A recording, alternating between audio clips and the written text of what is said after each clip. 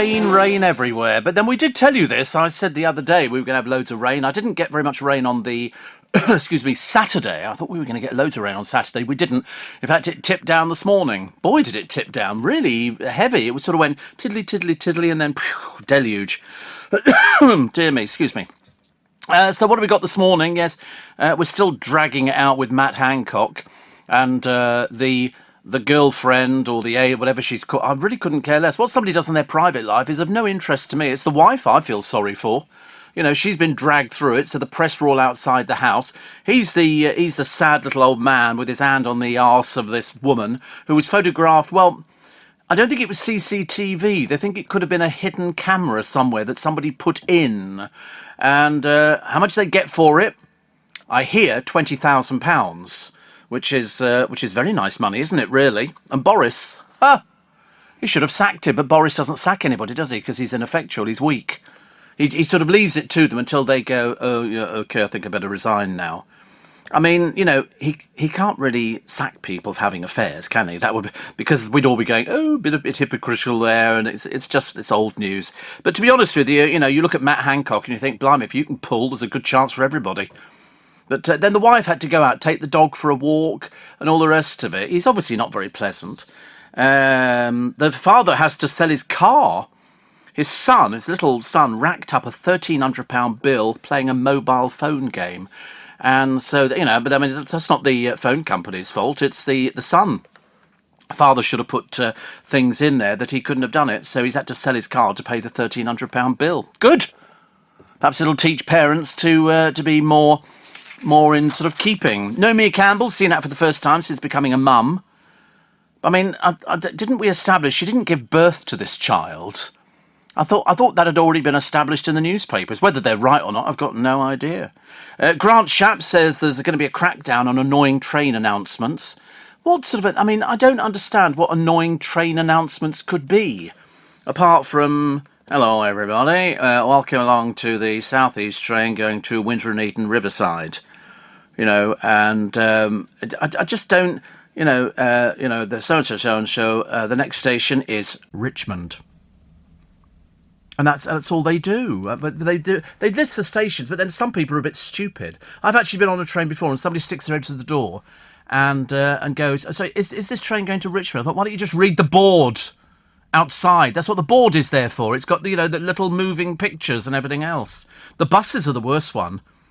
I've discovered that some of the drivers enjoy listening to the stupid messages. This bus is getting ready to depart. Oh, I'm sorry. Should we strap ourselves in? You know, you've ever heard anything like it? The driver has been told to wait here for a little while to even up the system or something. What? What's a load of codswallop, honestly? So you have to sit there. I mean, sometimes the driver does... The other day, I get on a bus, and it was going to Castleknock in Hammersmith. How it was getting there, I've got no idea. But anyway, because you can't get across, it's got a big... Anyway, so it's sort of...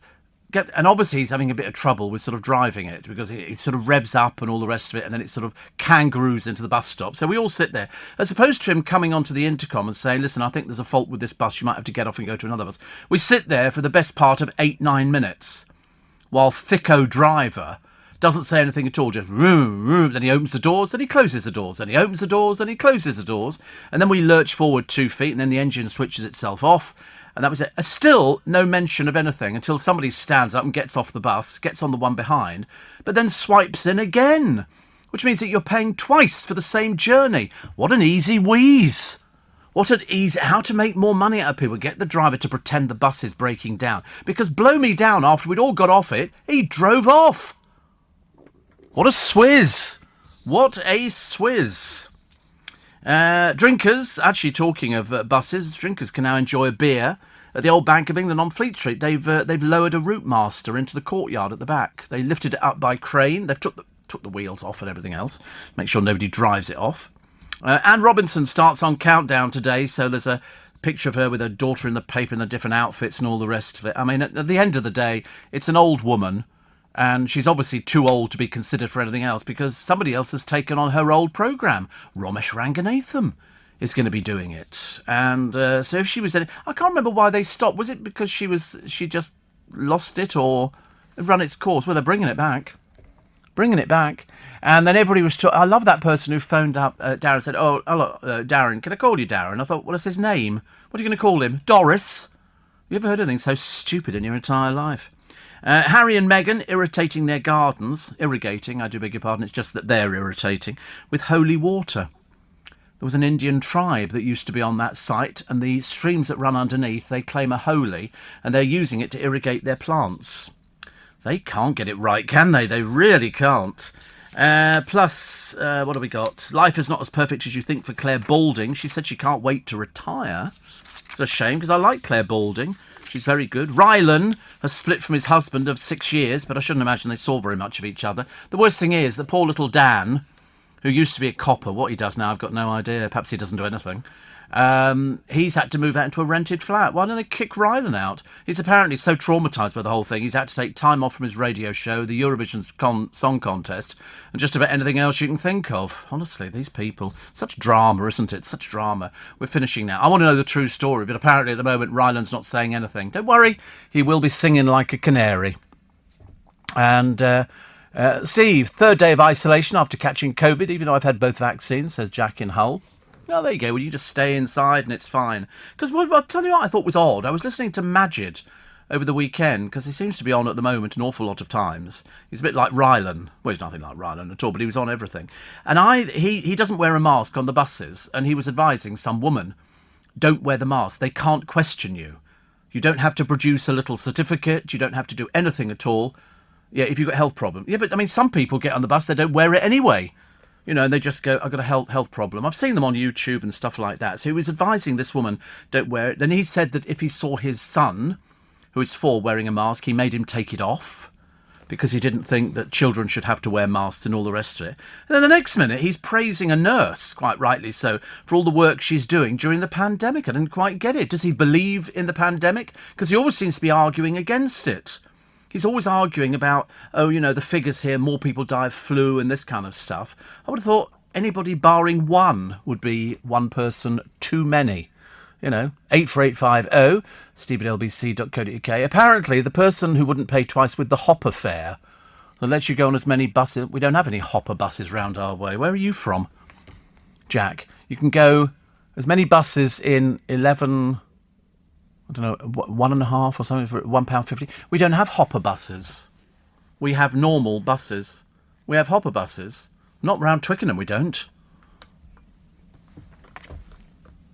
Hopper fare. Oh, there you go. £5 or £1.50, the smallest increase. But you're still having to pay, aren't you? I mean, to be honest with you, if we'd all...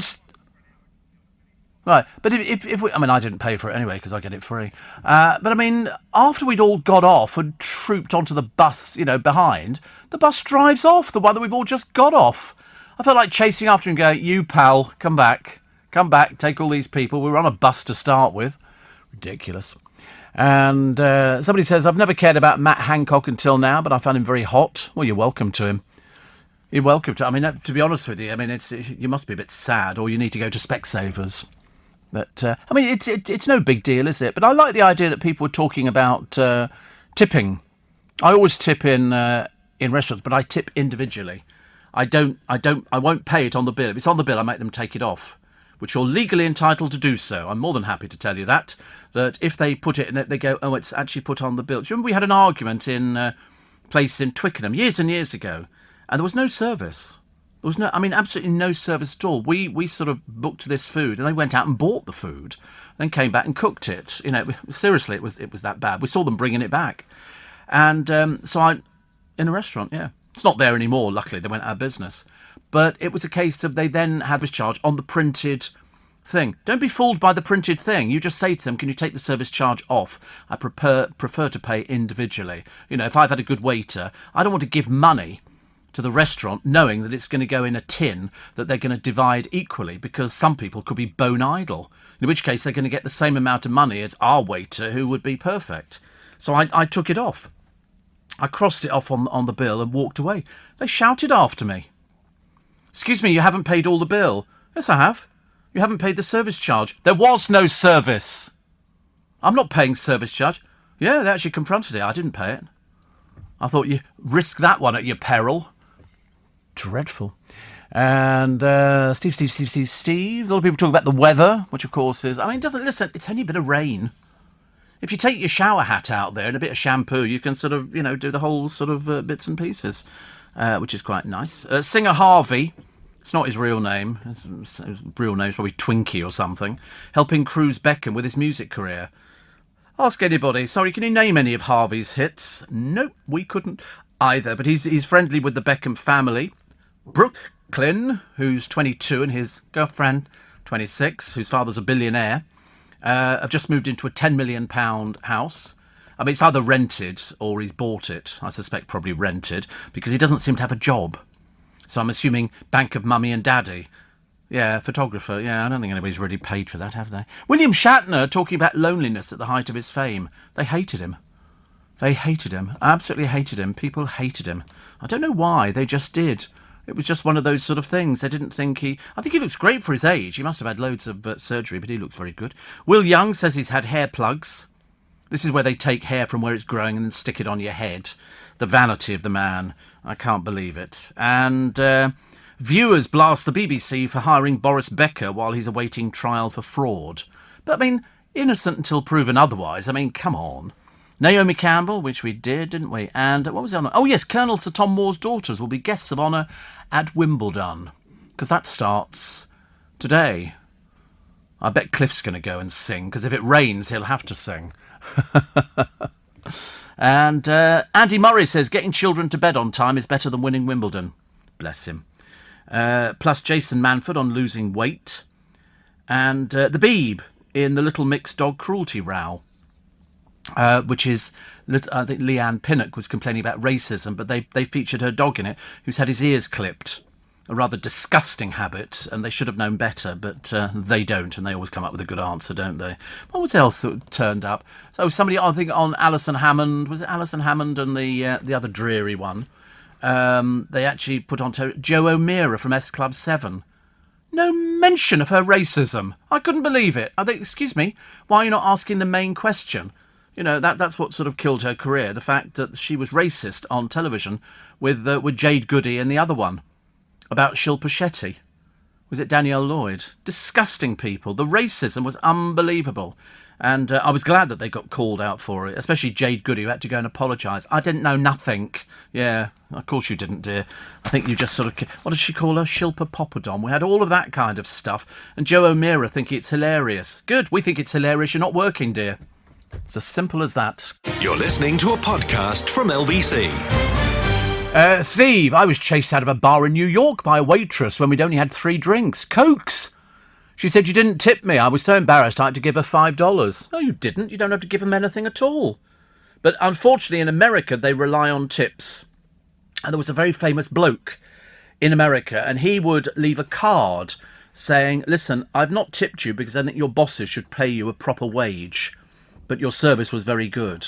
Which of course doesn't help, because most of these people thrive on their tips. But why should you have to cover for somebody not being paid enough by their bosses? And the idea of giving money to a restaurant and you all the money goes into a tip box and they divide it out. It goes in a, so if you're the waitress, the one who's earned that good tip, in Vegas they won't serve you if you don't tip. Because that's what they do. The Americans rely on it heavily. I used to go into Stringfellows years and years ago, and they would give you your change on a little silver tray. I took it all, including the tray. I thought, I don't want to tip somebody. Well, so I'm standing by the bar and somebody goes, can I get you a drink? And you go, yeah, I'll have a vodka Coke or whatever it happened to be at the time. And they bring it to you and you're expected to tip them. When you don't tip them 20 pence, it would be 50p or £1. We don't tip somebody 50p, so it would be £1. And you think, that's an extra £1. It's like when you're in a restaurant. I don't see why you should have to tip anyway. They're only bringing... Somebody rings a bell. You can hear the bell being rung and you think, somebody goes into the kitchen, picks up your food, brings it to the table. I mean, even if you pay by card, there's the added gratuity option. There was one restaurant I used to go in years and years ago. They would leave... There would be a gratuity on the credit card bill, and they would leave it blank for you to add even more money. What a rip-off. I used to say to them, listen, when the food's ready, give me a shout. I'll go and collect it myself. I mean, I don't mind paying for something. I mean, I always do tip. But I just find it really, really annoying that, they sort of expect you to cough up a load of money for doing nothing. Apart from bringing you, it's like me sort of getting, one of the boys to go and get me a cup of tea in the kitchen and then coming back going, it's an extra £1, Steve. And you go, well, I don't want to pay an extra £1. It's as simple as that. I'm enjoying the rain and the general freshness. I don't do hot and sunny, just not healthy in a big city with all the pollution, says Lawrence. I don't think we actually have pollution, do we, in London? I think it's fairly good. I don't notice the smog that we used to have years and years ago. My car you could sleep with in your bedroom and there wouldn't be any pollution coming out of it. It's going in for a service tomorrow, actually. Very exciting. Steve, we were in London the other week and frankly it was too embarrassing to ask for the service charge to come off, especially as we scrimped and shared a main and drank tap water. I know they always go, would you like some water? In America, you don't need to ask. They bring it to you automatically at the table with ice and slices of lemon in the water. Here you've got to go, can we have some water? Bottled water? No, just tap. You shouldn't have to ask for it. It should be quite standard, and a decent restaurant would do that automatically. But in America, they do. I don't think I've ever been in any restaurant in America where they've not brought you over water to start with. And you get a nice big jug of it, and the jug doesn't look manky. It looks actually quite nice. I mean, you feel a bit cheap if you have to ask for tap water, because they go, oh, can't you afford bottled water? I bought some bottled water the other day, actually. I felt really rich. Little pack of 6, which is good. Yeah. I don't know where it's come from, probably out the ground in Austria or something like that. The horse dung dumped at the Mail's offices. There's some very stupid people out there. And Ollie Mers's relationship goes from strength to strength. He's mid-30s now and he's still wearing jeans with rips in. I mean, I ask you, honestly, how old are you, love?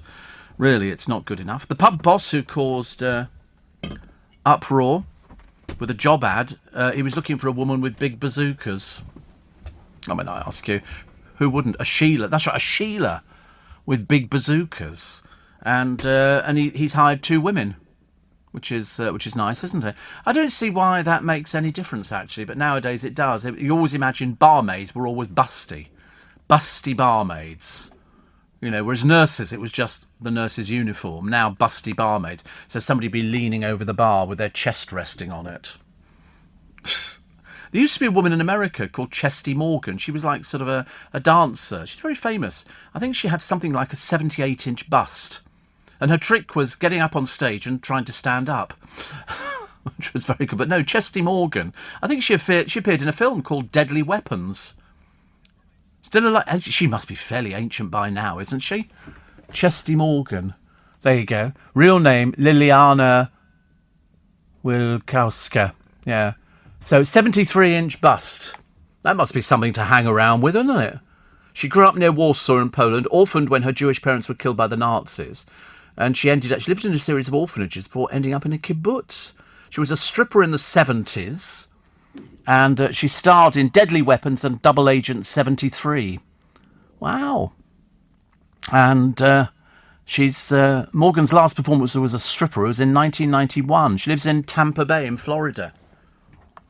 So imagine by now they must be dragging around on the ground, mustn't they? 73-inch bust. But what a career. And she also, she would just have to be particularly busty, not augmented with implants. So it was the largest on record for a film star. 73, 32, 36. That's quite something. I've got a producer like that. And not this morning. I didn't say which one. Honestly, oh, that's right. Jump to conclusion. Oh, you're talking about me again. I think not. Steve, so somebody else talking about, scrimping and asking for the service charge to be taken up. You mustn't. You just take it off. They have no legal obligation to make you pay a service charge. It's like sometimes you go into some restaurants and there's a table charge and they bring you a basket of bread and stuff like that and you think, oh, that's very nice of them. You're paying for it. Sorry, did I order bread? Well, bloody well, take it away. Goodness sake, honestly. It's a bit much when you have to do things like this, but some restaurants try and push it a little bit. And we have to sort it all out, don't we? Why the Only Way is Wessex. This is because Sophie Wessex and the Queen, apparently, she's her confidant. I don't know where they get this stuff from, I really don't. I thought it was Kate and William. And Megan Barton, what's-her-face, says, go wild and have sex on screen for Love Island. Ugh. How disgusting, honestly. How cheap and tacky. Very cheap and tacky. Phil says maybe the boys should tip you as you bring them food most days. Yeah, probably should, actually. Probably should. Steve, most of the cruise line companies have not taken the gratuity charge off your cruise. Oh, yes, they have. Oh, yes, they have. You can opt to either pay the gratuity or you don't have to pay the gratuity. They'll do an all-in price for you because we had leaving gratuity, but I didn't. I didn't leave anything. I decided it was only a job, and I just didn't want to leave it, actually.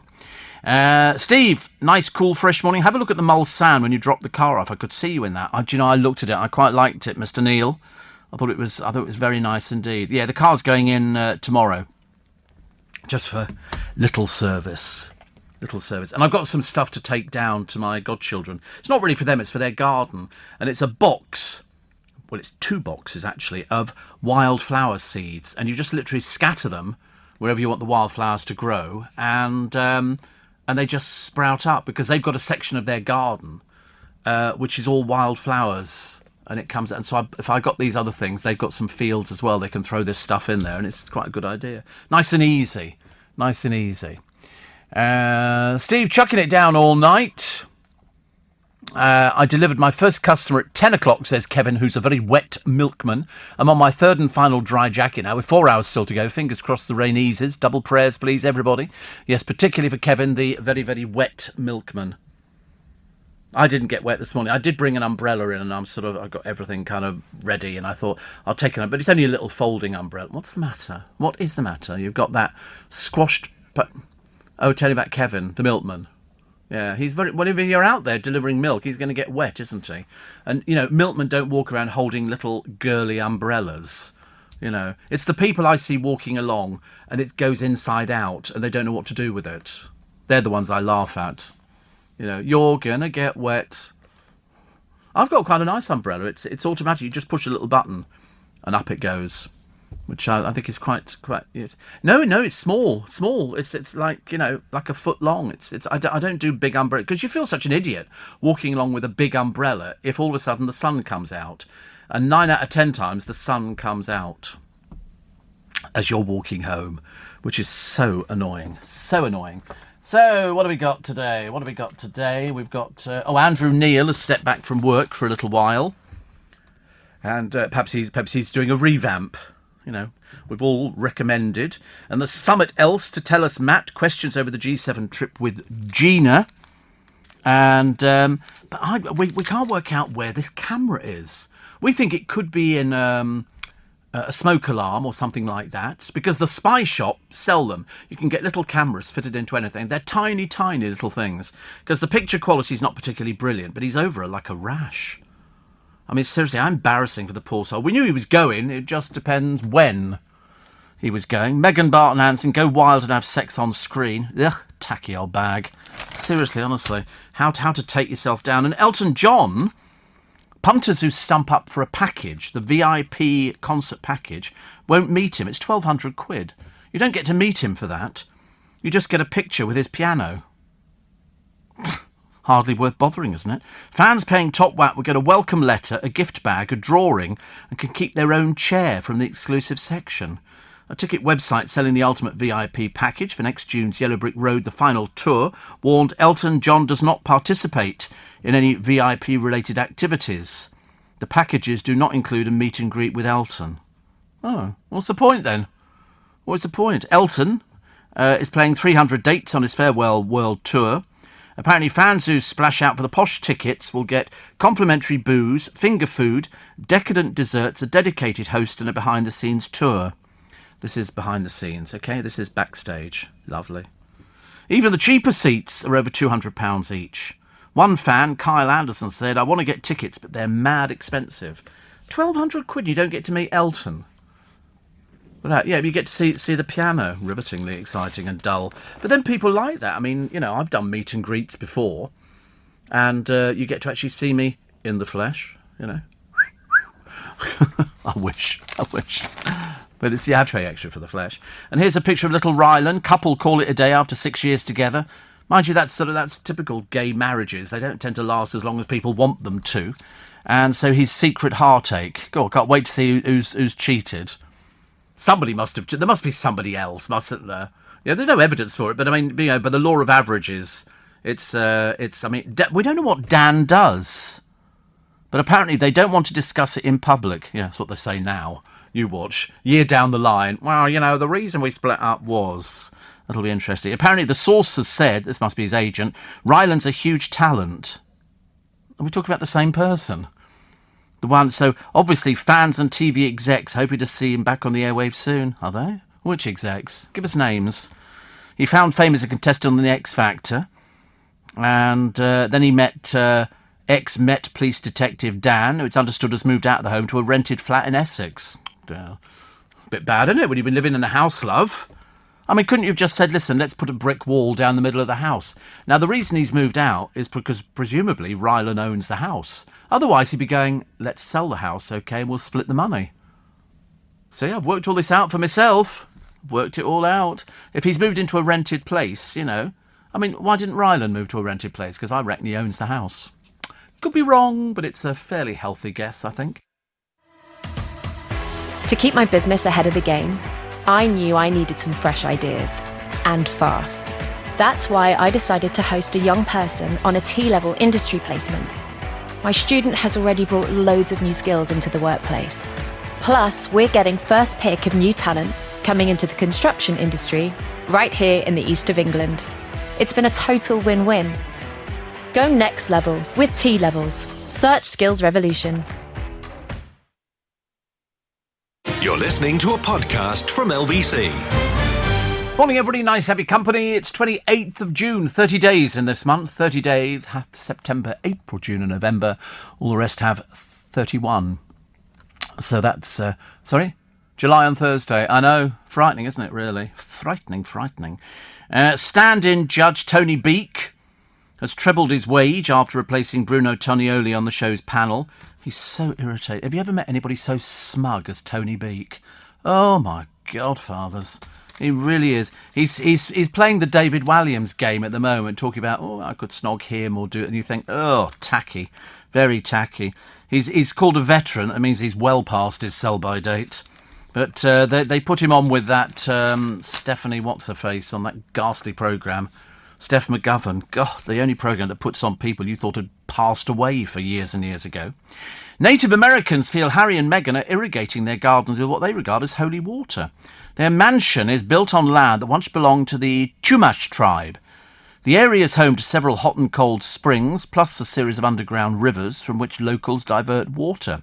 Tribe leader Eleanor Fishburne, 60, says it should not be used to irrigate their garden. She said, for us, this water is a pure water, a holy water and a ceremonial water. So there you go. I mean, I don't know what happens now. Last month, The Sun told how remains of a man thought to be part of the Chumash tribe was found on land close to Harry and Meghan's mansion. The tribe once lived along the coast of California, but it says it's overcome the odds and still thrive after centuries of hardship and abuse. I'm fascinated by Native American Indians. There's so many different tribes. At one time I could recite, quite a lot of them. Now I can't, I only know the Sioux tribe and a few others. And there are still reservations in America. But there's a picture of the Ginge and the Winge house, which is very nice if you like that kind of thing. It's even got a tennis court, but I'm not sure if it's theirs or somebody else's. Because so far we've not seen Harry doing that. I bet it's got a bar, though. It's bound to have a bar, isn't it? Oh, Harry likes a bit of a bevy. Ollie Murs, here is his relationship with his girlfriend. She's called Amelia Tank. I mean, you look at her, she's emaciated. She really is. She's won a bodybuilding title. Amelia was crowned overall Pure Elite Pro Bikini UK champion in Margate in Kent. Hotbed of things like that, isn't it, Margate? Ollie joked, let's eat at McDonald's to celebrate my treat. Yeah, there's something about female bodybuilders. They're very, very thin. Very, very thin, which isn't necessarily so good. Killer whales ambush a yacht. A British crew of a luxury yacht fear for their lives as a pod of 30 killer whales attacked them. The 25-foot orcas slammed into the vessel's hull for 2 hours, and one swam away with a chunk of the rudder. They're a bit thick, these killer whales, because that's what they're called. They're killer whales, but they're orcas as well. And it's a string of orca attacks that they've had in the area. The captain of the ship says it felt like they had a plan and were very angry. They're orcas. Of course they're very angry. They spend their life being angry. They probably thought they could eat the boat. It's a bit like Jaws, isn't it? Something like that. What else? Hunky Tom Hardy is the celeb most married women would have an affair with. God, blimey. It's all affairs, isn't it, really? Harry Potter star Emma Watson is next, and then Michelle Keegan. Lovely. She's from Our Girl. And this particular survey listed the Luther star Idris Elba and somebody from Netflix's Bridgerton. I'm not in the list. I looked at it and I thought, this is absolutely ridiculous. Nobody's ever mentioned me. You know, kiss me, Hardy. Kiss me, Hardy. Why not? I don't want to be on a boat, though, surrounded by killer whales, because they are quite big. If you fell in the water, they would actually attack you. Because I've seen them attacking normal whales with their little baby whales, as the calves, as they swim along. What they do is they drown the baby by pushing it under the water, because they need to be above the water to breathe. They can hold their breath underwater, but they don't spend their entire life underwater. They spend their life down and up, or up and down, depending on which way round you see them. And they then drown it. I've seen them doing it. They had somebody following them, and they literally drown it until the mother gives up eventually. She can't do anything. But I was watching a very good programme the other day. What was it? Oh, it was on farms. All the different farms in this country. It was really... And that this farmer had some sheep, but they looked like Dougal off the Magic Roundabout with all this hair that came down. And one of them fetched over £10,000. He was really pleased. I love farming programmes. Wouldn't want to do it. County Durham, says Paul, it's bone dry. Don't worry. It's going to... you're going to have loads of water, I think. Shane says the Aborigines have different tribes. Oh, really? I didn't know that. There weren't just sort of one particular native Aborigines. I've never thought about it. I've always wanted to go to Australia, just to go to... I don't want to go to Australia per se, but I want to go to Ayers Rock, because apparently you can go there of an evening and watch the sun coming down and the rock changes colour. I quite fancy that idea, and to buy some Aboriginal art, I fancy doing something like that. But it's in the middle of nowhere, isn't it, Ayers Rock? I wonder how it formed. Did it form years ago? Did it sort of... Was that... It's like when you go to the Grand Canyon. Do you think that was all underwater at one point? And then gradually the water just dripped away. And then you were left with the Grand Canyon, because that's quite an impressive thing, isn't it? I quite like that. Did you know number 10 Downing Street has 100 rooms in it, says Harry? I don't think it has. Buckingham Palace... No, I've seen it. It's got, unless you include the whole row of houses there, 100 rooms. I don't think it would have 100 rooms. Has it? I thought Buckingham Palace had got about 700, hasn't it, or something ridiculous. Yeah. There you go. It's over 300 years old, situated in Downing Street. You can't go there, you can't go there now. You used to years ago. There were no gates, and you could walk right up to number 10, stand by the door and have your picture taken. Yeah, it was. I had done it some years ago. Well, I was going to. Yeah, because of the IRA, and so they then put gates in, and they've got all sorts of things. But no, you could walk right up to the door of number 10 Downing Street and have your picture taken there. It's a shame. Yeah, over 100 rooms, approximately. And then the kitchen is in the basement, and the Prime Minister's use occupies the third floor. I know, because when Carol Thatcher used to do a programme on LBC, she took her producer, Mal, back there. She said, "Oh, Mummy wants to know if you want to come back for tea, Margaret." And he went back there. He said they have a little flat at the top of the building. He said, and that's where, yeah, Margaret used to cook. Yeah, clever stuff, and make tea and all the rest of it. She was very sort of domesticated. Well, she'd have to be working class. Steve, did you know? No. Steve, tipping. I never know how much is acceptable, says Lawrence. Always leave £1 for the Deliveroo driver. Well, I don't know. I don't know what would be acceptable for tipping somebody. You've already paid extra to have it delivered, and then you've got a tip on top of that. So it's £2.99, isn't it? And then there's £1 on top, I think. So that's £3.99. I mean, the tip should be at least 10%. Should it? That's an awful lot of money, isn't it? So if your bill is £15, you tip £1.50. I'd rather starve. Don't want to pay all that money. Somebody says, our water company is going to force everyone to have meters to save water, says Jackie. It doesn't necessarily work like that, though, does it? I mean, if you're a single person, you're not using much water anyway. I think I'm paying way too much for water at the moment. I need to get that checked. I did see the other day they were doing a retrospect of Glastonbury. It's a music festival. It's not for anybody sort of, too old. And it was meant to be on this weekend, but it wasn't. And they were doing Kylie Minogue. It was so disappointing. Seriously, you're obviously a big fan of Kylie Minogue. I know, gay men generally are. I have no idea why. What is it about Kylie Minogue? She's not even camp.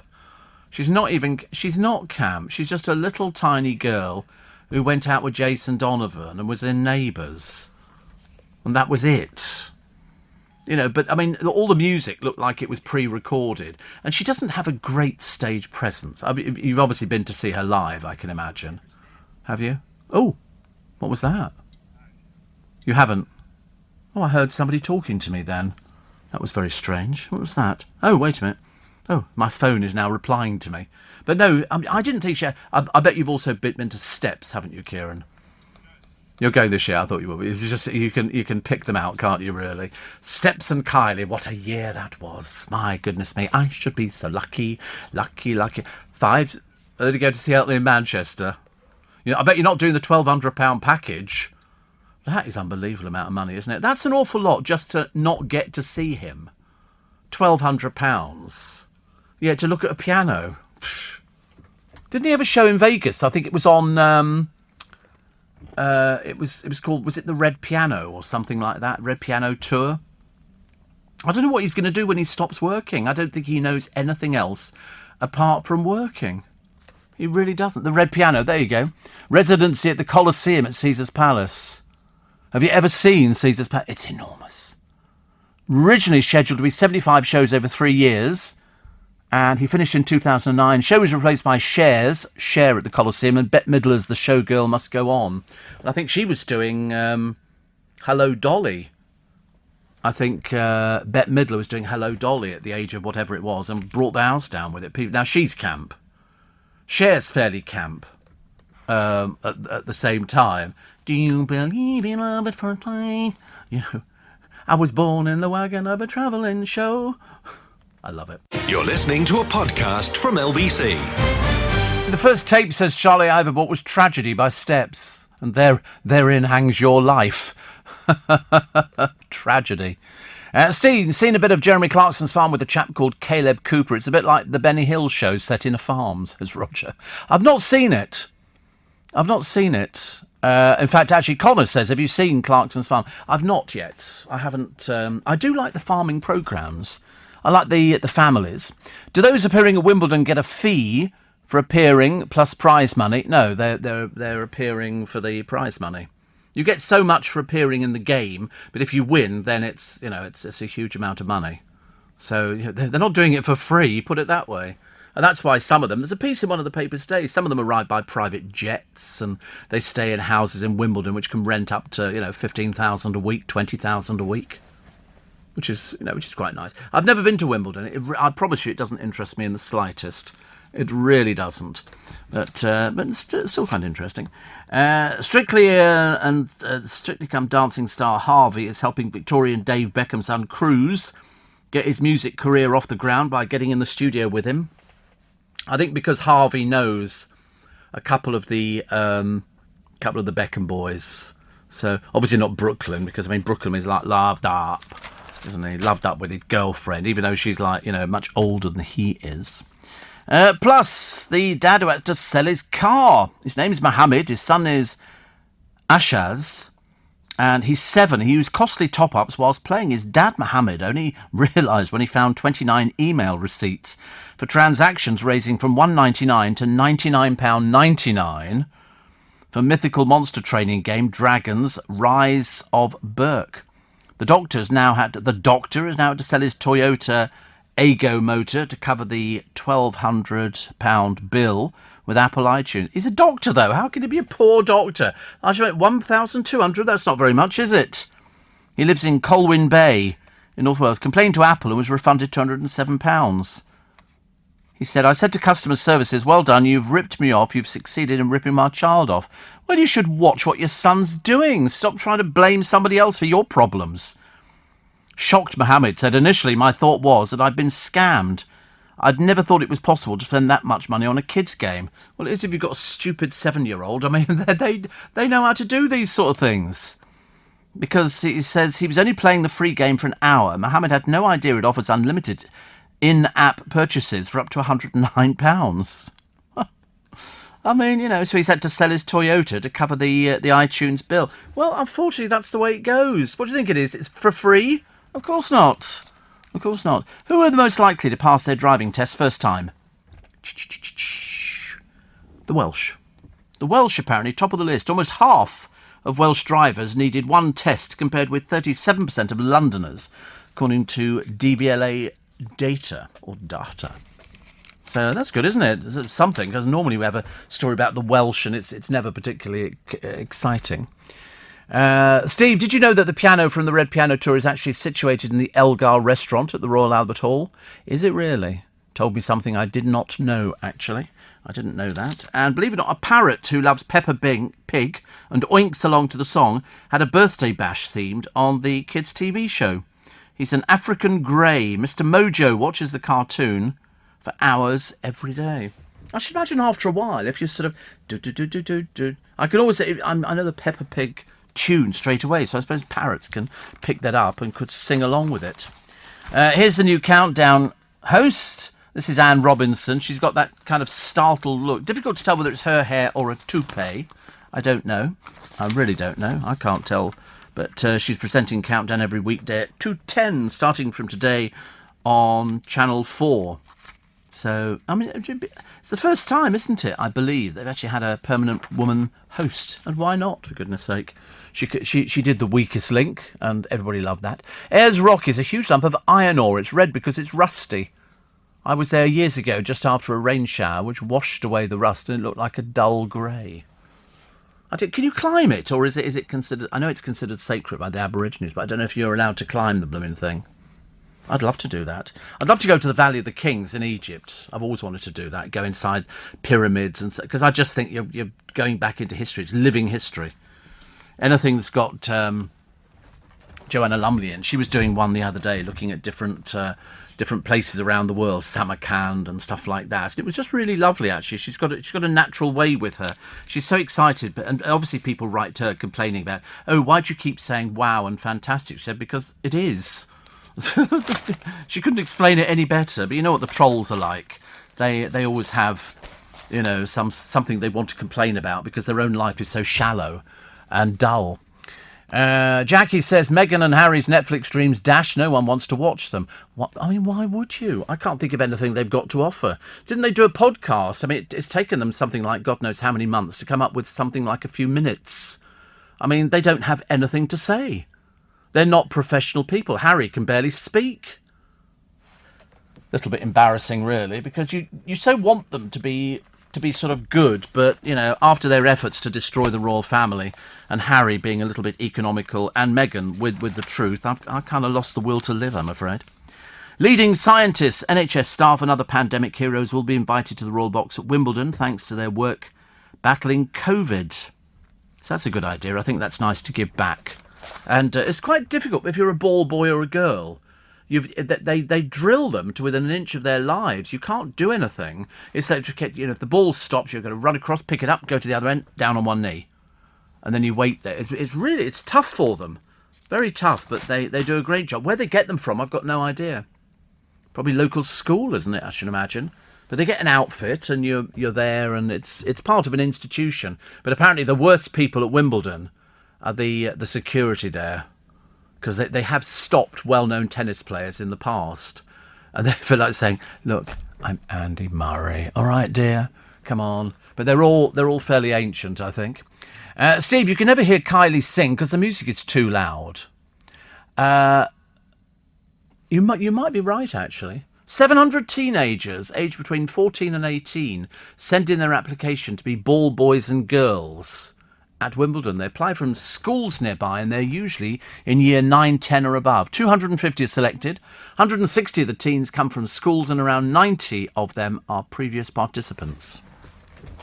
It's obviously quite a thing to get, isn't it? It's very, you know, I wonder if you sort of get there in the morning and go, ball boy. And they go, okay, fantastic.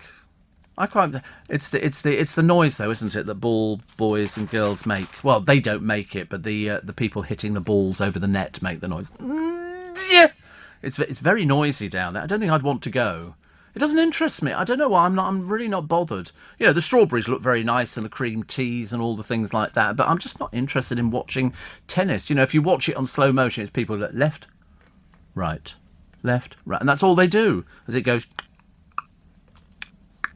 backwards and forwards. It's not. It could be table tennis. I wish they were playing table tennis. I'd understand it a bit more. Change the colour of the ball. But when you see people playing table tennis, that's super duper fast. That really is. Amazing. Jason Manford. He says, I used to tell jokes about my weight, but I was shocked into action when I reached 17 stone. I quite like him. It's just that he was a bit of a buffoon years ago when he did his appearance on the internet.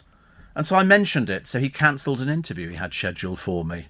I thought, well, be precious. See, the trouble is what you should have done is manned up. Did you get it? Yeah, he should have manned up about it, but he didn't. But I think he's got 3 kids. 4 kids. Could either be 3 or 4. But either way, he must be earning a fair bit of money. He must be. Steve, you could climb Ayers Rock before, but it was then handed back to the Aboriginal people. You can't climb it now, says Shane. Do you know, I thought that was right. Roger says, I failed at my first attempt of driving when I was overtaken by a milk float. I wonder if it was Kevin. No, it'd be Benny Hill, actually. He was the fastest milkman in the West, wasn't it? He had a horse called Trigger. I didn't pass first time, no. I passed second time. First time, I mounted the curb going round a corner. I mean, it's very unfair because, to be honest with you, I didn't want to go round the corner. And then my driving instructor had a thing. He said, get in the car. Hello, Stephen. Blah, blah, blah, blah. My name's Eric, or whatever it was. And then they would do an emergency stop. And the emergency stop meant that all of a sudden he would just go and bang the fascia at the top there. I thought, honestly, what an annoying person. And because I had a woman teaching me to drive, so you can imagine we saw hundreds of crashes. And I love stuff like that. But it was, I passed second time. And when I went in, my mother was on the phone to one of our relatives, and I went in, I shook my head, and she went, oh, he's failed again. And I got out my little red driving license, went, look, I passed. She went, oh, he's passed. I was so excited. Because nowadays, they don't really want people to pass because there's too many cars on the road. And young people as well have got no sense of speed at all. I mean, it's really quite dangerous out there. But I love driving. My father came back from work and my mum said he's passed his driving test.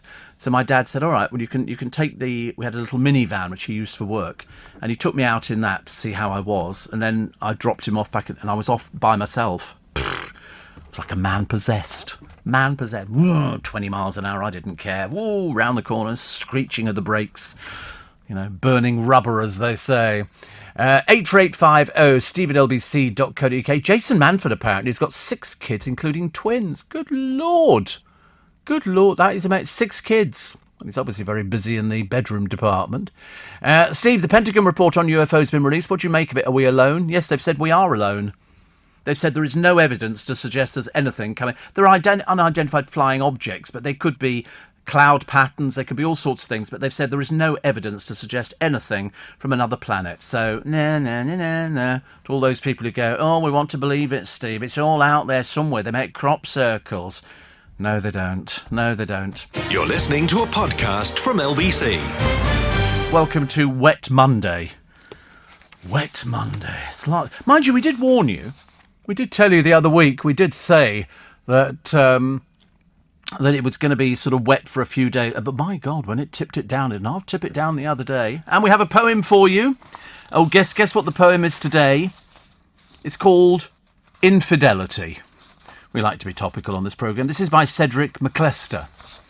Cedric McClester. I don't know anything about him, but he sounds fab.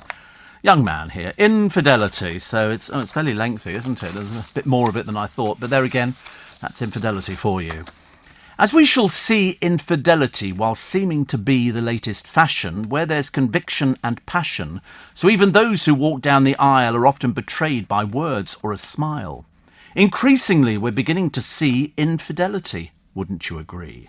Let's keep it real. There's Bill and Camille, knows how it feels when tabloids reveal the infidelity that she didn't see, though it kept happening time and time again. Increasingly, we're beginning to see infidelity. Wouldn't you agree? The unions survive, the husbands and wives living separate lives. Check out the archives. So what's the reason for their treason? Finding someone to squeeze in. Must be in season. It's hard to respect those you wouldn't suspect of bedding the babysitter. So you can't blame the wives for being angry or bitter, 'cause it never occurred. It was the babysitter who was preferred. Increasingly, we're beginning to see infidelity. Wouldn't you agree? It's all over the place, isn't it? I mean, I don't really know what the answer to infidelity is. I mean, I personally, I don't have any problem with it. What somebody does in their private life is their business. If somebody's married and then they want to go and cheat, on the wife, that's entirely their business, or the wife cheats on I couldn't care less. It's when they tell blatant lies to us and they're in a position of trust and in a position of authority. I don't want to be told by any old ragtag and bobtail, thank you very much indeed, exactly, well, you shouldn't be doing this, you can't. I mean, when you look at the video, which is on the Sun's website, you positively feel sick. It's a little man groping this woman, hands all over her bottom and all the rest of it. And you think, so where's the camera and who leaked it? It's going to have fingerprints on it, isn't it? It's going to be, because I don't think it's CCTV, because he does look to see if anybody's around before he starts, the wandering hands syndrome. And it's just slightly odd. So it might be in something like a fire alarm or something like that. People think when they hear about their parents who are being abused in care homes and things like that, they generally can get a hidden camera in there just to see exactly what is going on. But in this particular case, he just checked to make sure. So he obviously doesn't know that there's a camera watching him, so it must be hidden. If it was CCTV, he wouldn't have done it in the glaring knowledge that there's a CCTV camera there. So somebody has put something in. I mean, on Sunday, apparently, it emerged that the camera in the corner of his old office, which he's said to have been unaware existed, would no longer be used. So as well as the camera being switched off, it's reportedly been taped over with black masking tape. Something's not right, is it? It's a bit. I mean, to be honest with you, you can buy these cameras, which you put in there now, and they're radio controlled. So you don't need to put wiring in or anything else. You can buy the...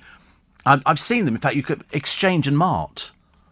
I mean, the government have now launched I bet they bloody have. They've launched an investigation to find out who it is. I mean, will they find them? Of course they will.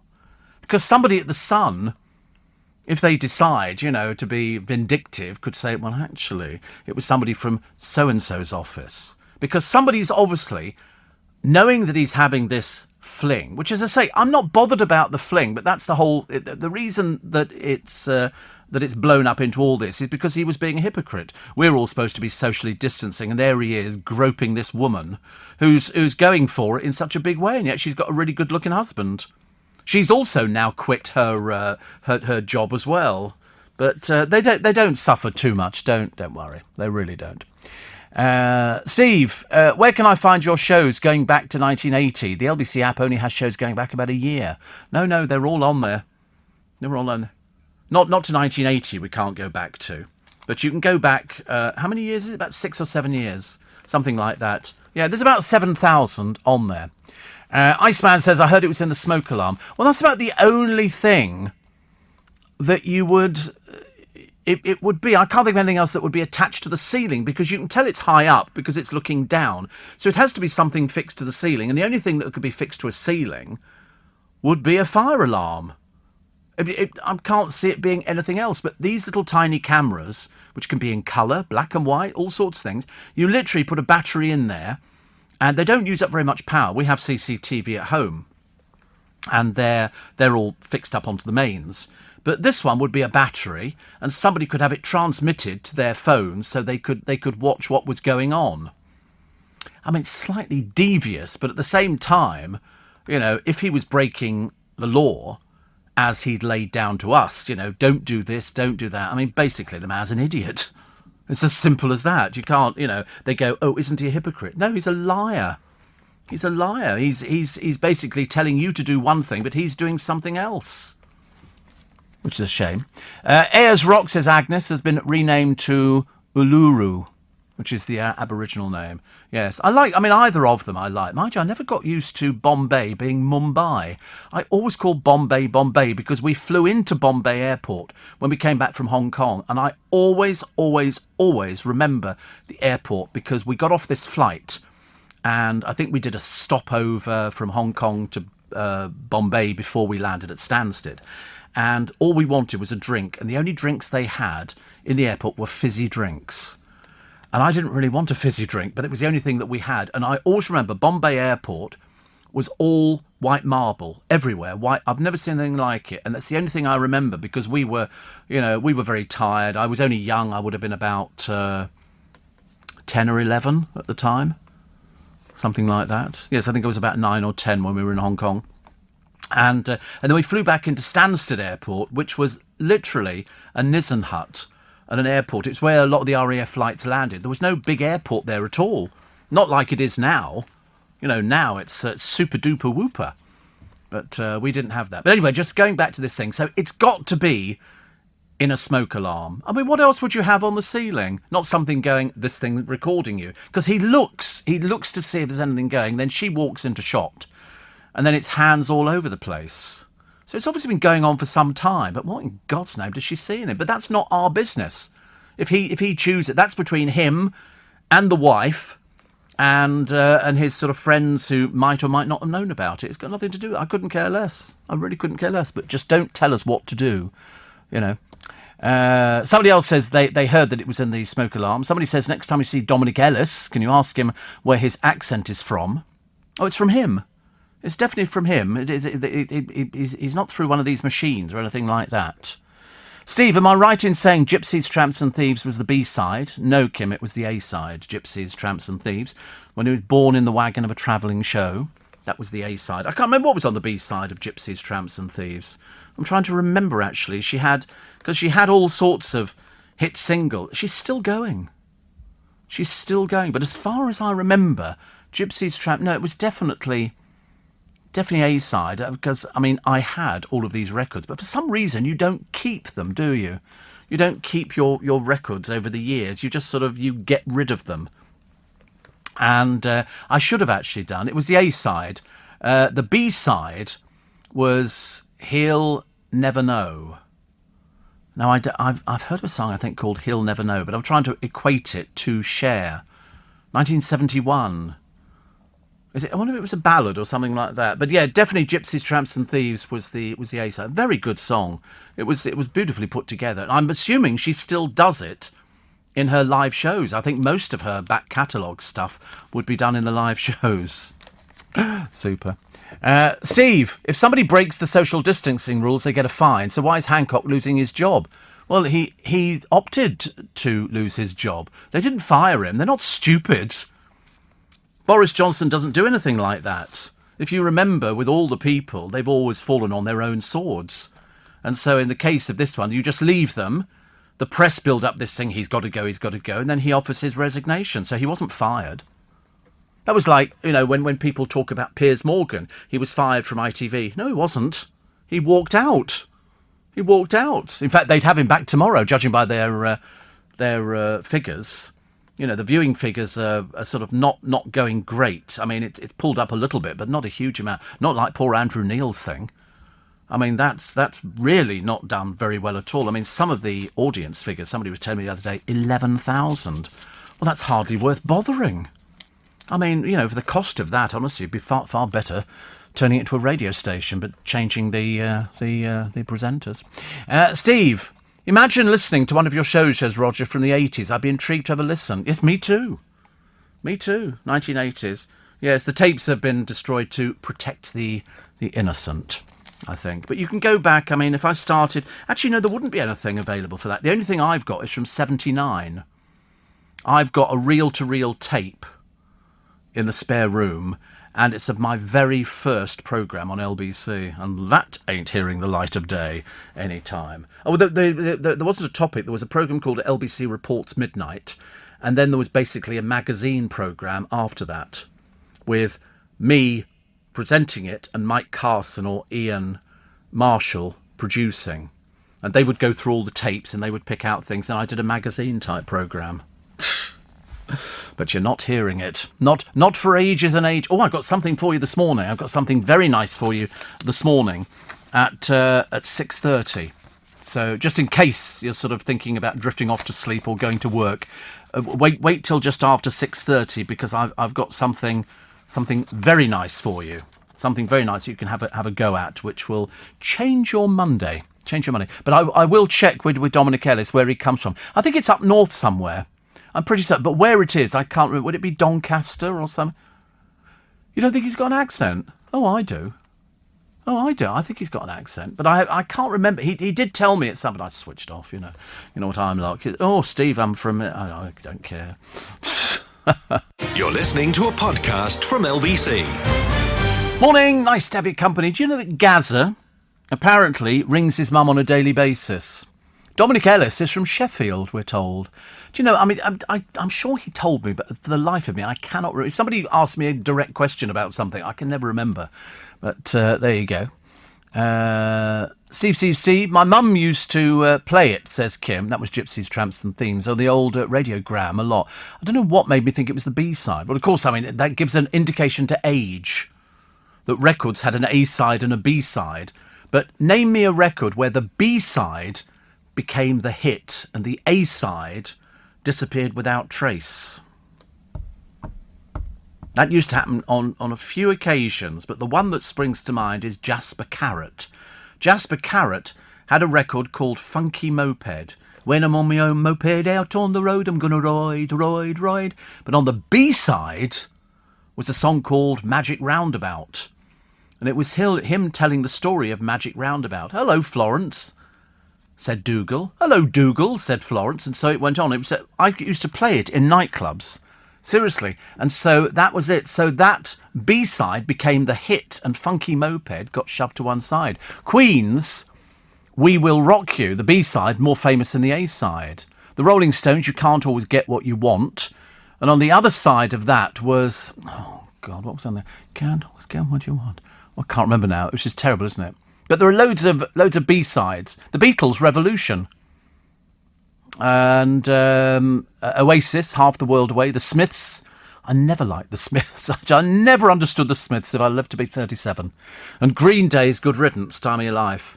But, Queen's We Will Rock You. Honky Tonk Woman. Boom, boom, boom, boom, tsh, boom, boom. I used to like that. Mind you, I see a red door and I want it painted black. I still liked Ruby Tuesday. It's one of those old records that you can hear time and time again. And every time you hear it, you think, oh, that still sounds good today. It stands up really well. And I believe that the Rolling Stones still do a lot of the old catalogue stuff in the show because people want it. I remember when Elton John toured with the Beach Boys in London. They did a big concert and he did his new album and it died completely. People wanted all the hits, but he did, and I can't remember which album it was. It might have been Captain Fantastic and the Brown Dirt Cowboy. Whatever it was, people didn't want to hear that. They wanted to hear all the hits. So he went back to doing all the hits. He learnt his lesson. William Shatner. What was his name in Star Trek? Captain James T. Kirk. He said that when he was at the height of it, he's 90, by the way. He's 90. I know, I can't believe it either. I mean, he looks as though he's been dipped in polystyrene or something. But he says he has an autobiographical album out called Love, Death and Horses. He said one song is about loneliness, how much of it was part of my life, a huge aspect of what I felt all those years ago. But I'm still alive. I've still survived loneliness. You can actually, when I first moved up to London, I got not depressed, but I remember thinking, oh, God, because you know what you do? You leave home. And lots of people will do this. People will leave home and they'll move up to London or they'll move to Manchester or they'll move to... Doesn't matter where it is, you'll move somewhere. And London can be the most lonely place under the sun. You know why? It's all so expensive. And when I first moved up to London, I didn't have a job. I took a risk coming up with my little box of records. And eventually I got a job working in a discotheque, if you please. And I was doing one night a week for £8. Well, you can't live on £8 in London. It was really... What we ate, I've got no idea. Seriously, I mean, I had no idea at all. But London, I remember thinking, was very lonely. And of course, it didn't help. I didn't have any friends in London. I was sharing a flat with 3 girls who went to arts educational, but part-time. They would go-go dance in nightclubs. And they said, why don't we all get a flat together? And the rent on the flat was £9 a week, which I didn't pay because I didn't have £9 to pay. It was very cheap, but the girls were sort of very, very generous to me, and we just sort of formed a little sort of coterie. And it was on one of those nightclubs that I met Dale. He turned up as my relief DJ. I was working, and the boss had phoned me and said, "Oh, by the way, I've sent you a relief DJ tonight who gave you a break for an hour," and this fat lump turned up, and I remember looking at him, and he went, "Hi, Steve," and I went, "Yes," trying to be butch, and I was there in a satin jacket and very tight trousers with big bell bottoms on, and he turned up with and I had about 4 boxes of records to play, trying to every eventuality. And I have to be totally honest with you that I was not particularly good at the music side of it. You know, I would go out and Dale sort of helped me in that. But he turned up with one little box of 7-inch records. There was no albums. We didn't have 12 inches or anything like that. He turned up with a box of records, and he said, "So I'm your relief." And he had a car. Well, I never had a car. He turned up in this flash car. He was, because he lived at home with his mother, and it was quite. You wouldn't forget him. I always said to anybody who ever met Dale, you'd meet him the once and you would think you'd known him forever and a day. And so he said, and he'd never worked this club. He'd worked at a club in Tottenham, and he'd worked in Croydon at a place called Boobs. Believe it or not, I know I worked there as well. It's above a pub called the Blue Anchor. And it had a very nasty manager there who used to come up and go, "Turn the music down." You go, "It's a disco, you silly little old man." Anyway. And so Dale, I said, and coming up next, I'm going to take a short break, because in those days, DJs had to speak. Nowadays, you go to clubs, they mix. People mix and it all sounds seamless and it's fantastic. But in those days, you had to speak. And I said, coming up next, Dale Winton. And people cheered. And I thought, they obviously know who he is. But it turns out the people who'd followed him at Charlie Brown's in Tottenham had come all the way to Richmond because of his music.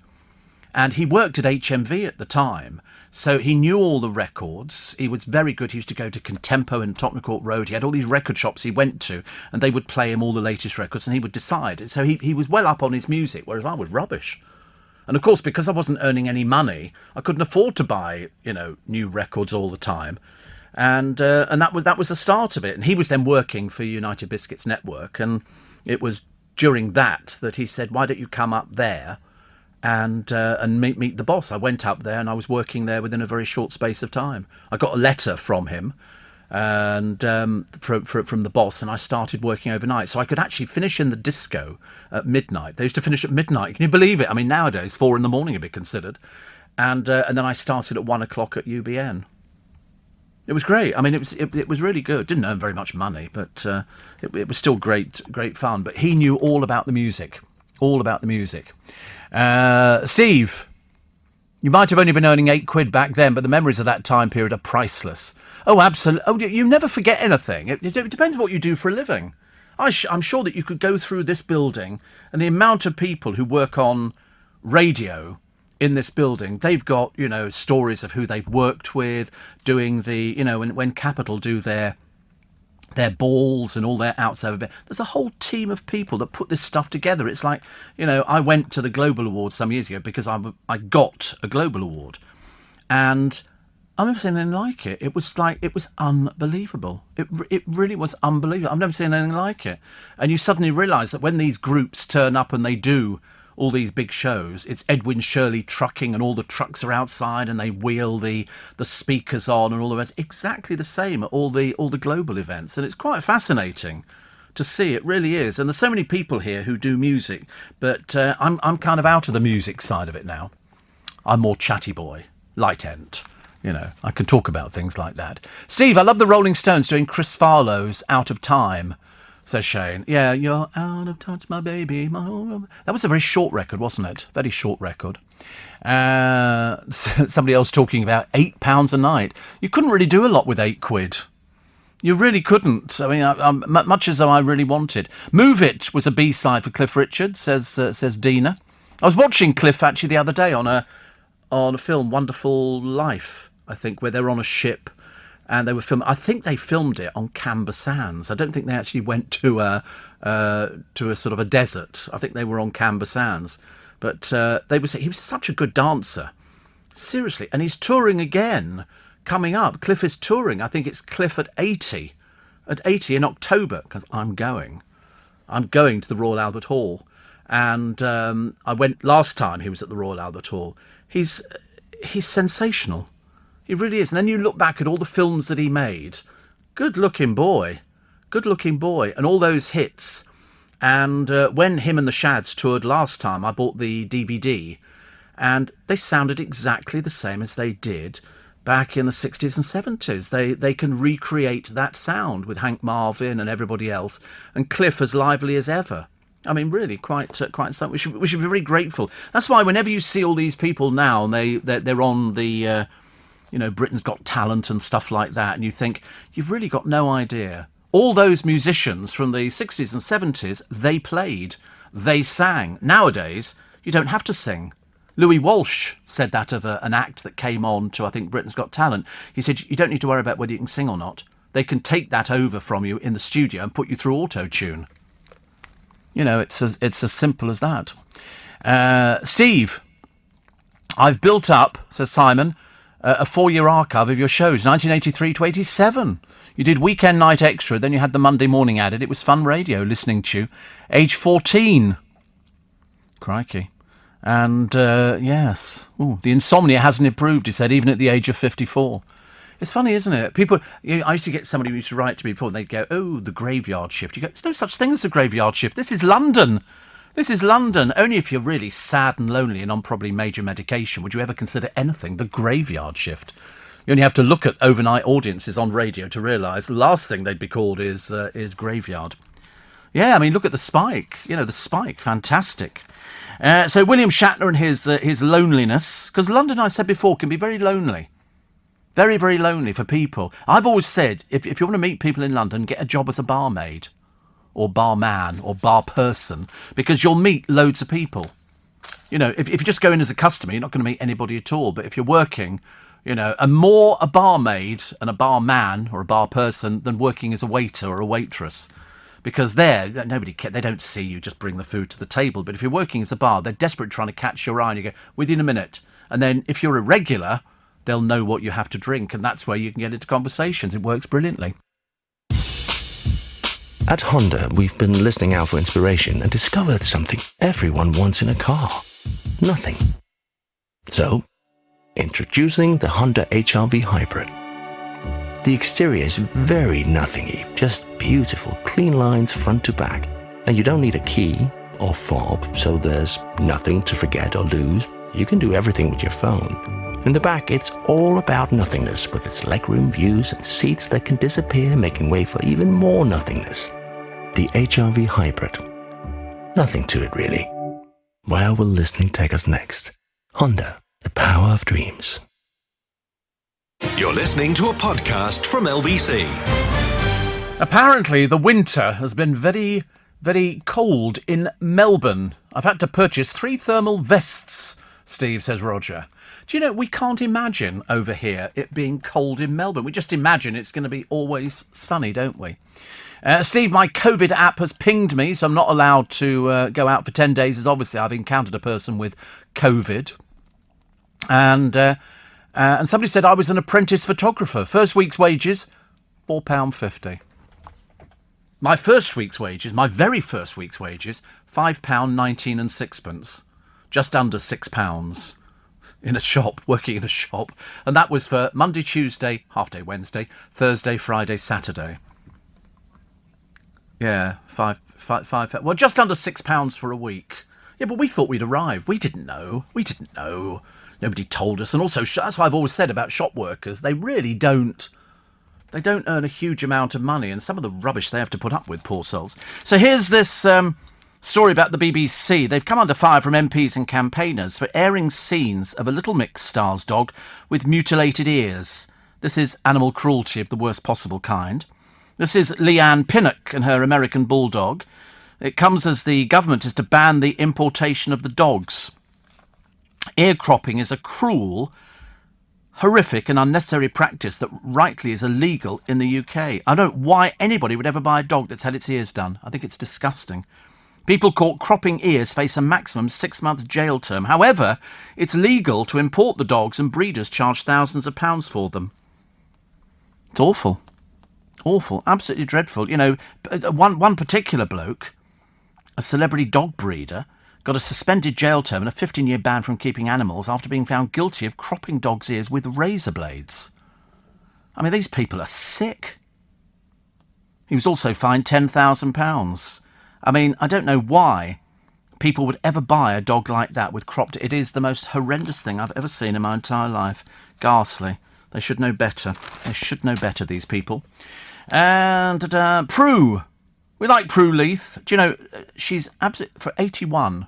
There must be a new breed of people now. For you know, you get to people's 80s. William Shatner, as I say, is 90, and you think, what is the secret to sort of, you know, longevity? And the answer is, I've got no idea. But anyway, she's fighting plans to install a hockey pitch and playing fields at a school near her home.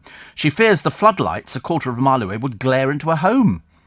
She added SUV driving mums could block the lanes when driving to games at this preparatory school in Oxfordshire.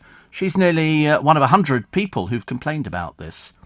But she said, though I understand the need for sports facilities for children, I think that the proposed development is too large. That's the trouble, isn't it? If you live anywhere near schools, preparatory schools, and they want to put up all sorts of little bits and pieces, it was not so good. Steve, my dad, Paddy Roberts, wrote a song called Johnny is the Boy for Me, recorded by Les Paul and Mary Ford. Came out in America, sold about 10 copies.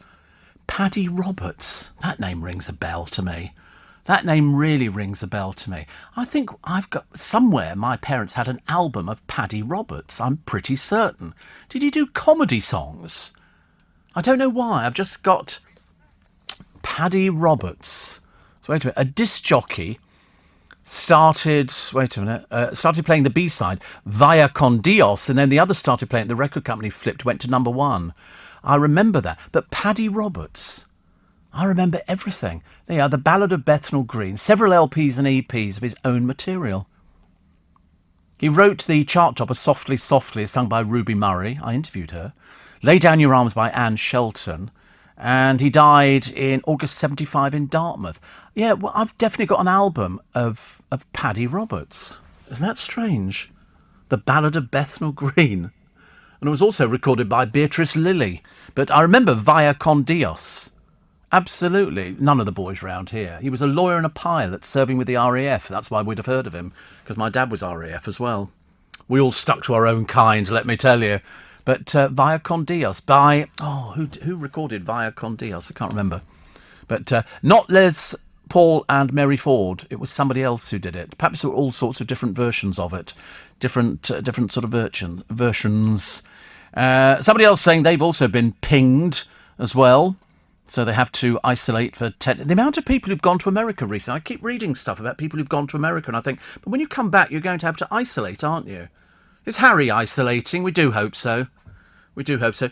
Although, strangely, didn't the Queen go down there? I'm led to believe that the Queen might have gone down there. Somebody said she went down to see him. I thought, well, she must have spoken to him with her mask on or something like that.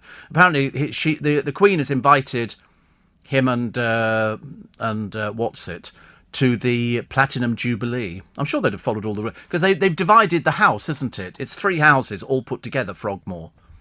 And that's why, you know, Eugenie is living there with her husband and their little sprog as well.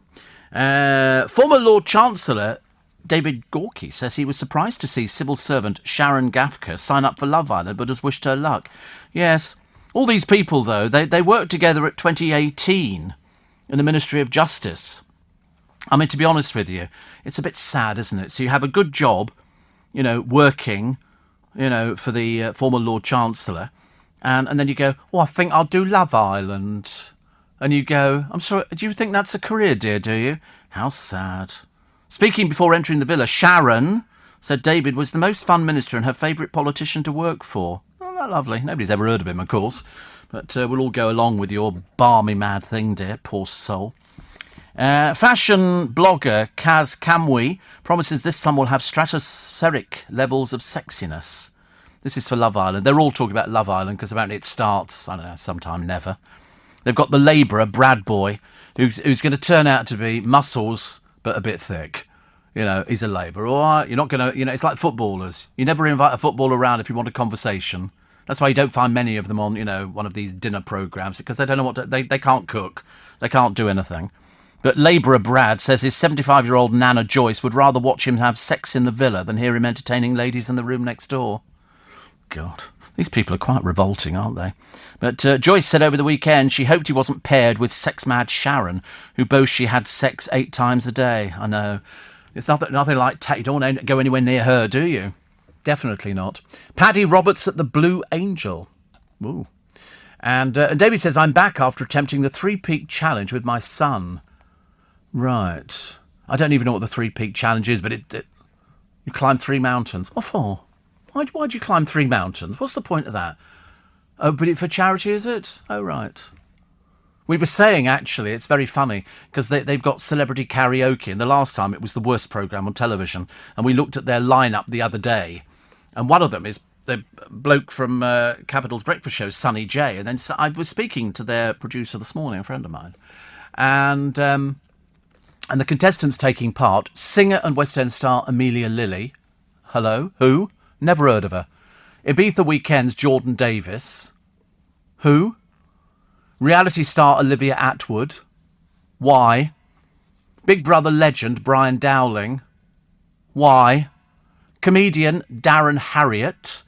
TV presenter OJ Adudu. AJ.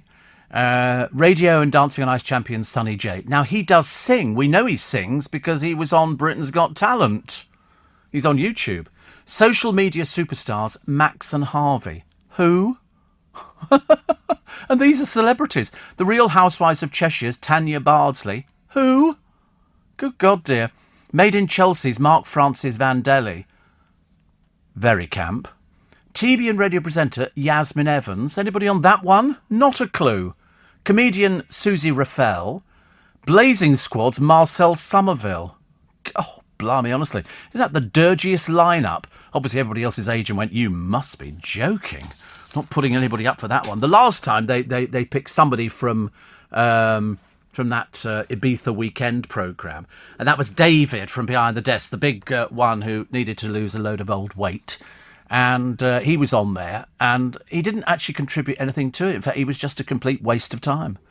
But people who've been on it before, Diane Vickers, Bag of Chips, Jessica Wright, comedian and impressionist Luke Kempner. Anybody on that one? Nobody. And last time, Scarlett Moffat was crowned the karaoke queen by her fellow celebrities. Who will reign supreme this time? Who cares? I mean, seriously. You must sit there in front of the television, same as we all do, going, who are these people? Even when they have Celebrity Gogglebox, half the people sitting on the settee, I've got no idea who they are. Is there some agency for down and outs, and they just go, oh, stick them in it. Just tell them they're a comedian or a social influencer or something like that, and we'll all buy into it. No. I think not. Naomi Campbell seen out for the first time since becoming a mum. We're not totally convinced by this one. Nobody's ever said, which hospital was this child born in? We've never had any of that. Like the woman in South Africa, I've had 10 children. No, you haven't.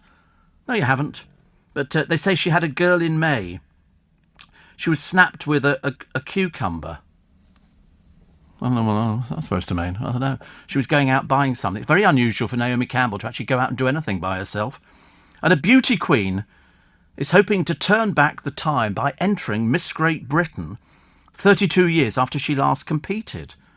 Laura White, 53, represented Wales in the 1989 contest, but said she's going to start where she left off. Do we still have these things now where they go, oh, it's Miss Great Britain? I mean, what is it? It's like Miss World, isn't it? I remember we had, when I worked in a department store, we had Eva Ruber-Steyer, who was a Miss World winner. And she came down to open our new escalator, which was very exciting. And so the crowds formed outside, too deep. And she turned up, and people go. And the thing you could hear people saying was, "There's prettier girls who live round here." I mean, it's always quite amazing. It's just that some people, I mean, I'm not one of them, who photograph better than they look. Some people are very lucky. They photograph really well, but when you see them in the flesh, you go, phew. Me, there's a lot of work goes into me before I'm allowed to see a photographer's lens. Steve, lovely trip down memory lane. Yes, I like a trip down memory lane. Steve, I was just going to tell you about my dad writing the Ballad of Bethnal Green, says Tony, and you beat me to it. He was Princess Margaret's favourite cabaret artist. We had an album of Paddy. That's the only reason I remember it. It's because it's so unusual. Paddy Roberts. It was just... So thank you for that. Talking of Jasper Carrott, reminded me of the hilarious albums by Mike Harding, the Rochdale Cowboy. Yes. Great photographer too, says David. He still presents a folk music show.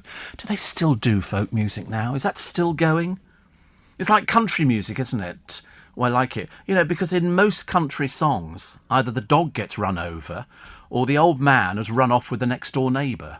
And she gone take my man, and I ain't never going to speak to her, never again. All goes on, I tell you, in the country music scene. It's people dropping in and out of people's bedrooms like there's no tomorrow. You're listening to a podcast from LBC. Steve, I met a Miss World in Stringies once. I think her name was Mary Stavin. Yes, she was called Mary Stavin, absolutely. And Steve, lovely trip down Memory Lane. And also Kim says the same with docking dogs' tails. That's one of the main ways a dog expresses their emotions, among other things. Very cruel. I know, it's this, I mean, the docking of the tails I've seen loads of times before, and I never thought about it until somebody pointed out to me how bad it is. But to actually cut their ears, I just don't understand. It's done for apparently aesthetic reasons. Well, I think they should do it to the people who do that to the dogs. I think it's absolutely disgusting. I really do. So I'm glad to say that my brother's wife, Marion, has got flowers. I took flowers down this weekend. Very poor selection of flowers at the moment. The flower that is the most common in at the moment are peonies. They're everywhere. Peonies look quite nice. And I think they then sort of open up. Because I wanted to buy Marion some roses because they seem to last a fair... But I had to get 3 bunches of different things. But anyway, she had to sort of... They've been sitting in the car for about 2 hours on my drive down. And they then put them in a bucket. Anyway, so I had to have a picture taken by my car. Because my brother said to me, he said, oh, one of Marion's... I think it might be a boss. I might have got this wrong. I can't remember, actually.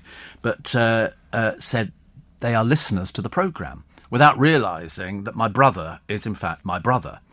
So I've had to take a picture of me leaning on my car, if you please.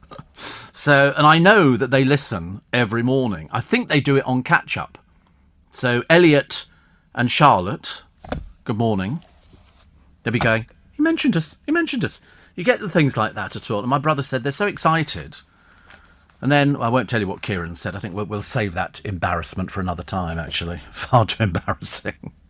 It's so odd, isn't it, when you meet somebody. It's like there was the bloke who was putting together, who's also called Joe, putting together the breakfast show this morning. He was doing it last night. I'd forgotten his name was Joe.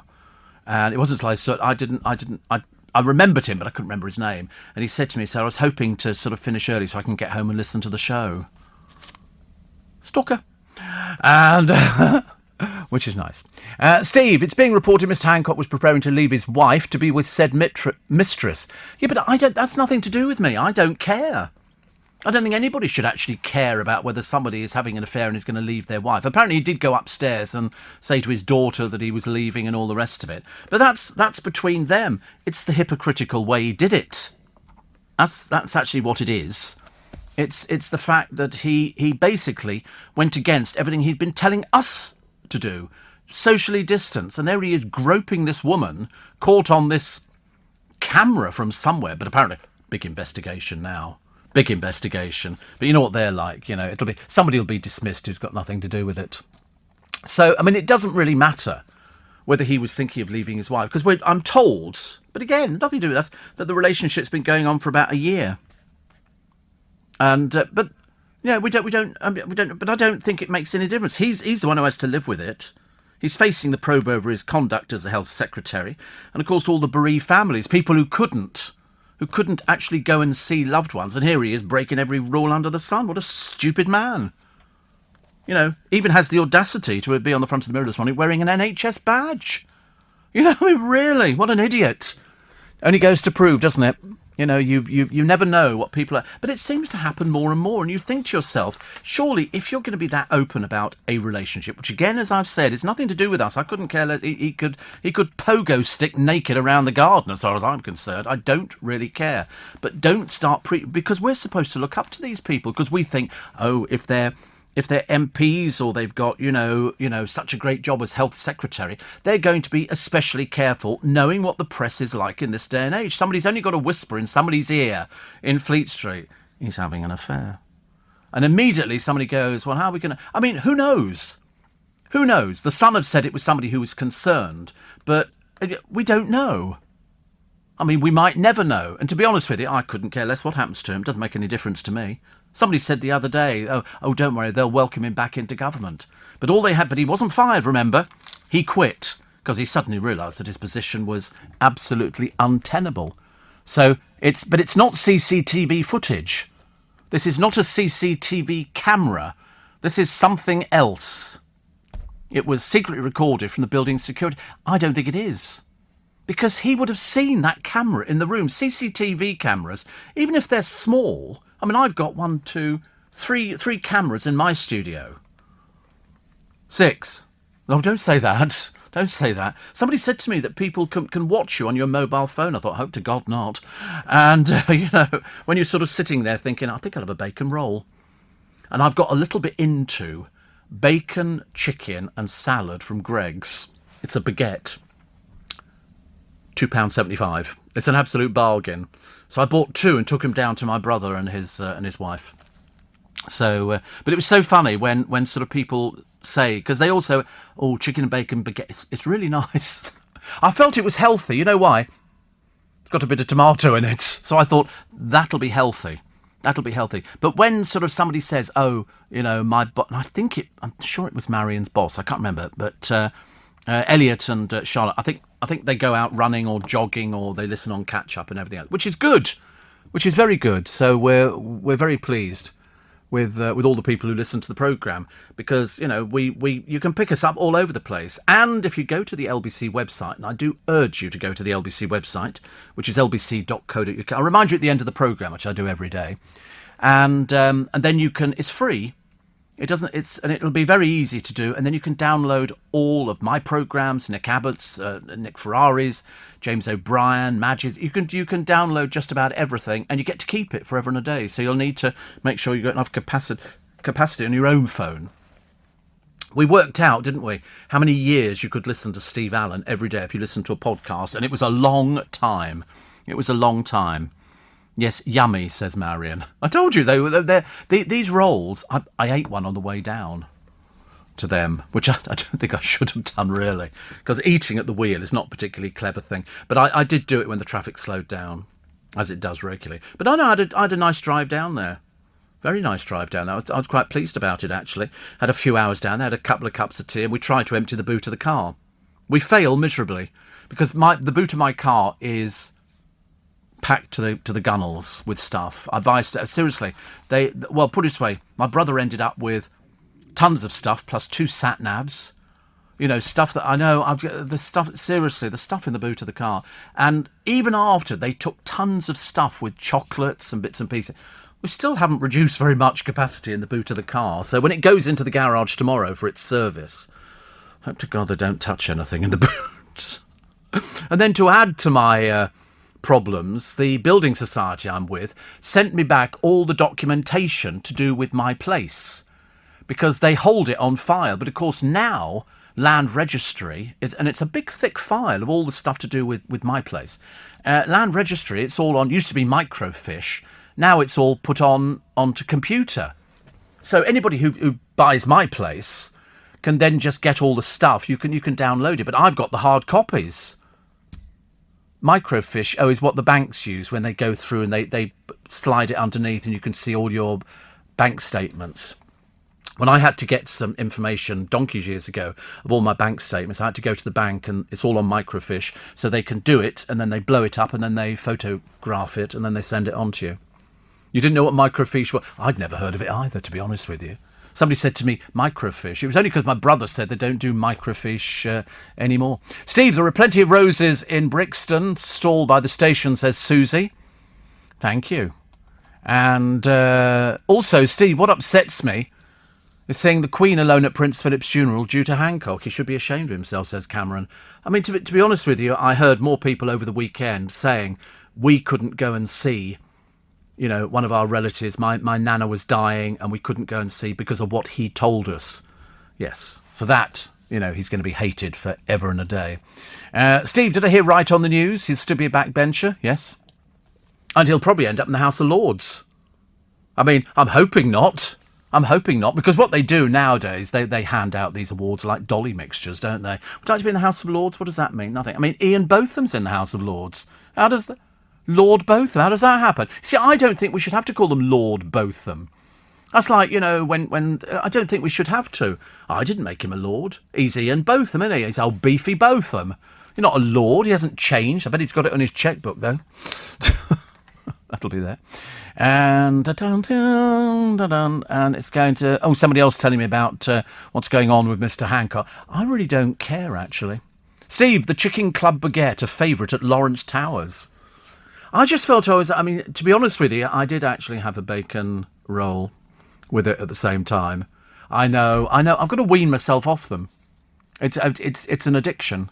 It's an addiction. And you mustn't get addicted to things. Yesterday, I had something I'd not had for ages.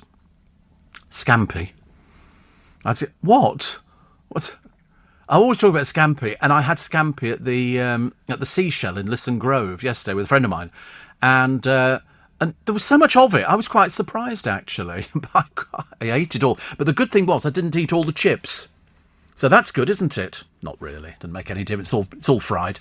You're listening to a podcast from LBC. The 28th of June, and it's wet. I mean, I'm assuming that it's wet over the whole country, and it absolutely tipped it down for this week.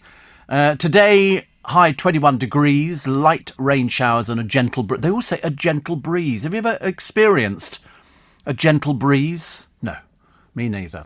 Tomorrow, Tuesday the 29th, 19 degrees, rain. Wednesday, no rain but cloudy. Thursday, we've got cloud and a bit of sunshine. Friday, we've got exactly the same. Saturday, the same. Sunday, we've got cloud, sunshine and rain. And then Monday, the 5th, we've got we've got cloud and rain again. And this is summer. Wonder if we're going to have a bad winter this year. I always like to think about it, because I don't think last year we got much snow, did we? And I quite like a bit of snow occasionally. I know most people hate it, but it's not that far away from Christmas. It really isn't. I mean, we are getting a bit, and it creeps up on you. I mean, to me, it only seems like the other day we were in January, and here we are racing through the year and what a year it's been. I mean, let's face it, what an 18 months. I mean, there's only 180 days to Christmas. What do you mean you've not bought the Advent calendar? You need to get one. 180 days to Christmas. I love the idea of having that. They used to have microfiche in public libraries. You could look up books by title. Yeah, they use it whenever you see one of these detective series and they go to the library and the newspapers are on microfiche. Otherwise, you got newspapers and everything, but you just go through it and it seems to work quite well, actually. It seems to work quite well. And Steve, Matt Hancock should have copied Cummings and gone to get his eyes tested. They need to have seen the camera when he was hard at work. I mean, to be honest with you, he cannot have known that this camera was filming him, because otherwise he wouldn't have done what he did. You wouldn't be that stupid, would you? But it's the hanging on to him of Boris, who doesn't fire people. He just waits for them to sort of throw themselves on their own sword. Over at the Tour de France, and it's only 1 year. Who was that cyclist? Was it Bradley Wiggins? Was the cyclist? I can't remember. He was a cyclist, yeah. And Lynn and I, went to watch them coming through Bushy Park, and it was quite something. Oh my God, my feet ached at the end of it. We walked all the way back from Bushy Park. We had to stop off at a pub on the way back, not for my benefit, for hers.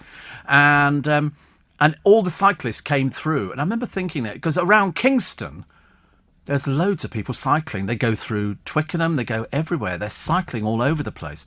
Some of them are 2 or 3 abreast, and it's really quite infuriating. But anyway, in this particular case, there was a woman who was smiling to a TV camera. She waved a homemade message to her grandparents, and basically the German rider, Tony Martin, ploughed headlong into her sign, which she held. I mean, she's obviously an idiot.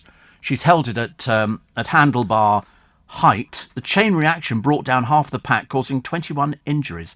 They're going to find her, and she's going to be prosecuted. What a stupid old bag.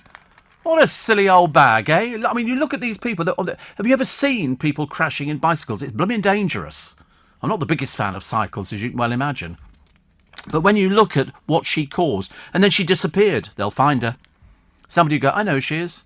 They'll find her. They have pictures in the papers today, and she basically caused 21 people to sort of be ruined in this cycling thing. I wouldn't fancy doing it. They always look a bit fit, don't they, cycling people? I mean, you know, there's a whole list of them. It was like a domino effect. Once one goes down, they all go down. And I was watching the air ambulance programme the other day. My God, they do a good job, don't they? They do a very good job. I wouldn't fancy it. There was some poor little lad, 15, and he was in a skate park, but he was on a scooter type thing, like the sort of thing you see adults on the side of the road. Very odd. And he sort of went up and then flipped over, crashed straight into the concrete, and he dislocated his jaw and everything else. And so they had to get the air ambulance out. He's 15. And so they said, and I always remember it, they said, we're going to go in the ambulance, the air ambulance, helicopter. It'll be a bit noisy, but don't worry, I'm next to you. Because he could barely lift his hands. He couldn't do anything at all. But he said, I think I've learnt my lesson. I thought, thank goodness for that.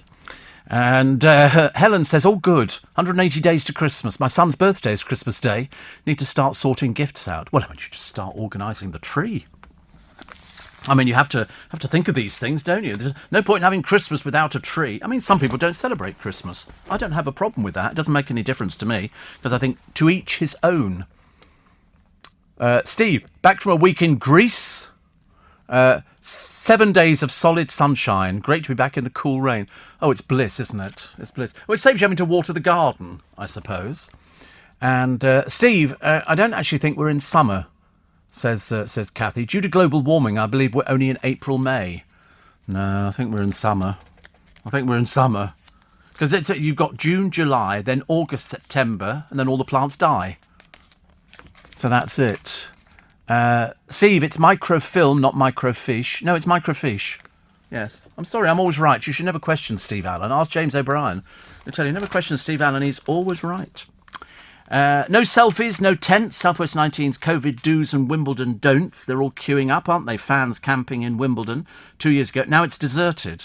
Because that starts today, it starts, does it? How dull. Also left at the bus stop the bundle of MOD's secret Crimea files. I mean, you can't believe it. Seriously, you can't believe it, can you? And questions were being asked last night as to how long Matt Hancock's affair with the top aide was going on before they were caught out. But does it make any difference? Does it? I mean, who does that affect, that he was having an affair with Gina? Mind you, as I say, we just feel sorry for Martha. She had to go out the other day walking her Dachshund. Not exactly the best dog to go out walking with, but I mean, you know, she went out walking with it, and of course the press were all over like a rash. But when you see him snogging her, it makes you feel somewhat queasy. This is Gina. Led to his resignation. She was also with student radio colleagues at Oxford University. How lovely. How lovely. One of our own. Stephen Glover, writing in the Mail today, says Boris should have sacked him, but he has a habit of letting pals off the hook. He does. Perhaps he's not strong enough to do things like that. He just goes, no, it's all finished. I mean, there are questions on whether the affair was going on when he gave her the job, which is why it might matter how long it's been going on. Well, she's not in the job anymore, is she? She's now stepped down from that. Honestly, it never rains, but it pours, as they say, which I quite like, actually. Kevin says driving through Richmond Park on a weekend is infuriating. It's like the Tour de France every Saturday and Sunday. They don't adhere to the 20-mile-an-hour speed limit either. They're all over the place. They seriously are all over the place. And I saw a house for sale the other day. It's called The Wick. And it's on Richmond Hill. It's right at the very top. It was built in the 1700s, I think. And it's been owned by a number of famous people.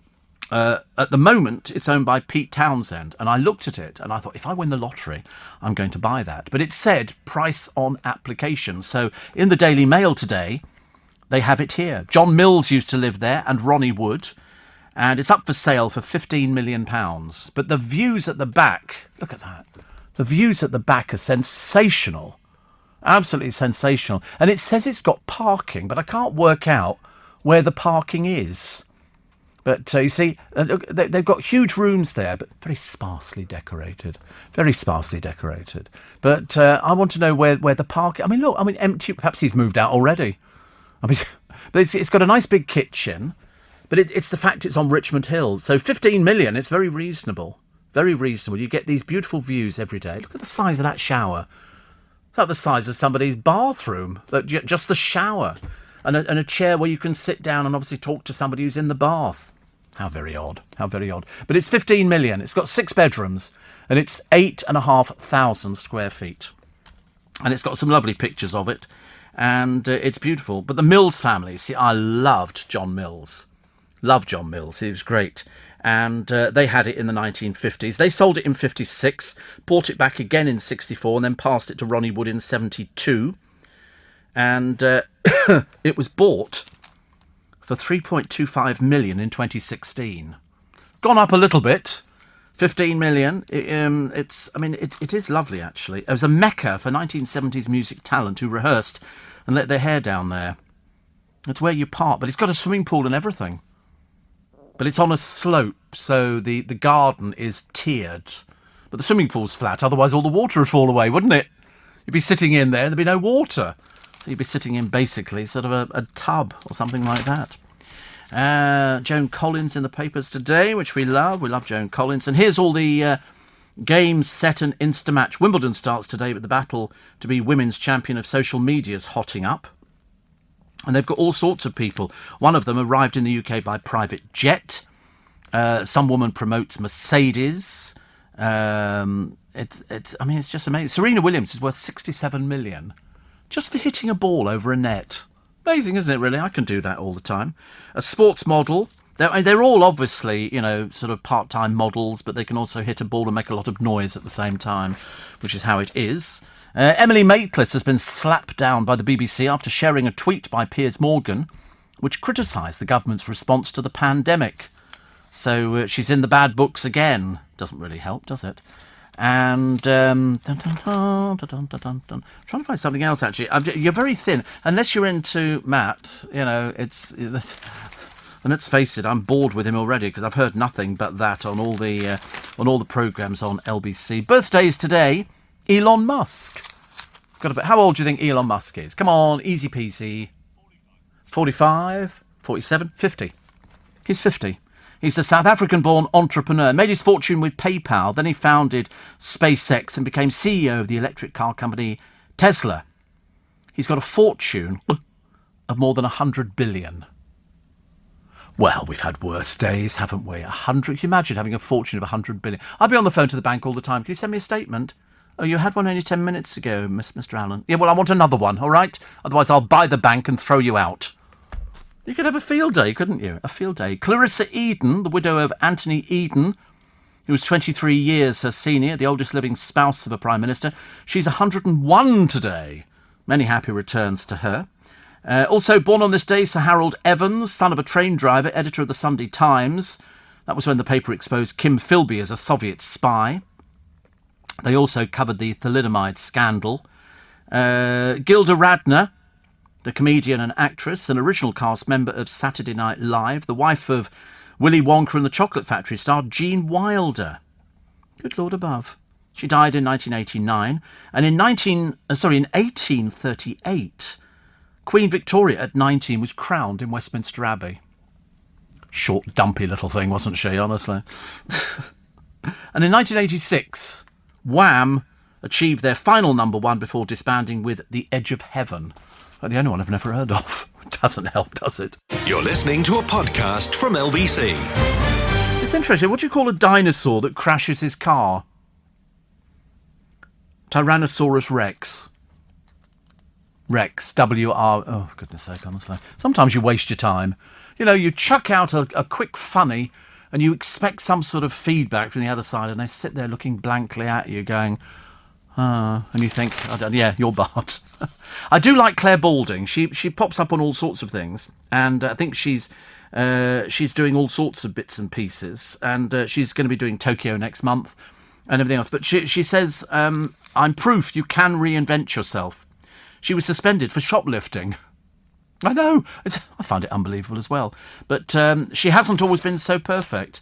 But, I mean, she seems to have everything, doesn't she? And whenever you see people on the television and you go, oh, not them again, it's a case of they've all been filmed at different times. It's just that when they come to show these things, they all seem to pop up at exactly the same time. But, no, I find her very agreeable. Very, very agreeable. Steve, the weather is very nice, says Kim. It's going to reach 25 this week. Personally speaking, more than enough for me. We're not used to the heat up here, Steve. Makes us all weird and crabby. Oh, I know how you feel. See, I don't do the heat. They've said that July is going to be a bit hot, and I'm dreading it already. I mean, I really am dreading it already. So I shall be moaning. You know, dreadful. Steve, even the Oxbridge elite who lord it over us like Boris and Matt can still act foolishly. Yes, I absolutely agree with you. But the trouble is, it's all these... It's people who we're supposed to look up to. And it's people who you think, well, if you don't know how to behave, why are you telling us how to behave? That's what I don't like. Steve, I can just see you in your mansion with all the boys popping round for drinky poos. Yeah, we'd already decided if I won a huge amount on the... I mean, imagine having £100 billion, like Elon Musk. 100 billion. I mean, he can't trust anybody at all. That must be so difficult. So difficult. You know, 100 billion, and now all of a sudden I'm down to 87. Well, where's the other bit gone? You know, has somebody had it away? Is it the accountants? Or you have to worry about these sort of things.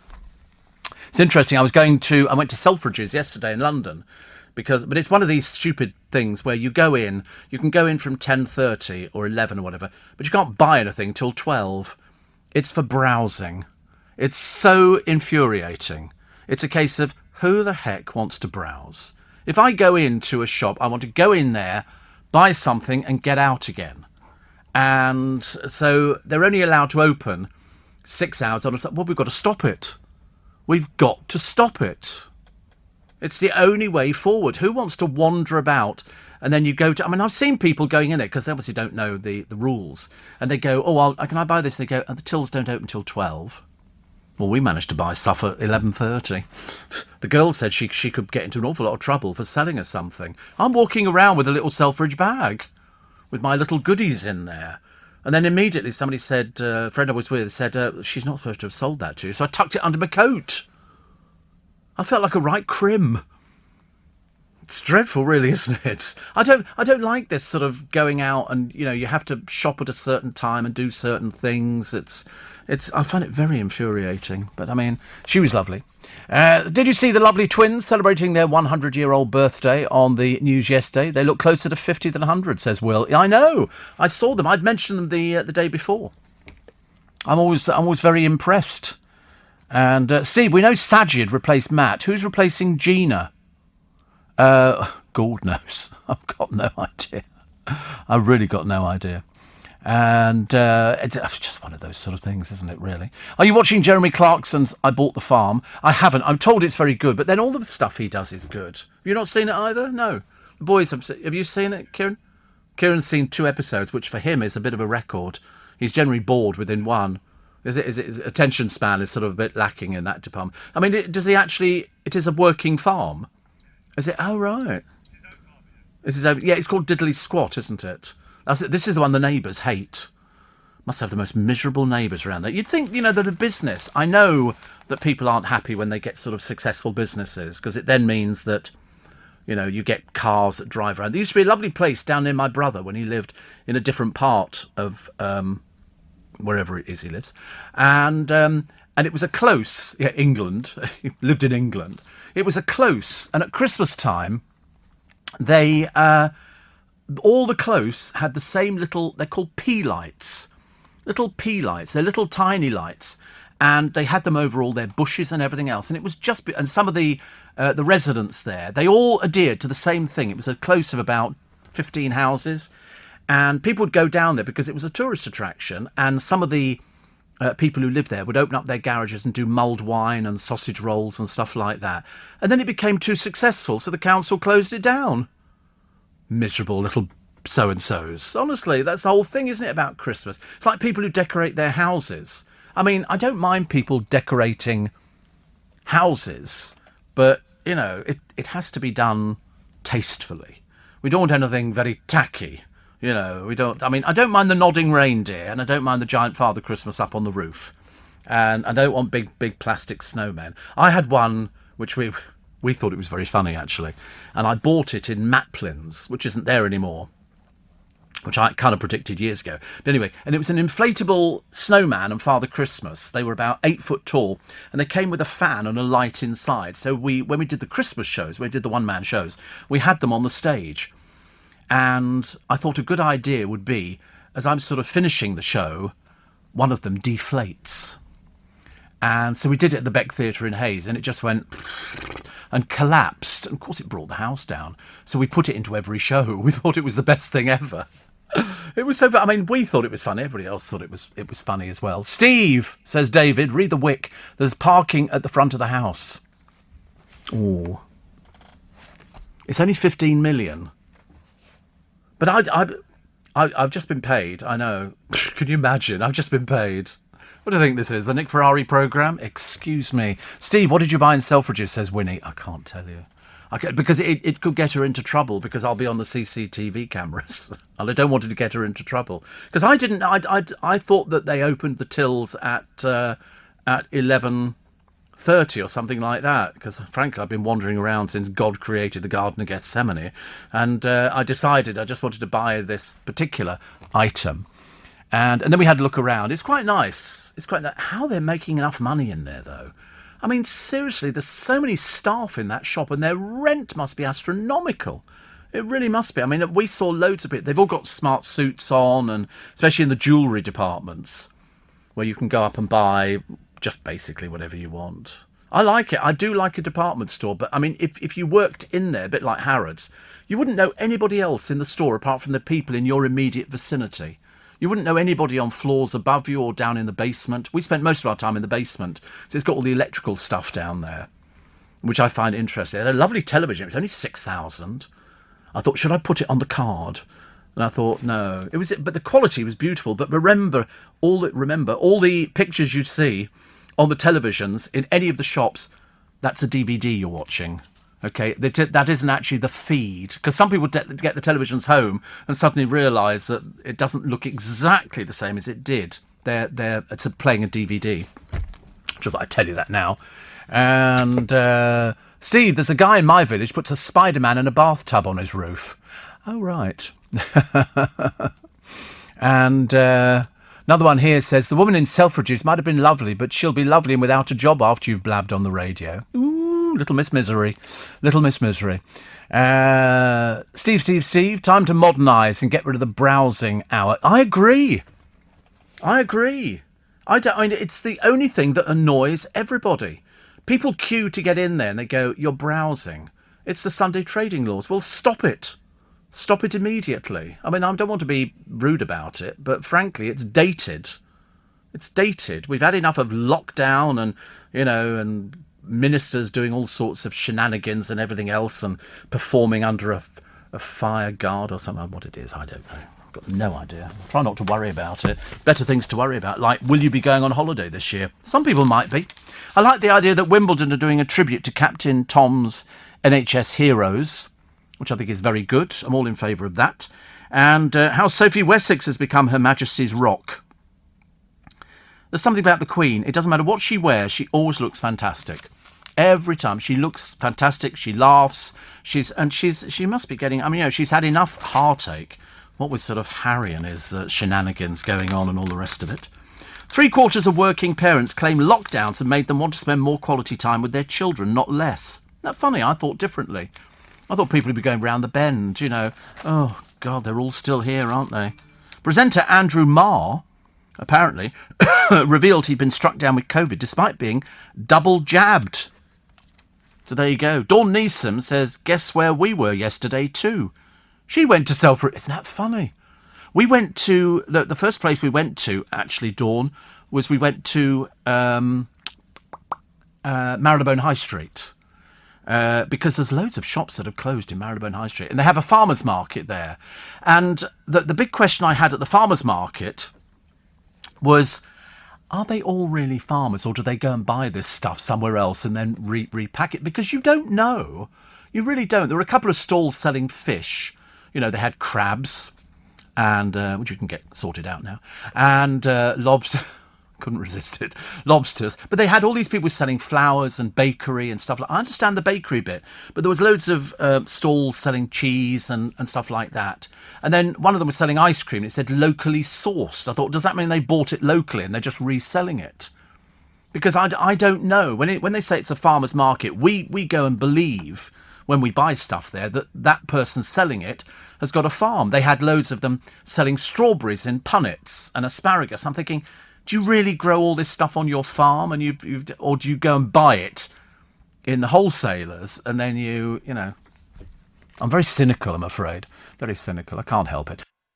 Tug24 Clothing is real life ready. Okay, so ready for my stroll to work? Yep, Ready for going to the match? that too. Walking the dog? Ready? A weekend hike? Yep. Ready for when I go to the gym? When you go to the gym, I said real life. Tug24. When it comes to the great British outdoors, you could say we're part of the fabric. For an extra 10% off, use the code podcast10 at checkout. You're listening to a podcast from LBC. On a Monday morning, take your umbrella. I know we say this most days. I get a bit sick and tired of saying, I'm terribly sorry. People say, what's the weather going to be like, Steve? And I go, it's going to be wet for the next few days. And Steve, I was in Selfridges on Friday, says Lynn, with my daughter for a cream tea in Dolly's. Really enjoyed it, but thought the same as you. How do they afford to keep open? I mean, seriously, I wouldn't like to imagine what the wages bill is for that huge building and all the staff. I mean, there are literally... I've never seen so many staff in a place. I mean, really loads and loads of staff. Security, everybody looking very smart and things like that. And I'm thinking, wow, what do they take on sort of an average day? But fancy, I mean, Dawn being there, Dawn Neeson being there. I mean, this is just unbelievable. My friend Ian says, wasn't God Only Knows by the Beach Boys a B-side? Yep, apparently it was. Loads of B-sides do very, very well. I don't know why they do. They just do. I felt immensely sorry and frustrated for Trevor Phillips, who spoke for everybody the other day. And I only heard about it on LBC. He told how grieving family members were banned from attending his daughter's funeral. His daughter's funeral. The Sky News presenter launched into a tirade at the Northern Ireland Secretary Brandon Lewis. He said that just days after the compromising picture of Matt Hancock was taken, his family buried his daughter, who's called Sushila, 36. 300 of our family and friends turned up online, but most of them were not allowed to be by the graveside, even though it was in the open air because of the rule of 30, and because of the instruction by Mr. Hancock. Now, the next time one of you tells me what to do in my private life, explain to me, he says, why I shouldn't just tell you where to get off. Mr. Lewis said what Matt did was wrong, and that's why he acknowledged and apologised. It's not enough. It's absolutely not enough. You know, you're talking about the end of somebody's life and people wanting to be there to pay their respects. I don't know why it should be so complicated. You know, yes, it was wrong, and he's apologised. Not enough. Even though Boris just went, he's apologised. End of. I think not. I think not. Sue says, I've worked at Selfridges for 33 years and there are still parts of the building I've never been to. I mean, see, I thought that as well. I remember talking to somebody who worked in Harrods and they said they didn't know, they only knew the people on their floor. They didn't know anybody on the floors above or the floors below them. They just, because it's so vast, and Selfridges is enormous. I mean, it really is. Steve, I've got a wedding to go to in July, and I'm so glad that you've mentioned the fact that it's going to be hot that month, as I've been fretting about what to wear. I often purchase party clothes from Debenhams on Oxford Street, but I've not been there for a year and a half. Do you know if it's still there? No. It's gone. I think they've all finished now, haven't they? I think they've all finished. I mean, I think actually, when you look at Selfridges, Grade 2 listed building, 540,000 square feet, 50,000 square metres of selling space. It's the second largest retail premises in the UK. Which is the other one then? Harrods, I suppose. Harrods. And it was 1906, Harry Gordon Selfridge travelled to England. They invested £400,000 in building his own department store. 400,000. It's the price of a flat round my way. In fact, you don't even get the whole flat. It's amazing, isn't it? It was then at the unfashionable western end of Oxford Street. It's phenomenal, isn't it? I mean, when you go in there, you can't believe the size of these. I mean, they must have thousands of employees. There must be. Because we had somebody hold the door open for us and say, good morning. I said, morning. Which I thought was quite nice, actually. But I thought all these people have to get 3,000 people work there. 3,000 people. I thought more, actually. I don't know why. Looked like loads of them the other day. But I like a mooch around, but I don't like this. You have to wait till 12 o'clock before the tills open. I don't do that at all. John says, I worked for Selfridges years ago. They spent £1 million doing the canteen up. Wow. Steve, I bet their security have got their hands full at Selfridges. Oh, listen, if somebody's going to shoplift, Roger, they're going to shoplift. They really are. It's almost, it's an impossible task. An impossible task. I've said we used to have an old lady who used to shoplift M&S in Twickenham, and she had a basket on wheels. You know those baskets you see? Which I always thought would seem like a godsend. And she just literally put stuff in it and then walked out the door. And I remember saying to somebody, eventually, because she would shoplift us in Twickenham, and then she'd go to Waitrose and go and shoplift there as well. I think basically she was a kleptomaniac. I don't think actually she ever ate all this stuff. She can't have done. And Steve, sometimes I'm watching Supermarket Sweep with Dale on YouTube, brings back memories. It seems to me he was always flirting with the ladies. Did you think so? I noticed it completely different from you then.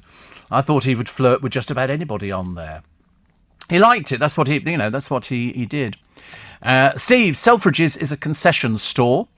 The space inside is rented out to different brands and wages are paid by the brands the staff work for because all the jewellery is split up into different bits and pieces. Well, they've done that in Bentall's in Kingston. That's not a concession store, but they've bits of it are rented out. Have you got the coffee shop and things like that?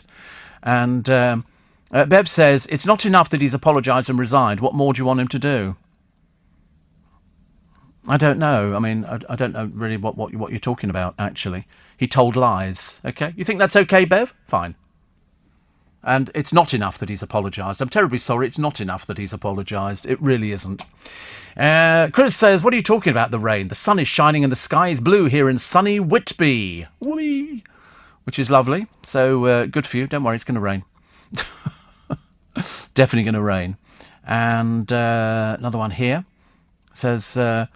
you need to try the salt beef bar in Selfridges. Stunningly mouth-watering beef with mustard and pickle. To die for. We'd already eaten by that time, actually. And very nice it was, too. Very nice. I heard the camera was hidden in a smoke detector. It can only have been hidden in a smoke detector. There's nothing else that's on your ceiling that was above him. There's nothing else. It wouldn't be a camera, no matter how small it was, because he'd see it. And he did look. He did look. You can see him just sort of looking around the corner and things like that. It would be a smoke detector. What else sticks on your ceiling? It's not the cat, is it? Holding a small camera in its paws. So, there you go. In fact, now they're looking for the whistleblower. Can't wait to find out who it is. I can't wait. And also, how much did they get paid? Because that story, and let's face it, everybody has picked up on that story. The Sun ran it to start with. And then other people ran it as well, and presumably, I don't know who owns the actual footage. I don't know if that's owned by the Sun because they bought it. Do you think the Sun own it? Because everybody must have paid the Sun to run the pictures, otherwise the story's a bit meaningless. And you can see the clinch, the CCTV they say was trained on an office door. Why? I've got no idea, unless they were expecting something to happen. And an ex-detective offers a theory on the CCTV. He says the covert camera is concealed in the smoke detector. There you go. Because that's the most likely place for it. And I've seen them done, and you can pick those up really cheaply. Really cheap. I mean, like, no, but no. But really, really cheaply. I mean, something, 75 quid would get you that. A little tiny camera, which you could pick up for a few quid, built into a smoke detector. So the smoke detector's there, it's got a hole drilled in the side, and the camera lens is covering it. Be a wide-angle lens. They're not difficult. I bought one donkeys years ago. England expects millions to finish work early for the big game. This is the crunch tomorrow as we take on our old foes, Germany. It's at Wembley Stadium, set to draw, they say, a TV audience of more than 20 million. Well, I won't be one of them, so it's 19,900,000. I'm not going to be. Who cares? I couldn't care less. I can't think of anything worse. I'll be on Love Island. Not. I can't think of anything. I'm just going to have to rely on the newspapers to tell me all about Love Island. I've no intention. I wouldn't even bother turning on the television. I'd rather sit there and eat scampi for the rest of my entire life and not watch Love Island. A bunch of drearies, I'm afraid. Bunch of drearies. Apparently, 3,000 employees is 6 times the staff of a huge site like an oil refinery. Not as exciting, though, I shouldn't imagine, an oil refinery, is it really? Steve, the lady who texted about Matt Hancock is right. He's apologised and resigned. You say it's not enough. It's not enough. What, you think you just go, oh, I'm sorry about that, and we forget about it? All those people who were following his instructions. I mean, surely you can't be that naive, Richard. You can't be, but obviously you are. Should he have been sacked? That's what Nick Ferrari's going to be saying this morning. Should he have been sacked by the Prime Minister? He doesn't. He protects his own. That's why he waits, and then they will quit. I mean, Boris, I think, said on Friday, it was the end of the matter. He said, because he's apologised. And then you read what Trevor Phillips said, burying his daughter, and they couldn't have anybody there. Yet Matt Hancock is basically sticking 2 fingers up to everybody and doing, I'll do what I want to do. You do what I tell you. Joe in Devon says, I've never watched Love Island. Well, to be honest with you, I haven't ever watched Love Island either. But I could talk about it all the time because there's enough material in the newspapers to tell you what goes on. It's a bunch of drearies who, might have or might not have had a nice job, and they give it all up because they want to fanny around on an island with, sort of deciding whether or not they want to be bedded by somebody else on the... I mean, to be honest with you, it's about the lowest common denominator. It really, I don't think it actually gets any worse than that. And yet, they sort of go on the toe, they go, oh, we'll be having our special people from Love. I think even on This Morning, they're going to be having Kem Ketaney, or whatever his name is, the little hairdresser, talking about Love Island. And Amy Hart they had on the other day. What's the point of asking her? She doesn't know anything. She had to go into rehab because somebody dropped her on the programme. And then she had her teeth done because apparently somebody had mentioned her teeth. I mean, what is going on in the world? It's a bit sad and tragic, really. Steve, at least your sleep will not be interrupted tomorrow night by any cheering or celebrating shenanigans due to the football. No, I mean, absolutely not. Although, actually, we had rugby in Twickenham the other day, and that didn't affect me either. They all seem to be in quite early, actually, but the rugby crowd are generally quite good-natured. They just sort of go there and have some biltong and have burger, okay, yeah. And then they go watch rugby, and then they just sort of go home after we've had a whiskey or something in the pub. They're completely different from the football fans. You get sort of everybody's got Barber jackets on, stuff like that. They're all terribly middle class. It's like, okay, we used to play this at Marlborough. Did I tell you? I was at Marlborough College. And everybody goes there because rugby's a bit more sophisticated than football. Do you know there's a bloke who's made a model of every single football stadium in this country? They're coming up for sale very shortly. He's made a model of every... I mean, I seriously couldn't believe that somebody could be this mad. But he has actually made... I mean, I could understand if he made models of different things. Then it would be appropriate. But no, he's made models of all these stadiums. They reckon they're worth about £10,000. I don't know where you're supposed to put them. I really don't know. I suppose it's like building a railway. It's like that Rod Stewart railway, which is just the most fantastic thing I've ever seen in my entire life. Apparently, if they resign, they get a severance payment, but if they're sacked, they don't, says Tony. He said that he's not going to take it.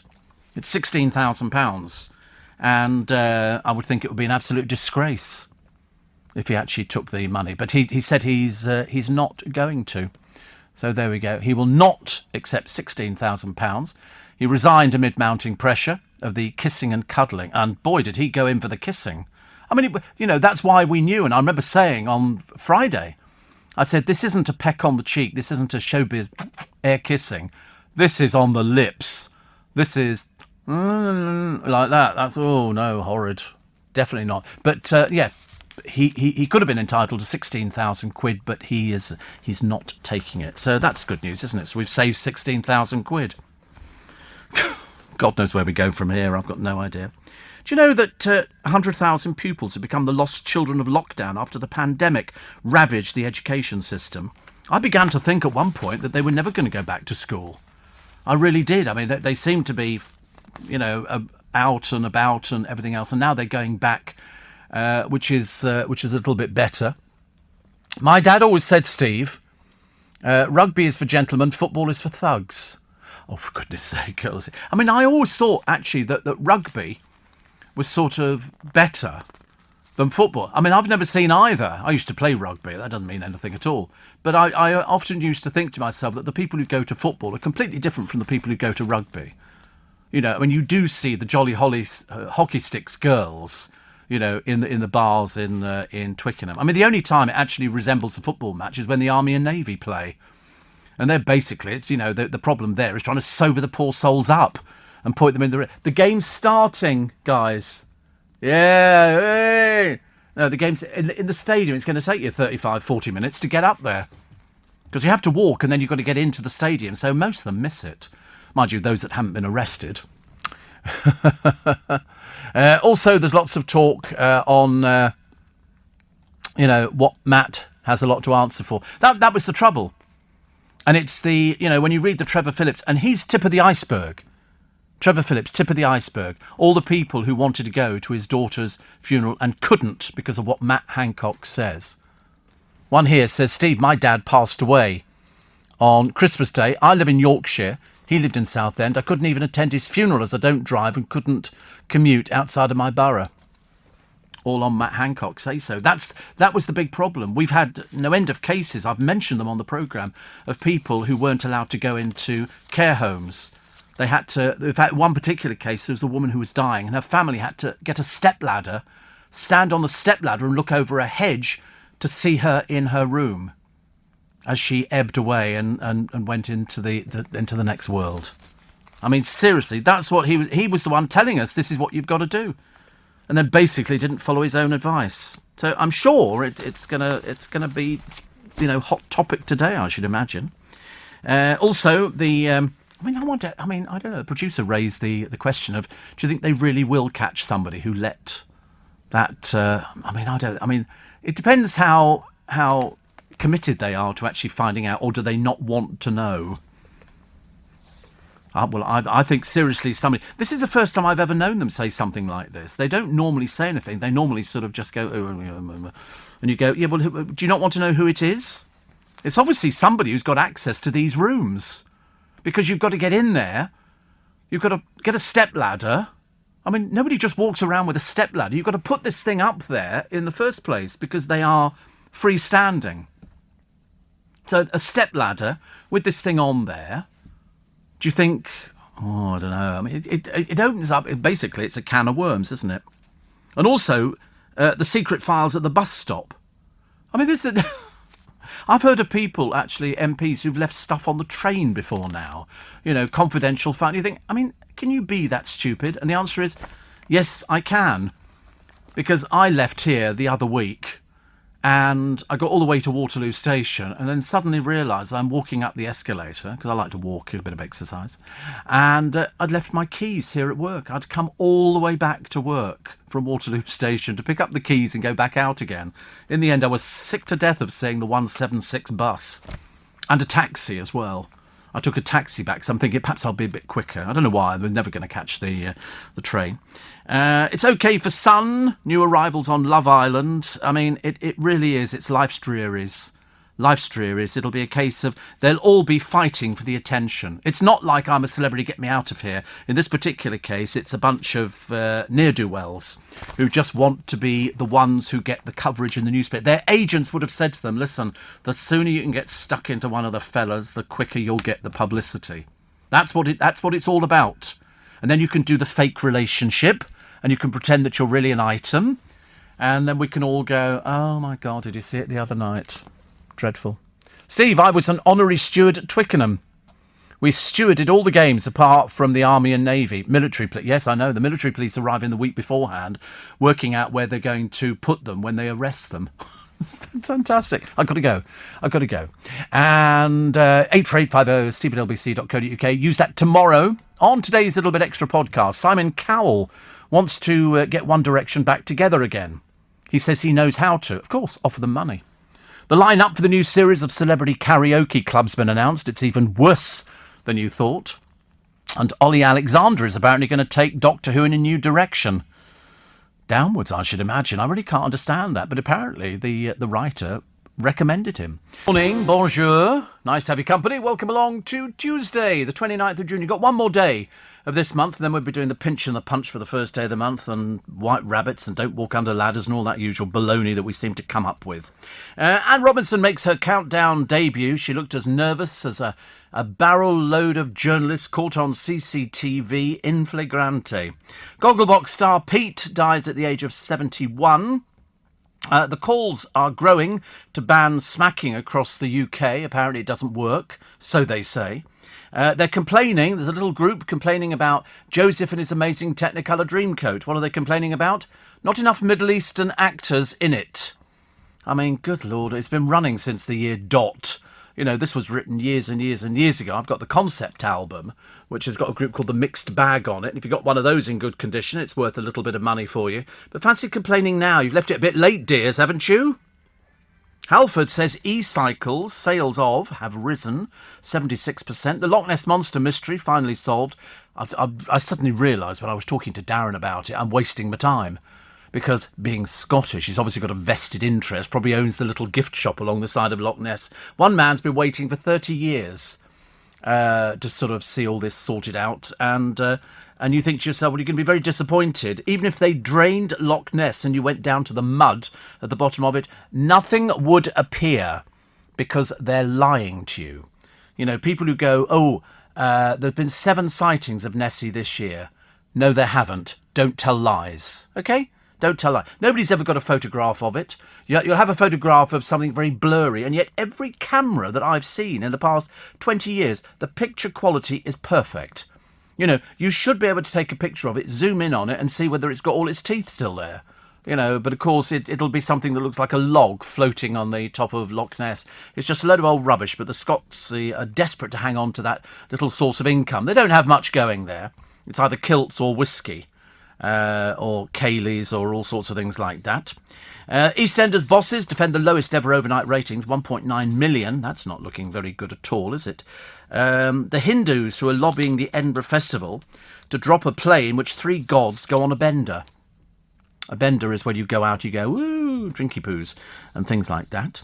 Love Island started off last night. My God, I tell you, it's got the word desperate written all over it. In fact, to be honest with you, I've never known so many desperate. Why are they bothering with bikinis? Just get your boobs out and have done with it. And the blokes can take their shorts off, and then we can separate the men from the boys.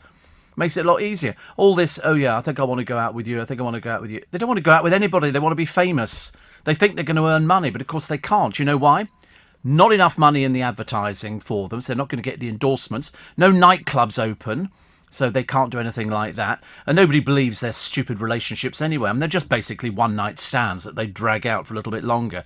I mean, one of the girls on it, amazing pictures. Look, one, then she opened her mouth, and my God, it was like listening to a badly dyslexic foghorn. It was terrible. It was terrible. I mean, it was sure like that. She worked as a waitress in Nando's. This is the one who took 50 bikinis with her. 50 bikinis. I'm thinking, well, he said at the time, Nando's wages must have gone up quite substantially from the early days. But she's out there, but when she opened her mouth, it was really absolutely terrible. If you want to giggle on a road trip, take a ride with somebody who owns a Vauxhall. Although I don't think they're giggling, I think they're basically crying. The British skydiver who fell to his death in the Grand Canyon, the parachute was full of holes. So, I wonder at what point, as he's hurtling towards the ground and lands in the Grand Canyon, I wouldn't like to imagine at what speed he would have hit the ground, but it would have been over very, very quickly. But there were holes in the parachute, and yet the coroner said accidental death. Accidental death. I don't know whether or not, things had got in and eaten it or something like that. But don't they check?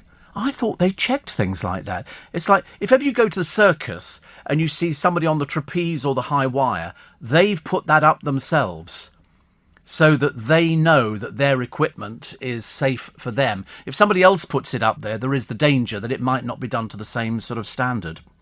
Sajid Javid vows to end the restrictions on the 19th of July. It's looking promising, isn't it? And are you a fan of artisan bread? Apparently, it's not fitting in the toasters. I think you have to slice it first. I think that's how it works. The vanishing pacemaker to make hardtops safer. So in other words, they put it in and it dissolves. I know it sounds a bit bizarre, but they do all sorts of things now, don't they? And Rylan blames himself for his marriage breakdown. He said, I made mistakes. And I immediately thought, wait a minute, so having sort of said originally, I'm not going to say nothing, and then Dan's moved out. Dan wants to be a TV presenter or anything, but he can't be because he's not good enough. He doesn't have anything that it's like picking anybody from Towie. They're not TV. Gemma Collins couldn't present a TV programme. Her life depended on it. We saw that lame programme, which was Gemma Collins' Diva. And it wasn't. It was just a foul-mouthed old bag. Diva forever, yeah. Luckily, it's finished now, so that's good news, isn't it, really? And so, consequently, Rylan, so he said he's having...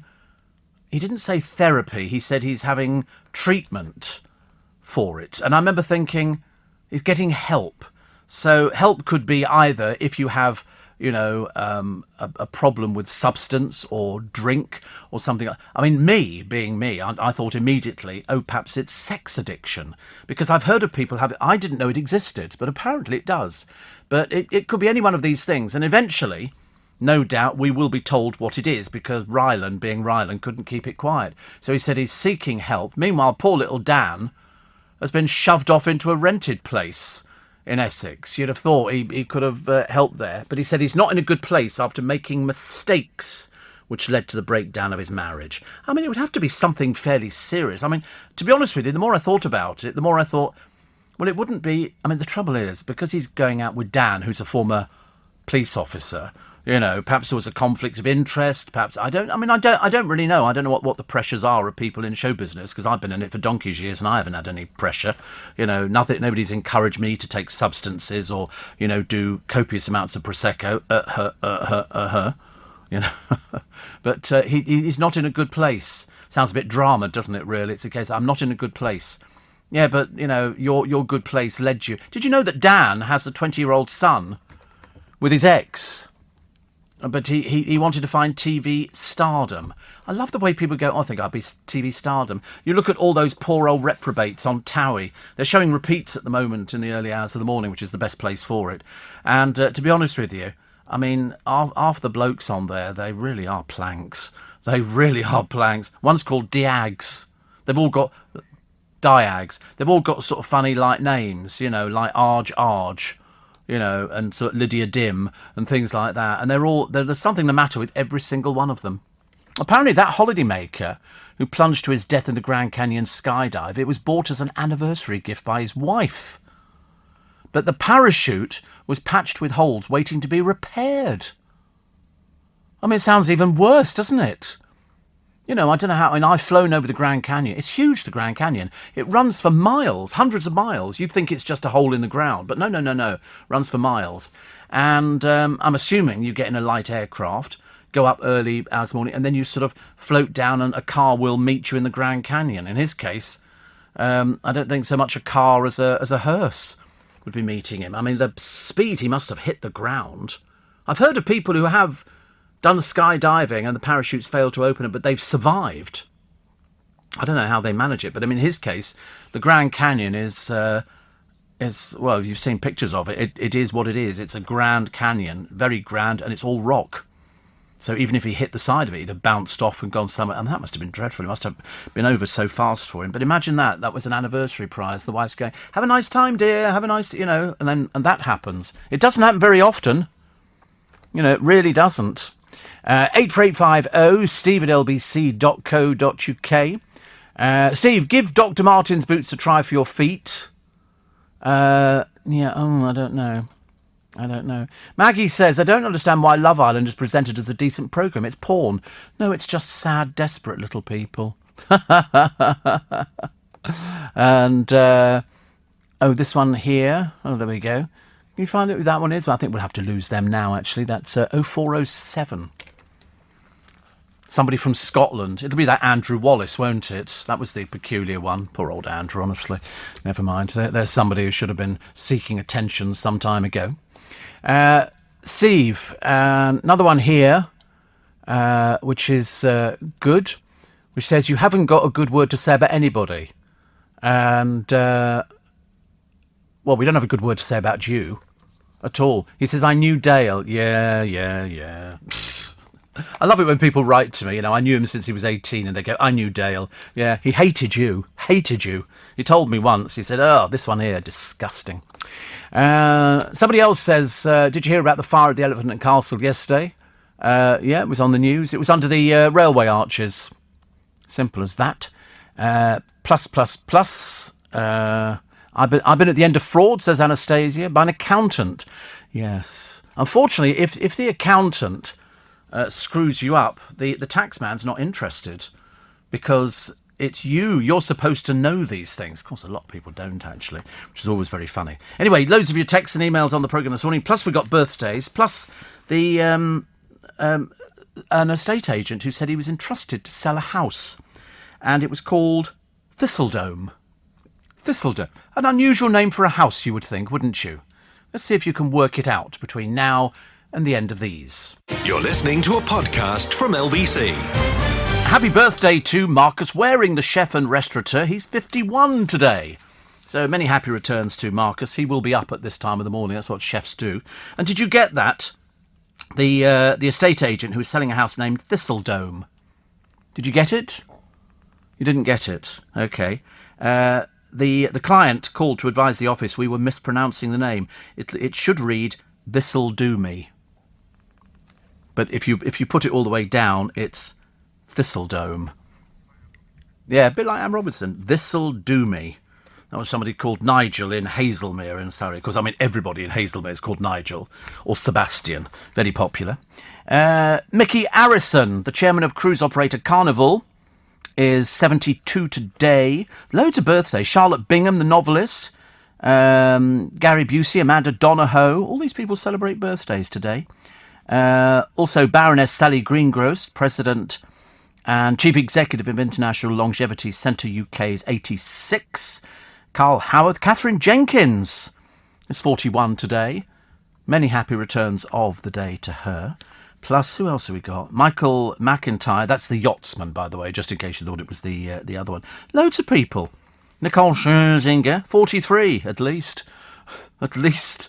And Mark Radcliffe, 63 today. My God, they're so old on the BBC, honestly. How do they keep them? And Matthew Weiner, writer and producer, creator of Mad Men and the Romanoffs. No, it doesn't mean nothing to me either, but there you go. I've heard of Mad Men, I think. And if you're celebrating your birthday, many happy returns of the day. There's a story emanating from America which says that an alien from Uranus allegedly spoke to US officials, and then to prove that he was an alien, he flew past them in his spacecraft. The drink and drug problem in America is obviously far greater than we ever imagined. Steve, happy Tuesday to you and your team. Yep, they're all very happy about about it being Tuesday. We love it. I'm taking the car in today. Car goes in today.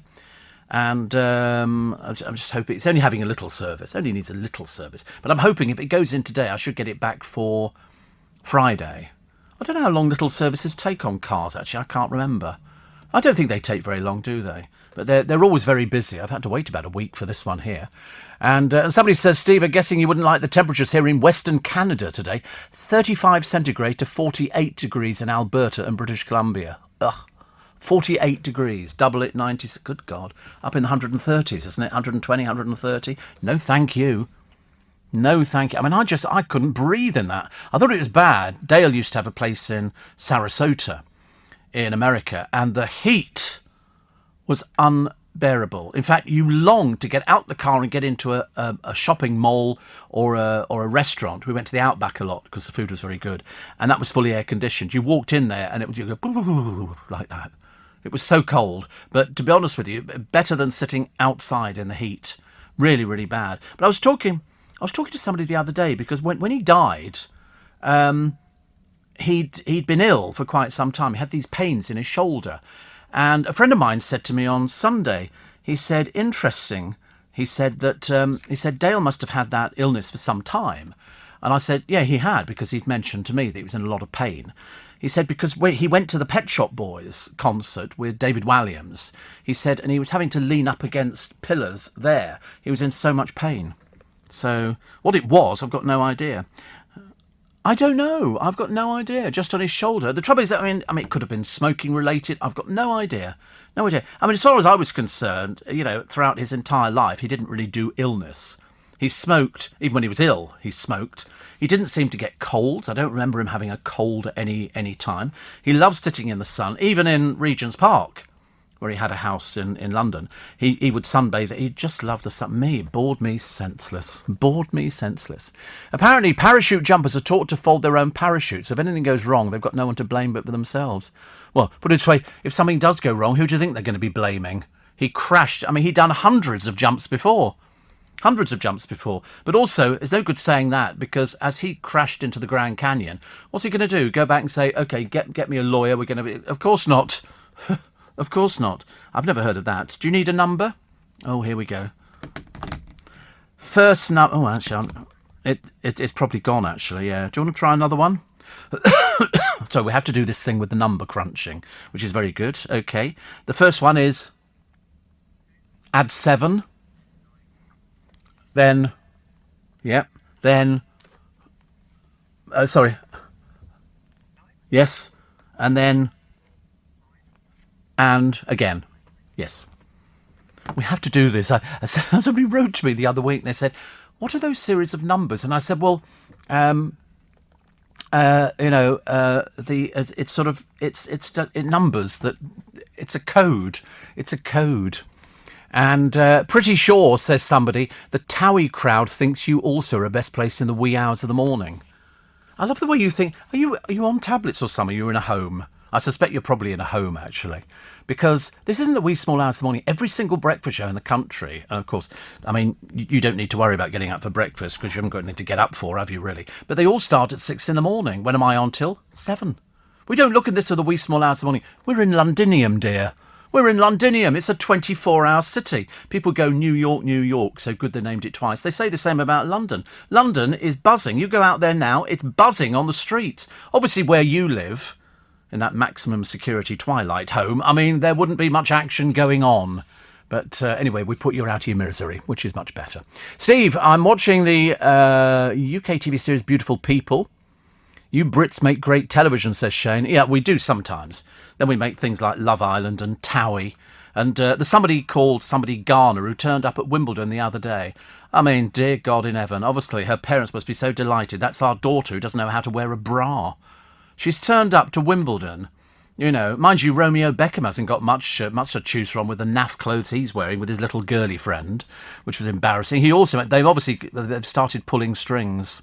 Definitely started pulling strings. They were trying to make out that the Beckhams were worth about £800 million the other day. I don't think so.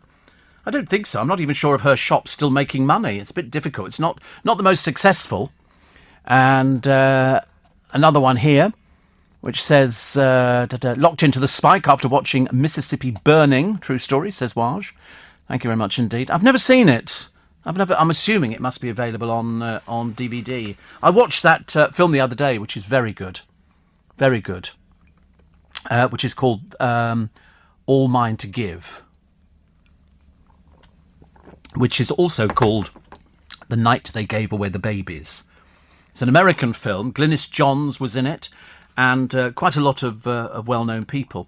And it's about a couple who, as immigrants, go to America and they start a new life. So they build a cabin, but they get help with it because all the little villagers come out and they go, we'll help you, because people did things like that in the early days. It was lovely. And all mine to give. There you go. And one parent dies. The father dies. And then the mother dies. Glynis Johns dies. And so the kids have to look after themselves. And it's quite touching because they go to the local church, and the church is the centre of the community for All Mine to Give. And they go there, and there's a horrible woman who's going, it's disgusting, these children looking after themselves. They should be sort of farmed out to people. So they then decide, as winter is coming on, that the young man of the family, who I think is only about 12, he can't look after the whole family. So he gives away the children. He goes round to people's houses. In the winter, the snow is beating down. My friend Ian will love this film. And he goes around and says, would you please look after my sister or my little brother? And families who don't have children, some of them did have a couple of children, take them in and say, yes, we'll look after them for you. It's very touching. And at the very end, he then, having given away the last baby, he then treks off, and you just see him ploughing through the snow, taking his little sledge with him. It's ever so touching. It's very nice. But the night... Sorry, there was never any sequel to it, where he pops back and checks that they're being looked after. But it was all these sort of nice villagers, proper people. Proper people. They all helped each other, and the church brought everybody together. But they had all these children, and they didn't know what to do with them. They couldn't survive at all, so he had to give away the babies, and people did them. There's a football club in the paper today criticised for stopping a 5-year-old playing football for not being good enough. It's a kick around kind of club, and they said, well, he's just messing around. He's 5. And so his mother, always the mother, isn't it? Oh, I can't believe you spoke to my child like this and all the rest of it. And they've said, no, we've got standards. And they said, we don't mind somebody being 5, but they have to conform, they have to learn. And you do get very badly behaved children. Mind you, as I've discovered this morning, you get some very badly behaved adults. Well, we call them adults. We're not really totally convinced they are adults. And then I saw on YouTube, what was I watching this morning? I suddenly realised how vile they were. The little beauty pageants in America. Little 5-year-old girls done up to look like little Lolitas. It's quite disgusting. Quite disgusting. There's a very famous one who died, wasn't there? John Joe Bennett, I think. And they showed her in her little sort of outfits. They plaster them with makeup. They put wigs on. They had braces on their teeth. They sort of covered over. And they have to learn to pout and sort of pirouette in front of the judges. It really is. It's only, I think they might do them here. Yeah, John Bennett Ramsey, an American child beauty queen. When you look at them, some of these children spend their entire time in tears because they're pushed by vastly overweight mothers. Don't ask me why, but there was one there where apparently one of the things you're not allowed to do is when the girl goes on stage, some of them are 5 and 6 years old, goes on stage and the parents go, smile, smile. And they're not allowed to coach from the audience. And all they're doing is to pick up some crappy little award, which they take home, made of plastic, and they stick it on the shelf. It's really awful. And there's one there, and this mother who's got one of these little children who's dressed up start shouting obscenities at this other mother who's trying to coach her daughter. And then the mother turns on her and goes, I hope you feel proud of yourself. This child is special needs. And so the mother, without didn't even pause for a minute. She goes, well, she shouldn't be here then, should she? They're really revolting mothers. Really, really revolting mothers. And I think they tried to do it in this country. But I think there was, people were going, this is not right. Much more American. But as I say, all the mothers are hugely overweight, pushing these little tiny children with their hair pieces and their plastic teeth that go over the top of their own teeth and their little dresses. I mean, it's basically living their life through their children. It's all the blokes are all big fat blokes holding a picture of the calendar. Yeah, this is like a calendar for her. And you think, oh dear, it's so disgusting. 84850. Steve, I'm intrigued as to why the garage you use takes 3 days to do a service. Well, let me explain to you, okay, because you're obviously not bright. He says, because when I take mine in, it takes 2 or 3 hours. Yeah, but you've only got a bicycle, haven't you? Bicycles only take that. Although they were selling a bike on the television the other day, and it's got tyres that don't go flat. There's no danger of getting a flat tyre. the tyres are permanently hard. Imagine, can't you? Imagine having a bicycle like that. But anyway, it takes 2 or 3 days to do a service because they're very busy. You wouldn't know that because you don't, not really being a working person. You can't be if you're listening at this time of the morning. It's just ridiculous. On this day in 1613, during a performance of William Shakespeare's Henry V. 111, the Globe Theatre was destroyed within an hour after its thatch was set aflame by a cannon. Yes. That was the Globe Theatre. It's now been re-put together, isn't it, by Sam Wanamaker. I went down to the Rose Theatre, which they found underneath a building in London, and we went down there. Sorry? Yes, it was in their basement. They didn't know what it was, and they suddenly realised it was the original site and the original building of the Rose Theatre, which predated the Globe Theatre by God knows how much. And we went down there, and we were doing a piece on the programme all about it. Then I went down there afterwards with my producer, and we stood there and we stopped the digging lorries coming in to fill it in because it's a historic site. And you can now go and see it. It's underneath this office block, which is there. I mean, you looked at it, and you didn't obviously see a complete theatre. But if you go underneath the Guildhall, they've got a Colosseum down there, but it's only rocks. They've had to sort of superimpose what it looked like. But the Rose Theatre was very famous, and we went down and we all linked arms and stopped the diggers coming in to fill it in. We went, boo, boo, boo you. Oh, we had great, honestly, I became quite militant. I was down, we love stuff like that. It was absolutely fantastic. And just one of those many, many fantastic things that happens when you're on the radio. We even got people to bring down food for all the people who were down there. Lots of actors and actresses, and lots of my listeners at the time brought down food for everybody. We literally had the monopoly, and we kept it going. And they said, would you lie down in front of a digger? I said, well, not in this shirt. It's far too clean. Yeah. If you actually pay me and I get my picture in the paper, I'll probably do it. Why is life always this or that? Now or later? All or nothing? Start earning or keep learning? Turns out it doesn't have to be. With an apprenticeship, you can take your next step and get the best of both worlds. You can get paid and gain skills. Get the jump with an apprenticeship in accountancy to cyber engineering and loads more in between. Wherever you want to land in life, search Get the Jump to see what's out there for you. You're listening to a podcast from LBC. Lawrence had Persian food last night, very flavoursome and not at all spicy. I shouldn't imagine it is, actually. It sounds quite nice. They did a Come Dine With Me ages ago, and she did Persian food. It was all different dishes. That looked quite nice, actually. But the trouble is you can't really tell on the telly, can you? Turkish is quite nice, yeah. I hate their coffee, though. It's way too...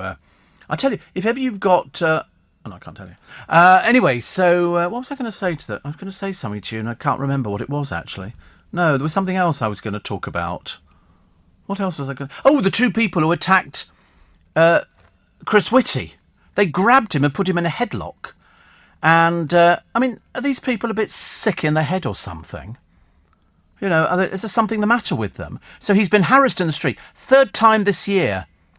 He's a professor. He was seen grappling with them. The two men who yell at him through the video appear to ask him for photos. And they're looking to find out who they are. Because once they found out, they're going to be put in the... There's obviously something the matter with them. The footage has prompted calls for scientific advisors to be given the same level of protection offered to senior politicians. Yeah. He was literally walking through a London park. He looks very concerned. Of course, there's a picture of them. They look a bit nerdy. You know what I mean? They look a bit simple. But who are they? Well, we're soon going to find out because somebody's going to look at their picture and go, I know who they are. I know who they are. They're really thick. You can't just go and attack that. That's an assault. Whichever way you look at it. And as the video ends, a voice off camera can be heard saying, leave the gentleman alone. Filmed on Sunday evening. And then a spokesman for the Met Police said, we're aware of a video being shared online. Oh, that'll be useful then, won't it? At least you've sussed that out. He's attempting to get away from them. There is zero tolerance, as far as I'm concerned, for harassing a public servant. Let's get them get them found out who they are. They'll know. I should imagine by the time we get to tomorrow morning, somebody will have seen that picture and go, I know exactly who they are. They're a bit simple, And Paul in 5 says, it's one day for a car service. My Nissan takes a day for a service and MOT, including repairs. Think you need a new garage. Yeah, you're in Fife, though, dear. There's nobody lives up there, are there? It's probably its only job they've had. And you don't fool us. It's not a Nissan at all, is it? It's not a Nissan. We think you've got one of those sort of Cinquecento kind of little things. And also, a day for a service. They're servicing a Bentley, love. God, blimey, honestly. Don't be thick, for goodness sake. Listen, just because you're so far up the country that the garage has had one job in a year... and the MOT as well. Oh, they do the MOT at the same time. Oh, it's the one-stop shop, isn't it, for you, I should imagine? Do they polish it afterwards? People, honestly. Oh, I must swap the car immediately so I could just have it in for a day. Good Lord above, honestly. Do worry, don't you? Steve, very worrying about the pageant children. I mean, what kind of adult will emerge out of that kind of rearing, poor little things, says Kim. Well, I mean, if you look at how they're pushed and primped and preened and all the rest of it. And it's pushy parents, but as the producer said, they're living their life because there was no way that any of these fat, bloated parents could ever have appeared in these little children's pageants. But they only do them for girls. They don't do little boys' pageants for some peculiar reason. So little girls, you can make them up, and they look like little Lolitas. It's a bit embarrassing, little bit. And so they have to curtsy to the judges and blow them a kiss and all this kind of stuff. I mean, I don't know what motivates the parents. Sad and loneliness, I should imagine. And the fact they want a shelf full of these crappy ornaments that goes, oh, your girl did very well. Best pout for the judges. And they've got little rah-rahs. It really is quite disturbing. Quite disturbing. Neil says, I'm racking my brains on the name of the presenter who hosted the LBC Sports Watch programme in the mid-80s. Oh, blimey, I don't know. Jeff Stelling, loads of people. It wasn't one of the few programmes I didn't do, actually. One of the few programmes. And, Steve, what happened to the reserve parachute? Aren't they supposed to have one? No, not all the time, I don't think. I think it depends. That's the parachutist who jumped out and it was waiting to be repaired. They obviously picked up the wrong parachute, or somebody didn't have a note on it saying, waiting for repair. Dominic Allen? Could be Dominic Allen. There were loads of Allens. Carol Allen, Peter Allen, Steve Allen, Mike Allen. There was lots. Allen was the most common name in broadcasting. I don't know why. People called Allen wanted to desperately be broadcasters. Like if you live in Fife, find that one-stop garage. That's the place to go to when you can get your little Cinquecento done, and it'll be in... Jock McGregor will do it first thing in the morning for you, and he'll do the MOT. But I shouldn't imagine they will, actually, because all the MOTs are electronic now, so people can't fiddle them. Could be Jeff Stelling. Jeff Stelling might have done it. And there was a very tall bloke, Tony Lockwood. There were so many people. I've lost track of how many people worked at LBC over the years. I mean, literally, everybody you see on television now started at LBC. In fact, there are some radio stations and television stations that have taken people that LBC have dropped, which is always hilarious. I always think that's quite funny. If they weren't good enough to be on LBC, they're not good enough to be anywhere, I'm afraid. But we've had some loads of people. There used to be loads of people on the sports desk because there was Sports Saturday. And for some reason, sports takes a lot of people, and then they would link through. OK, now we're going to go to Charlie Smithurst, and he's up at Anfield. Charlie, come in. Yes, and down the... And they did... I never actually... I did do a sports programme. I did a sports programme once a week. It was a 2-hour sports programme. Very good I was too, I tell you. I don't think I've ever done anything that I've not been any good at. I've covered 2 elections, 4 budgets, and a sports programme. Who'd have guessed? Who would have guessed? Nobody. Another one here. Matt and Gina appeared to be yesterday's news already. Oh, you think? You think? No, I don't think they are. They're still in the papers already today. They're talking about he wants to make the relationship more serious. Sports guy could have been Dave Luddy. Could have been Dave Luddy. And Paul in Fife says, I'm off for a 25-mile cycle ride. Oh, it's a bicycle you've got. We knew it was, actually. The producer said to me, he's got a bicycle. He hasn't got a car at all. And you went in there, didn't you? And it took them 3 hours to pump your tyres up because they don't have an airline. They use their mouth. That's what it's like up there. Must be fantastic. So, the artisan loaves. I've never had an artisan loaf. They're way too expensive. They're about £3 something, aren't they? No, I'm not buying things like that. It's very expensive. It's just a loaf of bread. Oh, well, see, the producer can afford it. He buys things like that. Me, struggling presenter, can't afford anything like that at all. Ridiculous. I'll tell you what, I loved at Wimbledon, they did standing ovations for people who had... there was one woman who'd was the one who sort of pioneered the AstraZeneca, and she got a long standing ovation. I thought, so you bloody well should have done, but don't waste your time giving it to certain people because they don't believe it. They don't believe it. Dave Bremner was also on the sports team. When I think about it, we had loads of people on the sports team. I wonder why sport took up so many people. But the one thing you do find is you get general presenters who can do, you know, what I do, light end, and cover all sorts of bits and bits. And then you get sports presenters who are obsessed with it. All they can talk about is sport. If ever you're in the pub, you need to drink alcohol because it's the only way you can numb the pain of them droning on about football. Oh, did you see that Crystal Palace the other way? Oh, it were great. It were fantastic. I watched them on the television. Gary Lineker sitting there, and you sort of think, God, your conversation must be so bloody boring away from the television. I mean, it's the England match later. You know, they'll all be out. They'll all be, oh, do you see that? Oh, we're going down pub, Steve, to watch that one because that'll be good. Yeah, they're all northern. I don't think anybody from Londinium watches football at all. Why should we bother? We've got loads of clubs, but we just farm them out to people. Have you seen Queen's Park Rangers? Bloody brilliant they were last season. Bloody brilliant.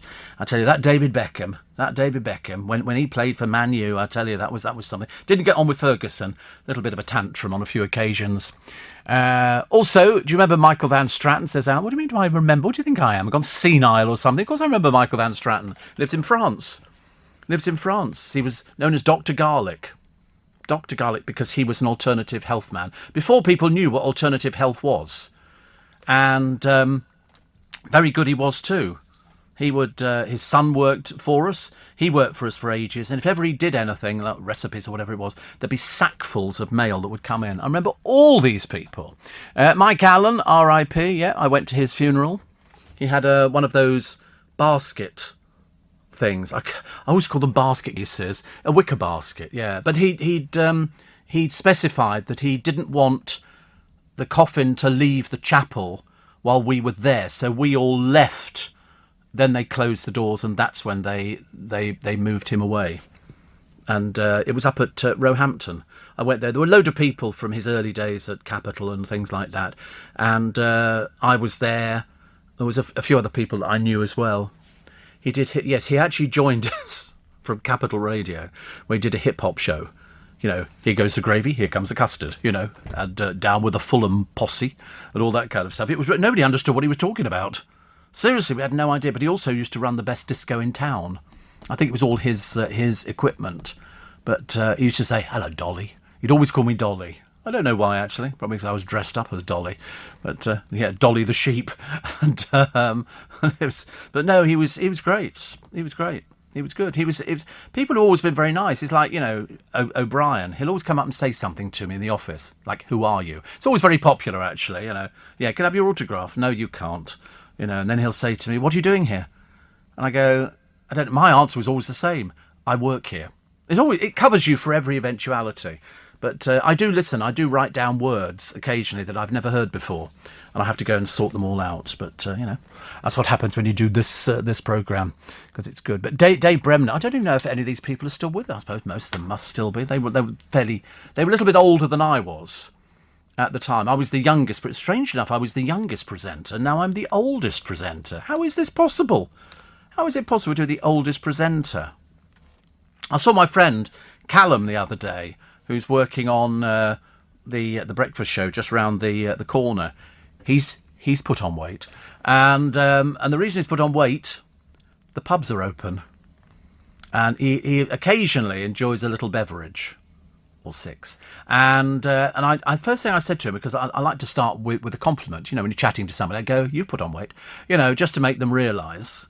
And luckily, if they don't actually hear me, I'll pop it on a postcard and stick it in their pigeonhole, and then it works. You're listening to a podcast from LBC. Oh, just to go back briefly to Matt and Gina. One MP says the minister must be the stupidest man on earth if he didn't spot the camera. Apparently, it wasn't in a fire alarm at all. It was a CCTV camera, which has since been disconnected. But it's a CCTV. He must have seen it. How would you? Why would you think that a CCTV camera wasn't on or wasn't working, or perhaps he needs to go to Specsavers? Because as I said, we've actually got CCTV at home, and we've got, must be 16 cameras. About 16 cameras. Car park, front door, entrance hall, corridor, lift, all over the place. You can't gain access to the building or onto the property without being caught by a camera, because we have cameras everywhere, and it records 24 hours a day. Just thought I'd let you know that. It's quite exciting. I mean, to be honest with you, for what it actually costs, and it certainly came in quite inexpensive, and we just added it's a system you can keep adding cameras onto it, which is very good. A tragic letter from World War I is going to be auctioned. We'll tell you about that one a little bit later on. And the lorry driver who cooks up gourmet meals in his cab, he's got a little stove, and he cooked, not while he's driving, obviously, but he does that, which is very nice indeed. Fat people can lose weight by clamping their jaws shut. It's a new thing that they've invented. It's magnets, and they're fixed onto your teeth, and you can't open your mouth to put food in. But they do give you a key which can open it if you get... I would be panic-stricken. So in other words, all the food you have is liquidised. Everything is liquidised. And you sort of presumably have it through a straw. But I've heard of people who can manage to bypass things like that. But you can lose something like £6 in 2 weeks or something. You're supposed to lose £2 a week. That's what the accepted thing is. Tom Kerridge, the chef, has been criticised for posting pictures of a customer who didn't pay a bill. It was £28.50. And the bloke had whatever he had for £28.50. And then he walked out without paying. He's a crook. And so Tom Kerridge published a picture, and people have criticised, the internet woke trolls. Oh, I can't believe that somebody as rich as Tom Kerridge has complained about this. And you think, well, I'll tell you what, let's invite them round to come and pilfer from you. Somebody's got to pay for it. Who do you think pays for it? It's the staff. The staff have to pay for these sort of things. So that's what he did. He posted a picture of this bloke, £28.50. Somebody said, for Tom Kerridge, that would just be a glass of water and a basket of bread. I thought, honestly, when you get stupid people, you really get thickos, don't you? Really get thickos. Everybody's saying the same about Anne Robinson. She looked like a bundle of nerves on Countdown, complete bundle of nerves, she's not been on television for ages. And there was probably a good reason. I liked her when she was on Watchdog, and I liked her on her other programme as well. But then she had a break for a while, and now she's on Countdown. But the ones you're watching, it's already pre-recorded. They must have done quite a few, I suppose, just to get her into it. Gogglebox Pete has died at 71. He was carrying a wee bit of weight, so he was lucky to have made it to 71, bless his heart. But I quite like some of the people on Gogglebox. Half the people, when it's the celebrity version, I've got no idea who they are. No idea. And then there was the man who everybody's talked about, actually, because he was the bloke who started the Pride of Britain Awards. And when I heard about it actually because Dawn Neeson wrote about him and said R.I.P. And it's to Peter Willis. He passed away on Friday, began his Fleet Street career, worked with Piers Morgan on the Bazaar column, became TV editor, went to the Mirror. One of his biggest achievements was conceiving and launching the Pride of Britain Awards. And he was only young. He was only young, really. Even though he'd been working in Fleet Street for about 23 years. And everybody says he was a lovely, lovely person. Chief Executive of Mirror, owner Jim Mullen, says, we're deeply saddened by the loss of Peter, and sympathies go out to his family and friends. He seemed a really lovely person. Really, really lovely person. So, there you go. But I think he was in his 50s. I think he was sort of middle to late 50s. Telly and radio person Ryland Clark Neal has blamed the breakdown of his 6-year marriage on his own mistakes. But we don't know any more than that, so I suppose you could all hazard a guess, as he is seeking help from it. He said, following reports about Dan and I spending time apart, I feel I have to speak out, as the way it's being reported is unfair. I don't understand what's unfair about it, Rylan. You're having a bit of a sort of a mare over this one. The thing is, he's had to move out and living in a rented accommodation. And only the other day they said he often spoke of their relationship on air and even co-hosted This Morning, but it was a disaster. They don't want to discuss it in public. Well, he has. He's now said it was his own mistake. So what was it? What was it? Either you're going to tell people or you're not. If you don't do the silly little tease thing, because it's a bit boring. Let's go to Dan, offer him 20,000 quid, and he can tell us exactly what went on. Was it drink? Were you drinking too much? Working too much? There's only a limited number of things it can be. Not that he fell off his scooter in the garden or something like that. All 10 contestants have coupled up. It's all the one-night stand brigade on Love Island. It's really. And now they've got Chloe Burrows on there. Yuck, yuck, yuck. This is the 25-year-old who last week admitted having a fling with her married city executive boss. And despite the fact all the contestants have been neatly paired up under the watchful eye of Laura Whitmore, what she contributes to, you can write on a grain of sand. And Chloe tried to lead them astray with a saucy offer after arriving outside the villa. So they've got a picture of her. You've got Faye and Brad. Faye, of course, who looks like the sort of person who'd be arrested by the police if she turned up in a real beach wearing this bikini. It's not even somebody described it. It's a piece of material shoved around her scrawny neck, covering her boob. But it's the same thing as Whatsit was wearing years ago, the belt. You remember Jodie Marsh? Yeah, she was there as well. Kaz and Toby, that'll last about 5 minutes. Sharon and Hugo, I don't think Hugo's going to be interested in anybody. He's far too shy. There's no point in sort of trying to pair him up with a girlie. He just doesn't want to be there. He wants to go and sit PE teacher. I know, but he's a complete drip. He really is. I mean, he's only been in there for the first little bit, and already you're going, oh, God. Even the girls are going, he's a bit shy. I thought, well, of course, he's never been confronted with people like you lot before, ever.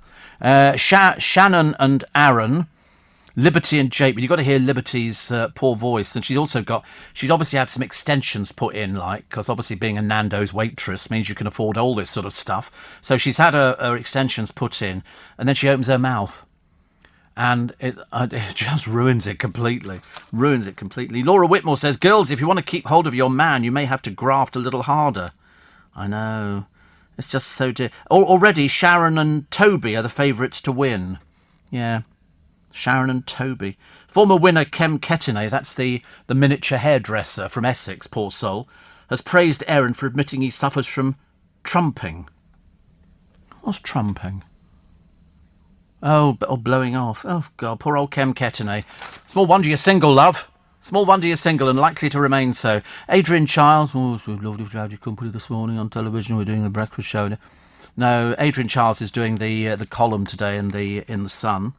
He talks about Matt Hancock. In fact, to be honest with you, it's marginally more interesting than listening to him doing a breakfast show on the television with old Watsit's wife. How you?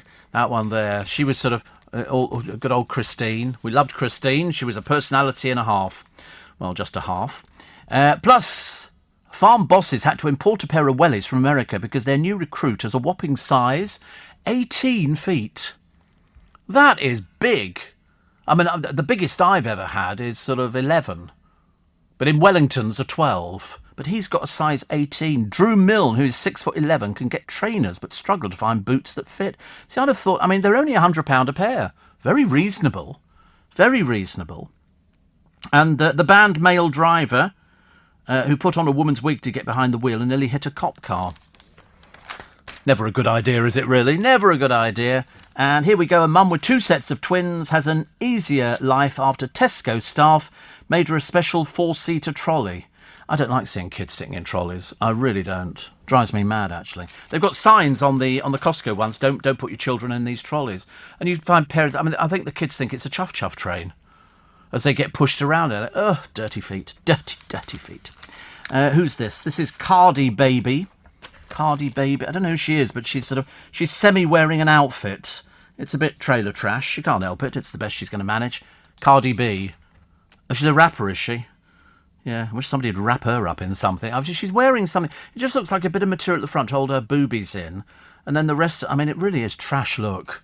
It really is. It's not the best look I've ever seen. Kimberly Walsh has secretly given birth to a baby boy. And this is her third son. A third son. Yeah, some people try for ages, don't they? And also a vegan dad has won a battle with the school to let his daughter have soya instead of cow's milk.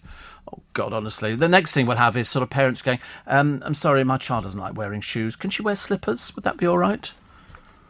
Only 4% of women, though, were in favour of transgender men using the women's toilets. Only 4% of women. They didn't want that at all.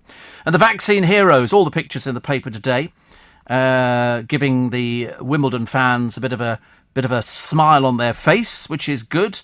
And then this sort of Kimberly Garner giving a wave. Put some clothes on, dear. You look a bit naff. A little bit naff. Didn't make it to Love Island, did we? Not at all surprised. You're listening to a podcast from LBC. Nice to have your company. Steve, do you think Matt and Gina will be the next to be interviewed by Oprah? No, I don't think. I don't think even poor old Oprah Winfrey is remotely interested in Matt or Gina, especially as now neither of them have a job. Well, he actually could go backbench, but she doesn't need to worry because she's got loads of money. Steve, good on Tom Kerridge. Too many people have no conscience to think life is a free ride, expecting somebody else to pay. I wish I could publish the addresses of all the customers who've knocked me for their milk bill, says Kevin the Milkman. We went past a shop the other day, Kev, in Marylebone, and it's a shop that's got all sorts of things, and they've taken photographs on their CCTV, they've lifted them, of people who've shoplifted from them and covered their windows with them. Because people thieve. Scumbags thieve. And they should be taken out and dealt with. So I think the Essex Police or One Force got into trouble for printing pictures of criminals.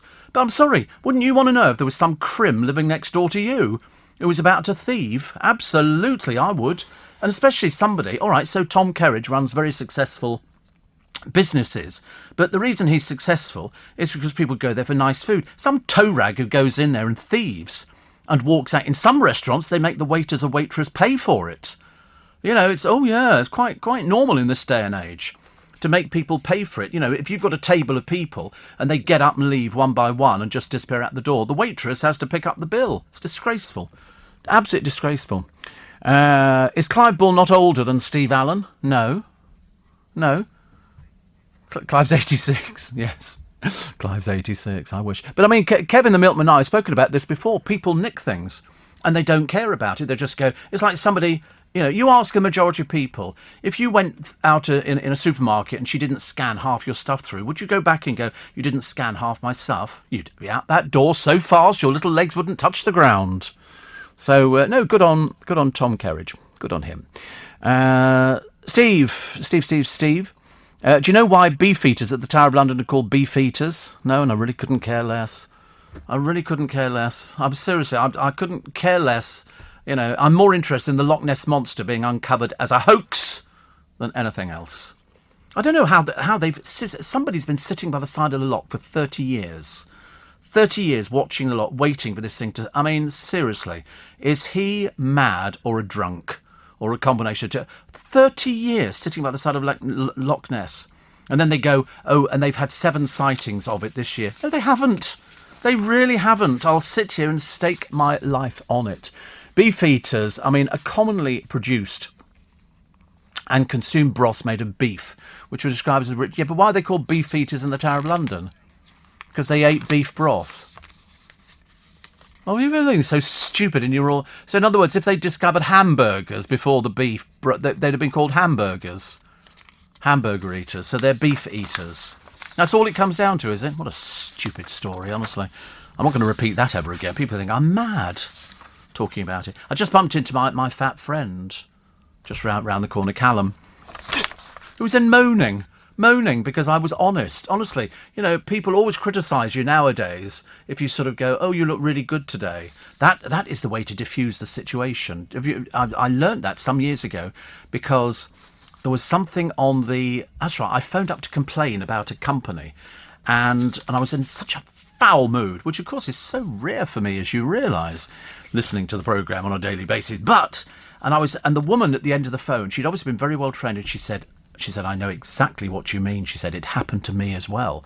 And the next thing I find myself going, oh, so now you know how I feel. I know exactly how you feel. And she diffused the situation in a matter of about 2 minutes. It was phenomenal.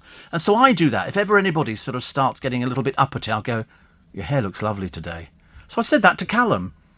And I didn't say your hair looks lovely. What I said was, what colour did it say on the bottle? And fatty. And he sort of said, and because he's had a haircut, but it's sort of one of these haircuts that would probably suit somebody younger.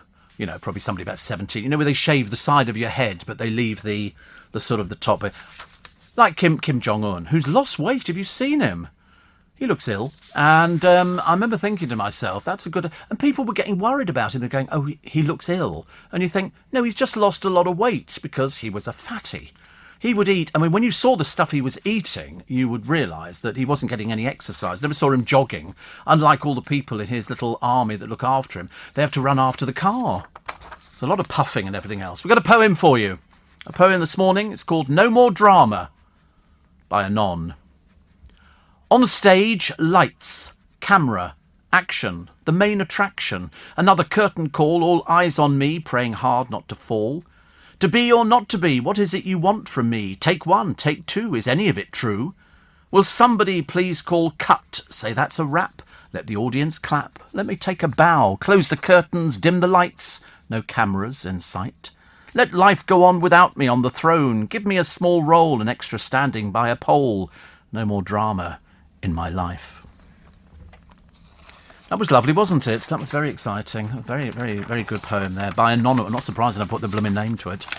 You know what people are like? They wrote that. There'll be somebody listening going, my uncle wrote that.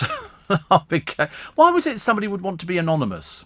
Unless it's somebody really famous and they do things anonymous. They've just found a book in I think it was in a library. And no, it was in a shop. They found this book. Anyway, they bought it and they opened it up, and inside are all these John Constable pictures.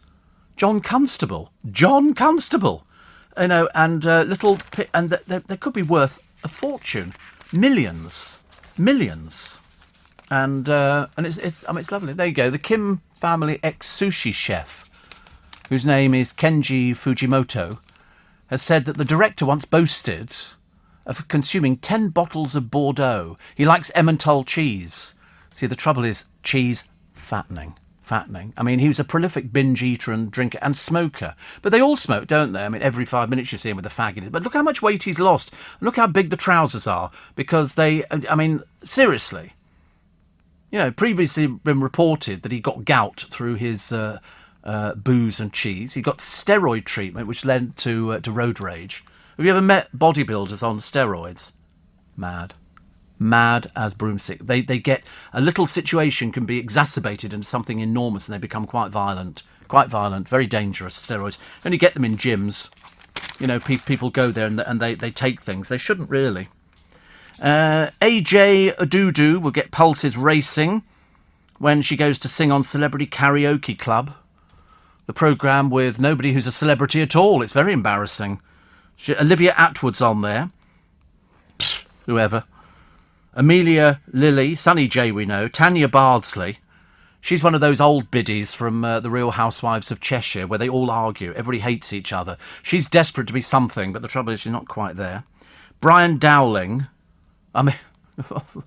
Brian Dowling. Hello? Who? Who's Brian Dowling? When did we last hear from him? I mean, I've got no idea. I suppose when he said, do you want fries with that? That'll be the last time. Or, can I have a cola, please? No ice. And I'll have my McDonald's fries with salt. No, sorry, with no salt. No salt. Then they have to cook them specially for you. Just to annoy people, I do that. Just on principle. No, I don't even want them. I don't like things that go soggy. Cheesy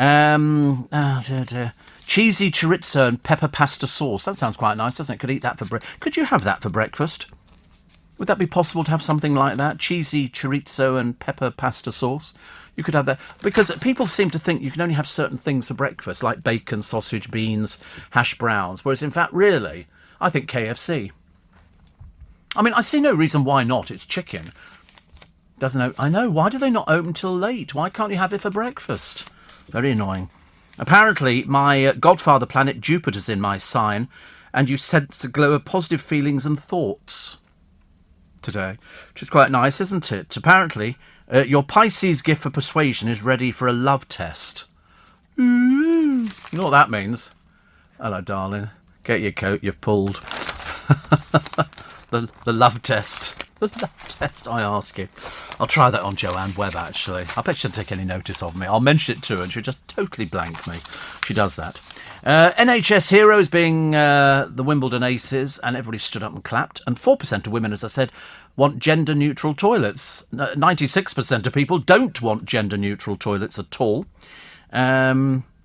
Oh, the Coronation Street storyline. They're going to tackle the plight of disabled people working at home during the pandemic. I don't know why they think that's a storyline, but they seem to come up with all sorts of other little bits and pieces. And Gogglebox star Pete has died at the age of 71. I didn't know who he was until I saw a picture of him, and I thought, oh, we liked you. But he was carrying a lot of money, definitely. Sorry? Oh, it's carrying a lot of weight. What did I say? Money. I know. Well, he was probably carrying a lot of money as well. I carry a lot of money in my pocket. Then I emptied it the other day of all my change. Because it was literally, I was leaning to one side as I was walking down the road. Somebody offered me their seat on the bus the other day. I felt so ancient. How was it? I said, no, I'm fine. Cheeky devils, honestly. But I do hate it, the school children who get on the bus, the rude ones, and they sit in the seats made for people who don't find it easy to stand. And you feel like, if I was the driver, I'd stop the bus and go, out of that seat. Look, there's a picture on the wall for thickos like you. Do we do smacking? Do we not do smacking? That's always a good one for radio presenters. You know, if they're looking for something to do on BBC Radio Oswestry, they go, oh, favourite sweet, favourite smell, smacking. You know, the local vicar will be covering that one. Yeah, favourite biscuit. But the calls are growing to ban smacking across the UK. They said it doesn't achieve anything. Of course it does. Very good mark on your bottom. That's what it does. It achieves it. But it was always the threat a bit, because people said, we used to have a presenter years ago, and he said it's not smacking, it's abuse. I said, but, you know, we used to get smacks, but not very often. It was the threat of your father's coming home soon, you know. He'll sort it out. And then my father would come in. I'd hear the car coming up the drive. Yes, we had a drive. At the side of the house, and then you parked nobody ever used our front door. The only person who used the front door was the postman, because you drove up the drive at the side of the house and parked round the back on the patio, and then you went in the back door. I don't think the cat realised we had a front door. It spent all of its time going out of the back door and then coming in through the back door. But we did have a pine-clad kitchen. We were way ahead of it, way ahead of it. My father put battening in, and my father was very good at making things. Very, very good. Well, he made me. And perfect, absolutely perfect. Students face a ban on mobile phones. Have you noticed, you get on the train now, everybody's on their mobile phone. I don't think, in fact, if they're not, they're colouring in or doing something like that. But I mean, most people are on their phone. They're either checking it or chatting in a loud voice to somebody, you know, in wherever it happens to be, about some really nondescript things at all. And the Queen is still doing official visits, this time to a soft drinks factory. She did the IRN Brew thing. And, it's Iron Brew, is it? I like to mention IRN. I think it's necessary. It's called Iron Brew, is it? But they got it wrong, because they used to say it made from girders. Well, don't be so ridiculous. Of course, it's not made from girders. Who ever heard of drinking a girder? You can't. Gouda, yes, but never a girder. You're listening to a podcast from LBC. Love Island's toe-sucking challenge, toe curling. The trouble is, it's almost like I'm a celebrity, get me out of here. We're actually paying you, and you'll do what we tell you. If you don't want to do it, get out. It's as simple as that. It's really so tragic. But on Love Island, they don't... the challenge was to suck toes or something, or snog and everything else. I thought, ugh, how disgusting. It really is. Some perfect stranger. You don't even know these people. It's like Friday night in a Wetherspoons. It really is. It's a case that's what people do. They go out, they get drunk, and all of a sudden, the desperately sad-looking thing at the end of the bar becomes the most beautiful thing you've ever seen in your entire life. You go, I love you. I love you. And then, even the viewers were disgusted. They had to suck each other's ears and toes. But of course, if you're so desperate to be somebody as opposed to a nobody, you'll do anything. You'll absolutely do anything. It was just... Some viewers were left almost throwing up. Which, of course, would have made it marginally more entertaining. But it's so embarrassing to look at them, because it's just a bunch of himbo and bimbos sitting there wearing their swimming costumes. And at one point, there was one man, he had to... What was it? He either had to simulate making love or something. And he literally took his shirt off. And I'm thinking, you are trash, aren't you? But the little shy boy, the one who's the PE instructor, there's no chance of him getting off with anybody at all. Hugo. As I say, all the girls have said on there he's very shy. And somebody said, is that appealing? I went, no. Of course it's not. They're looking for the outrageous ones. But the trouble is, because you're on camera, they all have to be fake. Yeah, I'm really having a great time. My life is wonderful. No, they're all dismal failures. That's why they're on the programme. Bad, isn't it? Louise says, Matt wants to be with Gina, but does Gina actually want to be with Matt? Well, she certainly did the other day when he was groping her. I mean, I'm assuming that was sort of genuine. I don't know. It's what? She left her... Were they married, though? I wasn't sure she was married to that very, very good-looking bloke. And she's ended up with Matt Hancock. God, it's truth, honestly. A shop here in Riverwood, says Shane, he's in Sydney, had an enlarged photo of a shoplifter and the police got him. Yeah. Well, I mean, good on Tom Kerridge. Good on Tom Kerridge. Clive is a dog, you're a horse. You're the Chinese zodiac, says Lawrence. Love it. The Beefeaters are so named as they paid part of their salary in beef up to the year 1800. Funny thing is, they've just taken on some more Beefeaters down at the Tower of London, and yet I thought it was only a year ago they were getting rid of them because they're funded by historic royal palaces, not funded by anybody else at all. Also, Steve, happy solemnity of St. Peter and St. Paul. Are you observing the feast? I'm not today, actually, Donny. I've got loads of things to do today, like take the car in for a very expensive service. Also, Steve, I remember about 10 years ago, KFC at Marble Arch for a time opened around 6 a.m. and served a breakfast including eggy bread. Says Dave in his life. Even at this time of the morning, eggy bread makes me feel slightly queasy. I don't fancy that idea. But I see no reason why you couldn't have KFC at this time. Why not? It's just chicken, isn't it? I mean, why should you not have chicken for breakfast? I think it seems perfectly reasonable. About time that they started rethinking the opening hours, all this.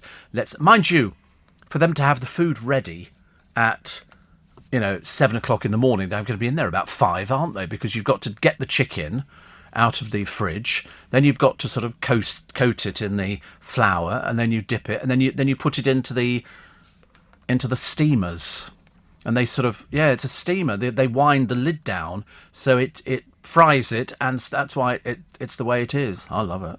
I could eat it now. I see no reason why we shouldn't, but of course you have to wait.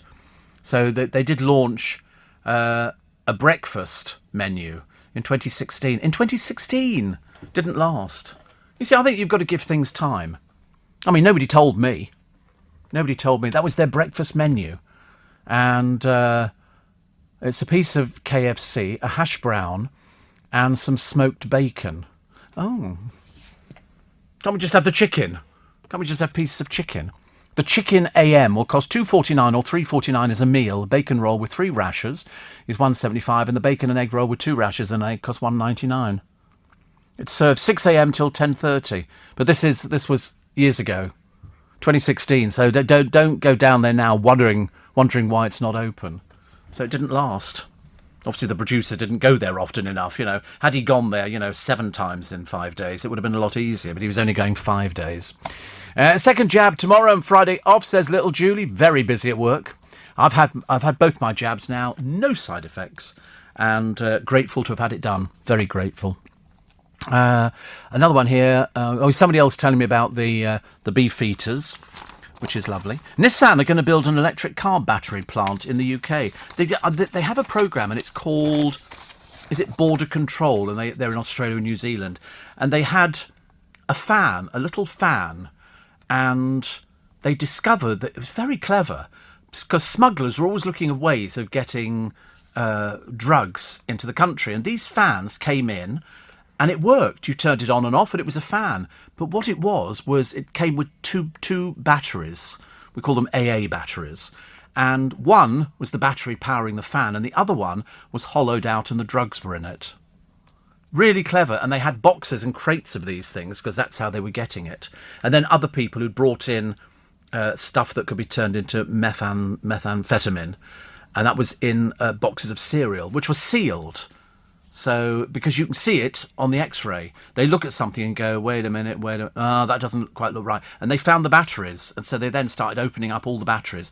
And there was something like $5 million worth of cocaine in these batteries. It's huge, But the trouble is, because there's so many of these drugs around now, £5 million worth coming in here, 20 million comes in at the top end of the country. It's the way it's always been, I'm afraid. Just when they say, we found the biggest haul that we've ever had. And you go, yeah, but somebody be finding more. Trolls have blitzed England's footballers with 2,114 abusive tweets during Euro 2020. I love the trolls. They really are hilarious, aren't they? And it's Pete McGarry, who's died aged 71. He, along with his wife Linda and son George, joined the channel in 2013. His death was not related to COVID. But some of them are quite nice, aren't they, on that programme? Some of them are very irritating. Very irritating. So the Loch Ness Monster mystery could finally be solved after the water levels plunged in the lake. Steve Feltham, famed Nessie hunter, said, "In 30 years of sitting here, I can't remember ever seeing the water down this low. If it carries on like this, we'll soon have the Nessie mystery solved." I'll tell you now, actually, Steve, to save the embarrassment, there is no Nessie. OK? The loch is so shallow that once submerged piers are reappearing. That's how shallow it is. That's right, I need me a cup of tea. The amount of cocaine taken in London each day, is this captured? 567,445 doses. That's what they find. Because you know what they're doing now? A lot of drugs and cocaine are delivered by couriers.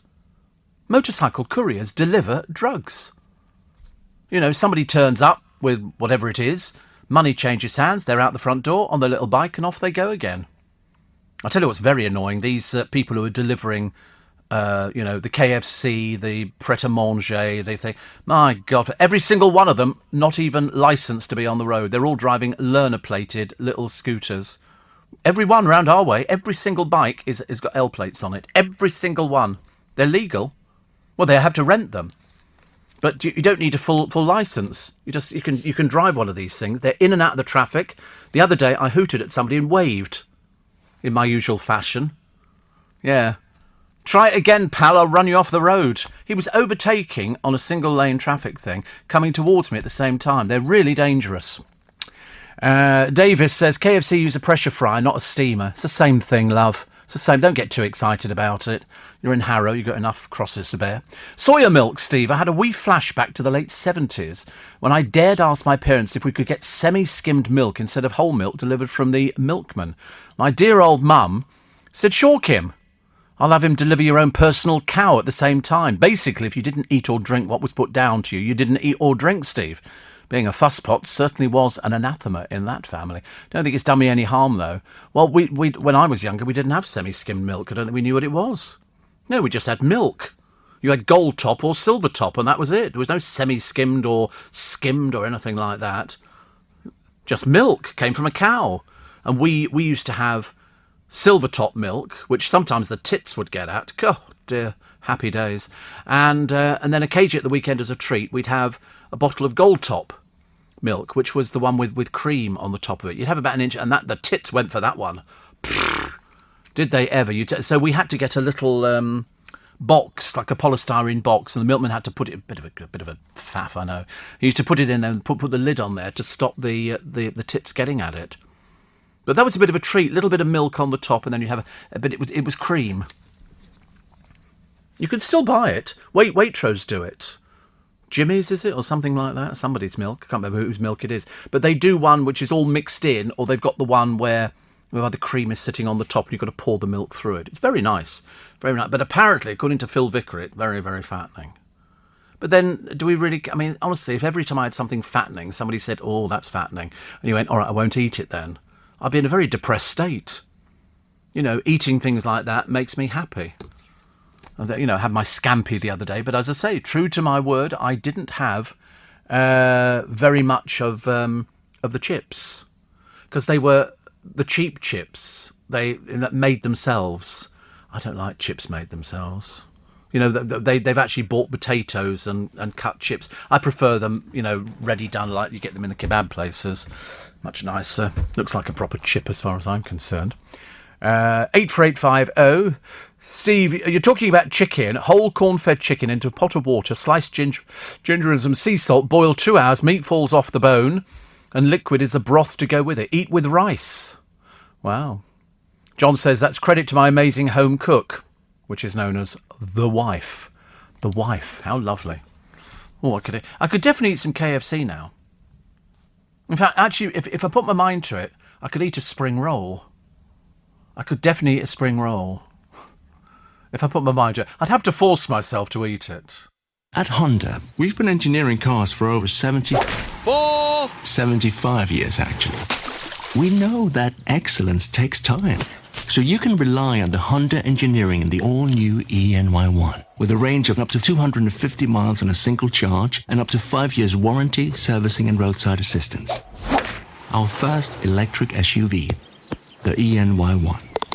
Oh, a hole-in-one. Yes. Honda, the power of dreams. Range based on test conditions and may vary. You're listening to a podcast from LBC. I love the idea that Sajid Javid has said that they want to lift the coronavirus restrictions as soon as possible. Thank goodness for that. So we're looking on target, aren't we, for the 19th? Which is, does that mean I'm still going to wear a mask? I'll have no intention of changing that at all. Rachel in Essex says, my nan used to listen to you all the time, and your voice brings me great comfort since she went. Well, that's nice. I've never been associated with things like that before. That's a first for me, Rachel.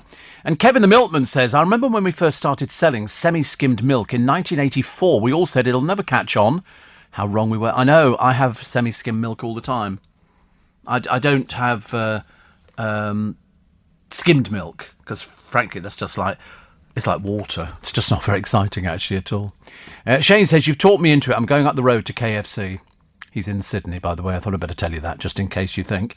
And then somebody says, Steve, I'm confused as to whether you're a Love Island fan or not. You seem to know an awful lot about it. Because I'm a radio presenter. What do you mean? Because I know an awful lot about it. It's because I can read. I have the gift of reading. And we watch, so you don't have to. You see? So basically, we are your eyes and ears. You know, and if I say something's absolute garbage, the chances are it is absolute garbage. And this is just embarrassing. It's basically a load of people who have the morals of an alley cat. They have no hesitation. Somebody says, OK, now snog this person, now stick your tongue in their ear. And you go, suck their toes, and you think, and this is a TV programme? No, it's for peasants. Seriously, it's for people who have got no morals whatsoever. And all they've got to do is look at all the other people on Love Island with them, if only it was, and they have to think, I have to knock all of you out so that we can win. Because no point in being a loser. And bearing in mind, there aren't as many opportunities to make money. No discos for you to go to and go, hello, all right? Yeah, I was on Love Island, yeah. Yeah, it's, you know, that's how bad it is. Roger says, why do I feel like a naughty schoolboy? Because I'm late to the party today, got stuck in a place with no reception. Honestly, we get this on a daily basis now. It's just ridiculous. Do download the LBC app. It's guaranteed to make sure that you get the best possible reception, and you can download all the apps, which is lovely, isn't it? Wimbledon, back to normal the other day. So they've got loads of people. Italian ace Camilla Giorgi raised eyebrows after a racy lingerie snap on her social media site resurfaced. Dear, how sad. Somebody wrote, come on, you're gorgeous, but do you really need to expose your body in public to boost your confidence? Yeah, they had all sorts of people there, as I say, including Kimberly Garner, who apparently is made in Chelsea, but you wouldn't have the faintest idea who she was at all. Nobody knows who she is, not even her. Plus a singer called Anne-Marie. You'd know it was her because she's wearing an outfit wholly inappropriate to wear out to Wimbledon, and she's got pink hair. So more insecurities there. This is Saweetie. Have you heard of Saweetie? Oh, you've heard of Saweetie. She might have walked empty-handed from the Bet Awards, but sorry, Brit Awards, is it? Oh, it says Bet Awards here. Don't start trying to make up award ceremonies. No, the Bet Awards. British star Bree Runway. Bree Runway. Sounds like somebody at Heathrow, doesn't it, really? Where will we be landing? Bree Runway. She won the Best International. Megan Thee Stallion. Who the God's name are these people? Megan Thee Stallion won Best Female Hip-Hop Artist, and Chloe Bailey stunned in a see-through gown. That's the only thing she's got going for, isn't it? I mean, really, what a bunch of tragedies, honestly. Perhaps these are all people, you know, in the making for Love Island, which is lovely, isn't it? Do like the programme, not. Duncan Campbell has retired from music. And this is from UB40. He's been forced to leave the group to focus on his health. He had a stroke at the age of 63.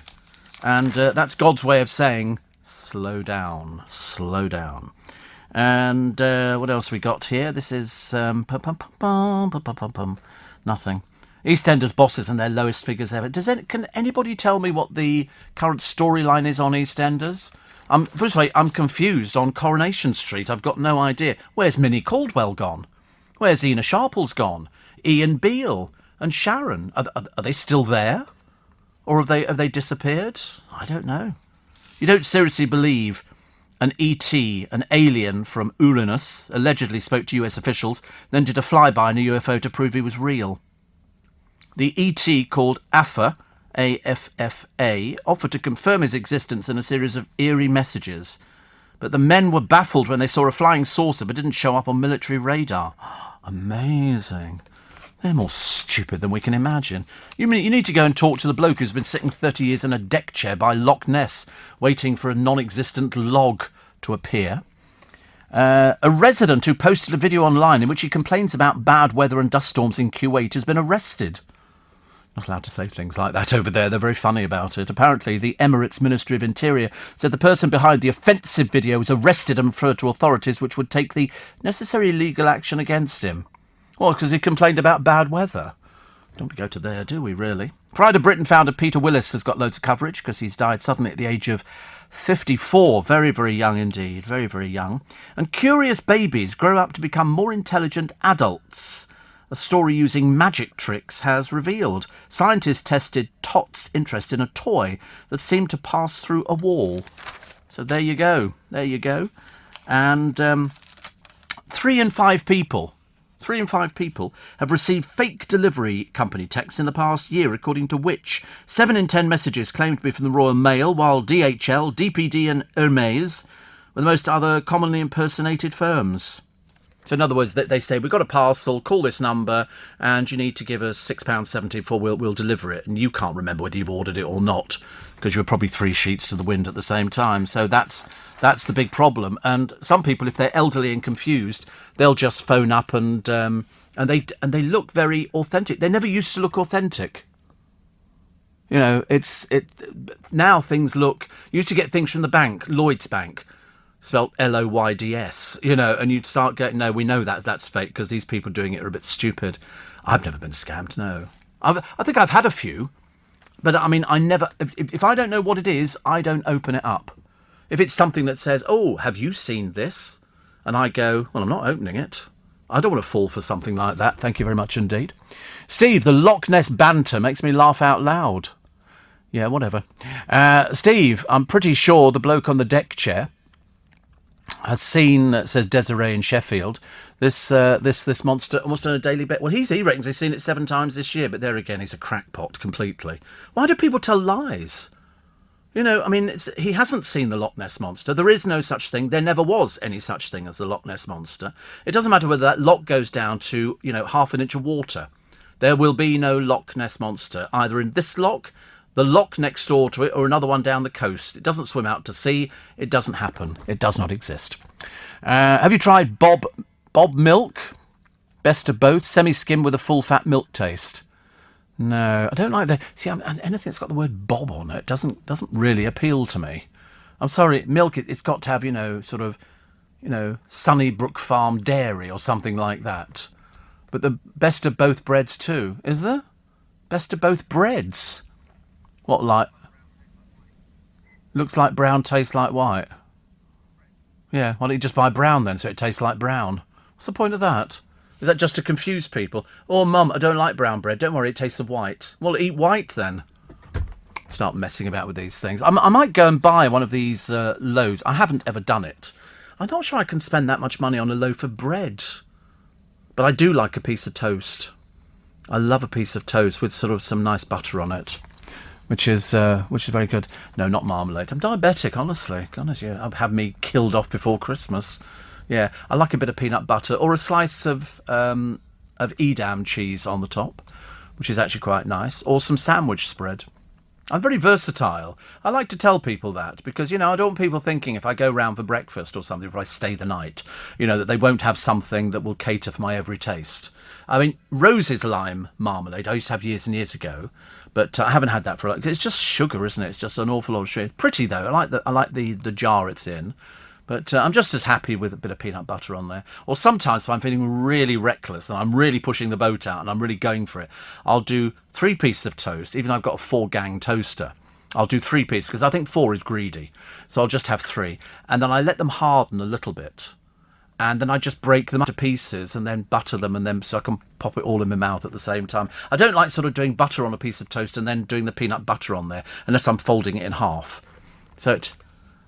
I'm not particularly bothered about the butter melting, no. I mean, it always does quite well, but I never know. I mean, I bought some thick slice bread the other week, and that was a bit difficult because putting the butter on there, I had to let the butter get soft. Because if it's hard, it just rips the toast to pieces, and it's not the same. And I learnt to just use half of peanut butter and then just fold it over, and it becomes like a peanut butter sandwich, which is quite nice. But always 3 pieces of toast, never 4. That would just mean that I'd be a very big fat person, and because peanut butter is very fattening. But I quite like, and it's got to be crunchy. I'll only do it with sort of crunchy. I can't do it with anything else. So fat people can lose weight by clamping their jaws shut. It's come from New Zealand. This. Ooh, I can think of our favourite New Zealand person. I wish somebody'd clamp his jaws together. Somebody says, "Have you ever had pink hair?" No. Why? Why would I ever have pink hair? No, I've had blonde hair. I've had blonde hair. And somebody says, "I know who Kimberly Garner is," says Roger. 5'5", blonde, blue eyes, not bad looking, designs her own swimsuits. Impressed? Slightly worried, Roger. Slightly worried that, she is. She's 5'5". About as big as a bookend, isn't it, really? There's another new scam from a company asking 199 to redeliver a parcel, says Heather in Windsor. I can't mention it because I don't know that, but I'm sure you're right, because there's loads of them, but then you have to think to yourself, did you order any parcels? And if you didn't order any parcels, the chances are it's a scam. If it appears to be a scam, it is a scam. Okay? Perhaps you should... But some of them are so clever. You phone up the number on there and it looks like you're dialing the same number that would be your bank's number and stuff like that, but you're not. You're dialing somebody else. They're very devious and all they want to do is get access to your bank account. That's all they want. They couldn't care less. Be very careful. If in doubt, ask somebody who knows about these things. Makes it a lot easier. You're listening to a podcast from LBC. Welcome to Tuesday. Welcome to the 29th of June. I'll do the weather for you in about 5 minutes, because I think it's going to be another one of those days where we start off fine and then we get a little bit of... Because we got a bit of rain yesterday. But the trouble is, I get so annoyed. You get the car washed and dried and it's lovely, and then it rains a little bit and you think, that's okay, it looks... And then when it dries, your car looks all horrid again. Is it spitting? Oh... dear, even worse. Luckily I brought my umbrella with me, so I won't get my hair wet or anything like that. And I've got to take the car in this morning, so that'll be good. What else we got? I've got to try these artisan loaves. People keep telling me, you haven't, lived until you've eaten proper sort of bread. Harry breaks cover and mentions his brother. My brother. If you want to giggle on a road trip, for some reason you take a ride with a Vauxhall owner. I don't know why Vauxhall owners are known for having giggles in the car. Yes, there's no mention of Bentleys at all. Halfords say e-cycle sales have risen 76%. This is an electric cycle. I've often thought about it. And then you look at the price of them on the television, and they're like £1,000, £999. And I thought, no, that's way too much money. That's way too much money. Can't afford that at all. The Hindus, who are lobbying the Edinburgh Festival this year to drop a play in which 3 gods go on a bender.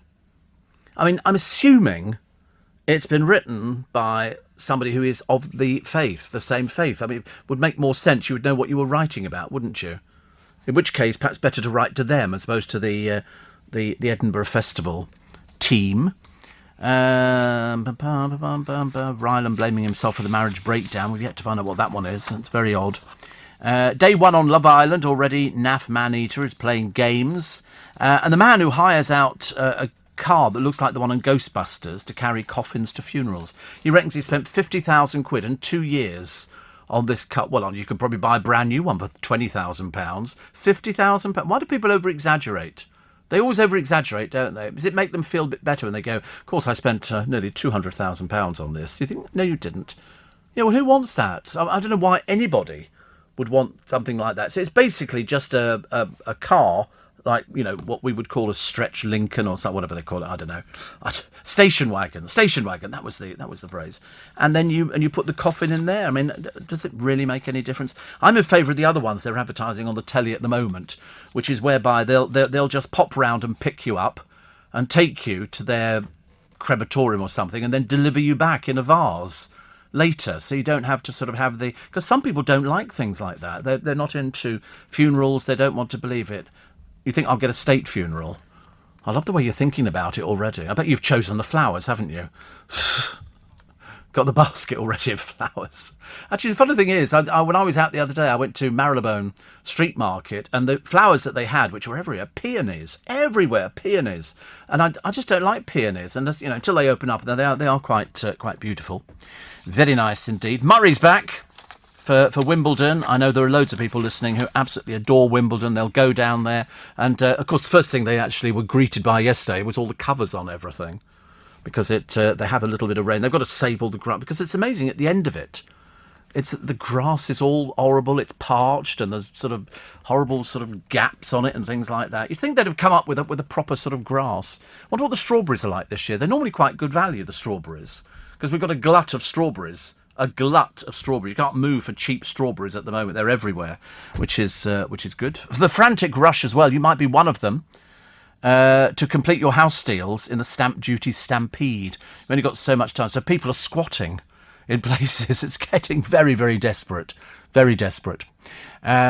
Steve, thank you for watching, says Paul, Love Island for us. You truly are a martyr and should get a knighthood. Oh, don't worry. I'll just do it. Stamp duty holiday ends end of September. Not got long to go, have you, really? Well, I don't know. June, July, August, September. Yeah. Why are they saying there's a rush on at the moment? You've got 2 or 3 months to go. For goodness sake.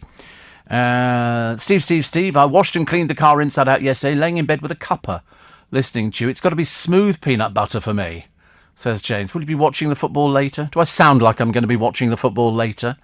You obviously never listened to this programme before. There's about as much chance of me doing that as doing washing and hanging out on the line. You know, I mean, 5 p.m, England v Germany. You know. Roger says, sorry, but Kimberly Garner says she's 5'6", not 5'5". Like an inch matters. With you on that one. Yeah, I'm 5'6". Yeah, right. And somebody says, I keep getting calls saying there's an HMRC investigation. I've called the number back several times to hold for hours. I've left my debit and credit card details for them to make sure it's me. Yeah, that's a very good idea, Dave in Epsom. That really is good. Honestly, You're the first stupid one we've had this morning, actually. I didn't realise that Epsom had people like... You must be at the wrong end of Epsom. You're in the sort of the naff end, I suspect. Yes, it's Egham. Sort of missed out, I think. The Mirror this morning. A night made for heroes. Millions watching at home. Packed pubs. Yeah, I mean, you think pubs are going to be... You're going to a pub? No, you're not going to go to a pub. I'm not going to go to a pub either. It doesn't interest me. Perhaps they have said millions of people will actually do it. And they will go out to the pubs and they'll probably have a marvellous time. And then they'll stagger back. God help us if we lose. Well, I don't know what are the odds on us winning. England fans gearing up for the Germany clash and praying it doesn't go to penalties. That's what they're saying. 5.25 million pints predicted to be sold in pubs today. I bet they'll be banging the price up, won't they? Who was it who went out the other day to buy 2 pints of beer, lager, something like that, and it was £17, £17 or £18. That seemed a bit steep. It's what they call a designer beer. You know, and some of those can be quite expensive, can't they? Because they're not made in sort of much big volumes. But this bloke nearly passed out. Craft beers, that's the word I was looking for. Craft beers. I've never drunk beer, so I don't know. I don't know what it's like. Bad enough to get me to do that bread, you know, which sounds a bit expensive. But I mean, I'm willing to go for it. You know, there's no point in complaining about something if you haven't tried it. So I will be trying it. So 6 in 10 Brits targeted by fake parcel courier texts. There you go. And it says here, your Royal Mail parcel is awaiting delivery. Please confirm the settlement of £1.99 GBP on the following link. And then it's mail-delivery-blah, blah, blah, at Royal Mail. They're very sophisticated, even if after the 20 million that they send out, which would be entirely possible, and only 1% come back with money, you're doing very well. You're doing very, very well. Pride of Britain founder, husband and dad, dies at 54. And this is Peter Willis. Everybody seemed to like Peter Willis. Loads of pictures of him with Prince Charles and Elle Macpherson and with everybody liked him. You never understand, do you, how somebody can die at that early an age, really. Stephen in Birkenhead says, I sent you a photo via email of a very unusual meal. Oh, right. And today is a happy day for me, says Kevin. My landlady decided to sell the house I live in, and I've been facing homelessness. For months, a local charity has helped me find a new flat. I see it this morning. I'm very relieved. We haven't seen it yet. If it's a local charity, it's not exactly going to be Buck Palace, is it? Which is good. Did you ever meet Terry Scott? No, I saw him drinking in a pub in Richmond. He was doing pantomime. And he was the one who did My Brother, Who Put Salt in Grandpa Tea, My Brother. He was very good. He had a very long-running programme called Hugh and I, and he was also with June Whitfield in a programme, and I can't remember what it was called, but again, very good. But I saw him drinking in a pub in Richmond years ago.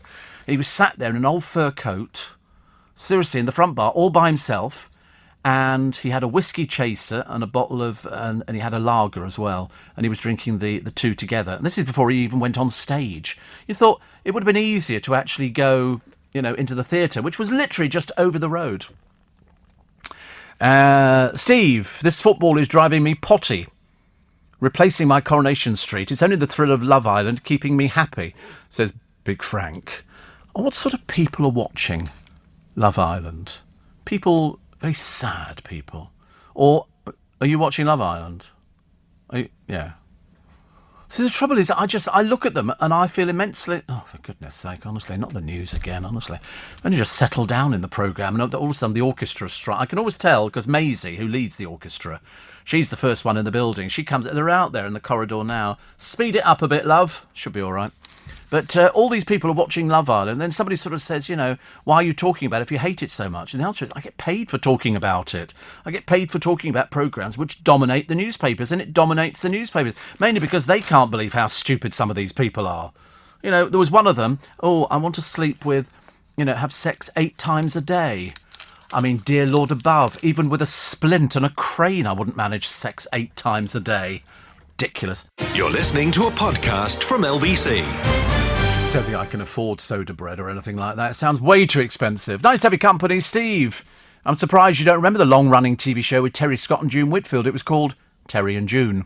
Actually, I have the box sets. I have the complete box set of everything. It's just that I could see them in their house, and it was set in suburbia, and I remember all of it. I thought it was great. I love June Whitfield, and I like Terry Scott as well. But for some brief moment, and I don't think I've ever watched the box sets. All I look at, whenever I see these programmes, George and Mildred the same, they've got the walls of the flat or the house or whatever it is. There's never any pictures on the walls. Whereas me, I've got pictures and theatre posters covering everything. Absolutely everything. Because I'm a bit of an aficionado.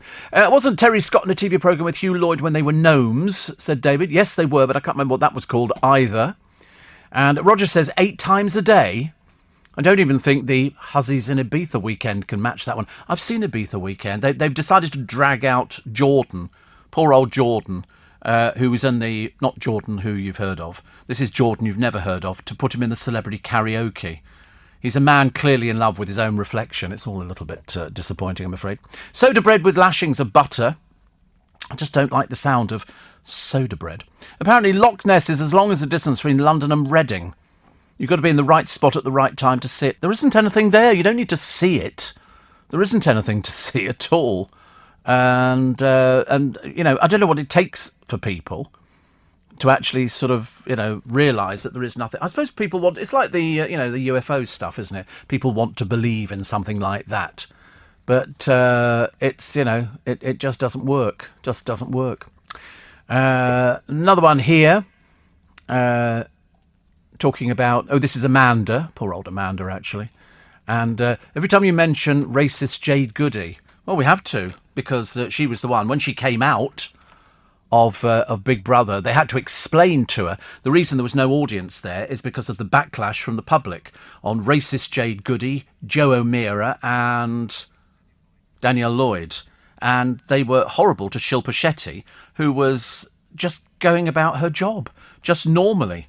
And in the end, Jade Goody had to sort of turn it around. She had to apologise. I didn't mean it. I didn't. And yet you could tell she was absolutely vile. She was the worst racist that you could ever see. You can find it on YouTube. It's not difficult to find. The Gnomes of Dulwich was the programme with Hugh Lloyd and Terry Scott. The Gnomes of Dulwich. Is that right? Check it. Gnome spelt G. No, anyway, you know. There was that woman in the paper we found. Do you remember the other week we found a woman who had hundreds and hundreds of garden gnomes? The Gnomes of Dulwich. It was the oddest programme, innit? Seriously. And it was written by Jimmy Perry. And it's a reference to the term the Gnomes of Zurich, because Jimmy Perry was very interested in gnomes. And originally it was only going to be a short sketch for the Morecambe and Wise show. Unlike Jimmy Perry's other series like Dad's Army and It Ain't Half Hot Mum, he didn't write with David Croft. It was his wife who convinced him there was a whole series in it. Now, due to the BBC having no archives until 1978, all known tapes were wiped and only a few stills and some audio fragments have survived. They didn't have anything like that at all, did they? I knew a guy, actually, a very famous guy, who was a music producer, and he had Doctor Who episodes that had transmitted live, and the BBC never had copies of them. He had to lend them, Ian Levine, he had to lend copies of them because they were doing, well, most of it was done live. The dramas were done live. And they used to hate it if it had been a pre-recorded programme and then they said, we're going to have to do it live tonight. In fact, they did it in Tootsie. If you remember, when they went, sorry, our very astute editor has edited that we're going to have to do it live. And that's when he came back and revealed that, you know, he was in fact a man. How they'd never realised, I've got no idea. Steve, why was premium bread invented? Soda bread costs more, says Sam. Carol says you'll love it. No, you see, I don't know. Soda bread, it just sounds a bit bland. I don't mind the artesian bread because it looks like bread, but soda bread sounds like it's, I don't know, is it just, what does it look like? Irish soda bread. So I've heard of Irish soda. It just doesn't appeal to me. It's a quick bread made in a variety of cuisines in which sodium bicarbonate is used. Grandma's Irish soda bread, easy soda bread. The ingredients are flour, baking soda, salt and buttermilk. You're not selling it to me. I'm going to stick to. I don't even do brown bread. I don't do brown bread. I'm a white bread boy. I like the tiger rolls or whatever they call them, but I like white bread, and possibly I used to have thick, but I quite like thin white bread as well. It toasts quicker, much toaster, and sometimes you can cram the whole piece in your mouth at the same time. It's very nice actually. Here's the lorry driver. He's in all the papers today. You can't miss him. His name is Rob Booth. He's 50. He refuses to eat fast food. So in his lorry, he doesn't use service stations for their grub at all. He takes a little slow cooker strapped to the passenger seat. He said, I'm what they call a tramper. I sleep in the truck all week, so I'm always on the road. His dishes include chicken escalope with asparagus and garlic mash, yellow dal and smoked oysters. He's also managed to make fresh scones and cheesecake from his cab. He says he estimates he spends 20 quid a week on his culinary creations compared with the average station service visit of 10 quid. He's got a little camping stove and he cooks. And it looks delicious. I mean, good for... He's still carrying a bit wet. But, he's done well, hasn't he? That's quite a good thing. Yeah, I should get one of those put in immediately. I could have a complete kitchen put in the back. I'll have to move the swimming pool, but I'm sure we'll get it sorted out in the car before too long. COVID cooks boost sales of potatoes. More people are cooking potatoes now and doing all sorts of things. Fruit and veg sales rose to 1.09 billion to 12.6 billion pounds for the year to April the 18th. 697 million kilos of that was potatoes, reaching more. I nearly had potatoes yesterday, and I thought, no, I'm trying to cut back on what I'm eating. And I thought I'd just had potatoes sauté, and then I thought, no, So I had some peaches instead. Not sure whether it was better for me or not better for me. Also, a Grand's opt to remove a brain tumour the size of a golf ball has been delayed 4 times due to COVID. They've cancelled more operations now because of COVID. At one stage, June Oakley got as far as having the surgeon's marks drawn on her head before they cancelled the operation. Poor soul. Izzy Armstrong, played by Shirley Houston, has been shielding while doing her job at Underworld, Coronation Street, tackling the plight of disabled people working remotely during the pandemic. And Shirley, who is shielding, filmed the scenes herself with partner Tony Haddock at their Manchester home, a first for the show. I've never heard of people filming themselves. It's not bad, is it, really? And here's a banner left outside the wrong house, a threatening banner supposedly aimed at football manager Rafael Benitez. And somebody left this outside the house. Photographs showed the bedsheet with the message, "We know where you live." Merseyside police are investigating after it was reported. Some people are so stupid. I mean, really, they're going to find you. It'll have DNA on it. And if you're known to the police, they always ask that, don't they? They always say, whenever they stop them on this police interceptor thing, "Are you known to the police?" And 90% of the people go, "Yes." And you think, there's a big surprise. The diary today in the Mirror, talking about the Love Island, barely getting through the villa's doors before there was snogging and toe-sucking. It really is very sad that people have to sort of debase themselves in this particular way.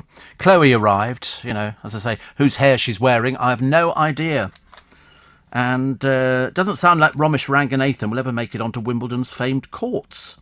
We like Romesh. He's taken over the Anne Robinson Weakest Link programme, but they're not going to be doing this, knocking people back, put-downs and stuff like that. Although Anne Robinson doesn't look as though she's got the strength to do that on Countdown at all. It's been a long time since she's been on telly, and it shows. A poignant letter from a British Tommy to his family. In the event of his death, 9 days before he died on the battlefield, has been found 106 years on. This is Lieutenant Frank Stewart Shoesmith, feared facing the same fate as many fallen comrades during the Gallipoli campaign. So he told his mother to take care of partner Ivy and help her to forget me.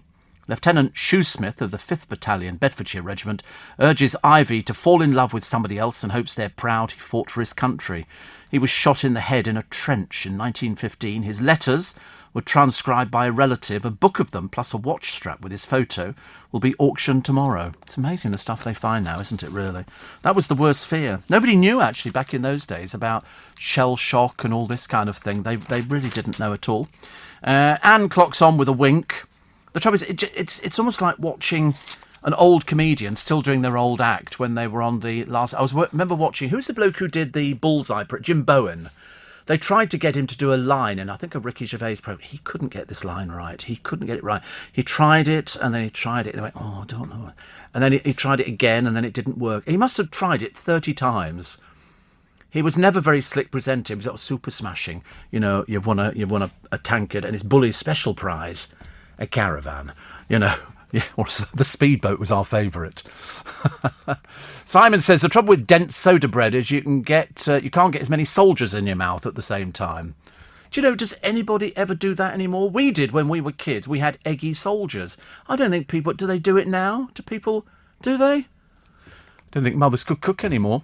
Bag of Jersey Royal, 79p, says Roger. Potatoes, very cheap at the moment. Very cheap. Steve, am I one of the few, says David, never seen one episode of Love Island? No, it's because you're in it, that's why. That's why you've never seen it. I wonder what sort of people... Do you think they sit there and go, I must put in for Love Island? What do you do, love? I'm a labourer. Lovely. And what do you do? Yeah, I live with my nan. Right. There's a story there, isn't there? Definitely. Steve, I think I've got a better chance of spotting Nessie around at my local pond than that bloke up north at Loch Ness.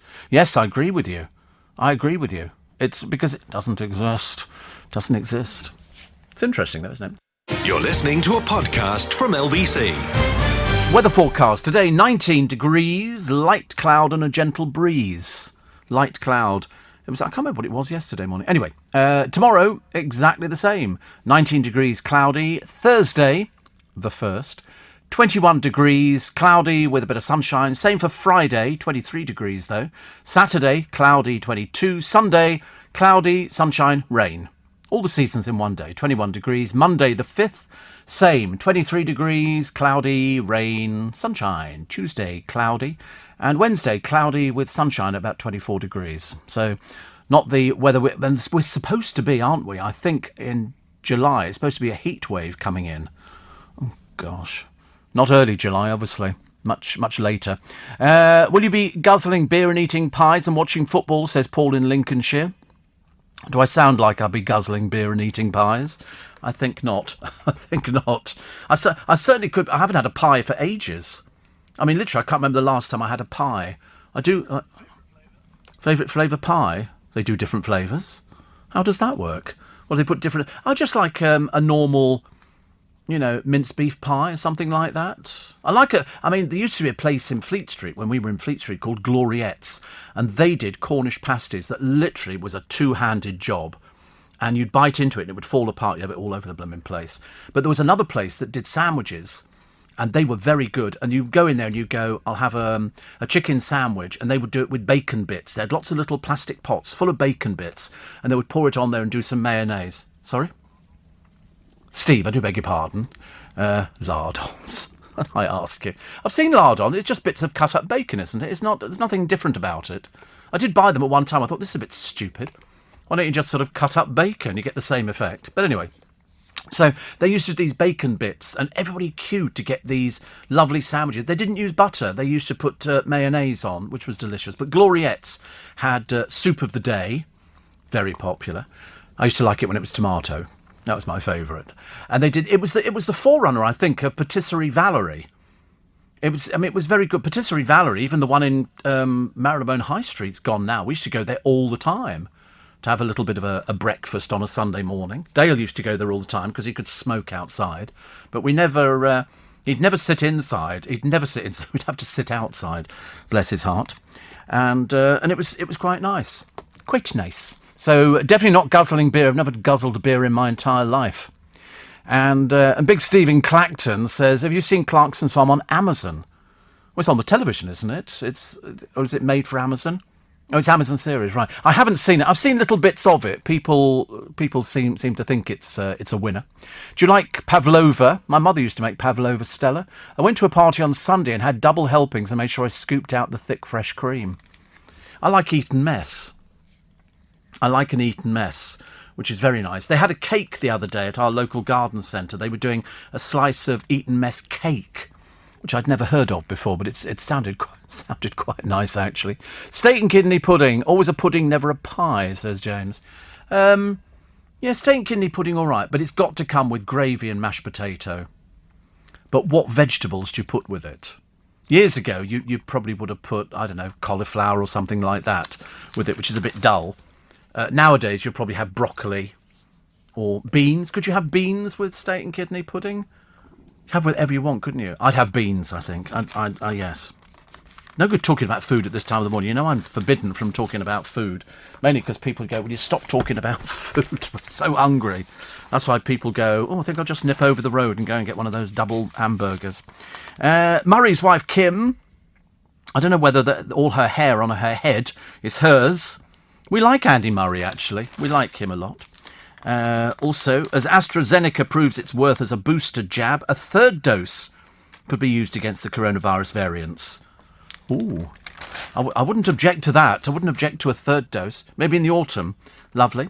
Now the PM tries to rewrite history over Hancock's exit because Boris Johnson's changed his tune. He claims he forced his minister out. Do they just sort of think that we're all idiots or something and we buy into this? Did not Johnson say he's apologised, it's forgotten? I mean, I thought I heard that on Friday. Carol in... she says, eggy soldiers is my regular Sunday breakfast treat.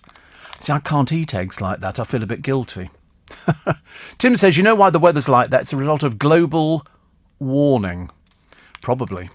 Actually, probably it might be. I mean, in some places, the heat they've got is 46 degrees, and I mean, I just couldn't function in stuff like that at all.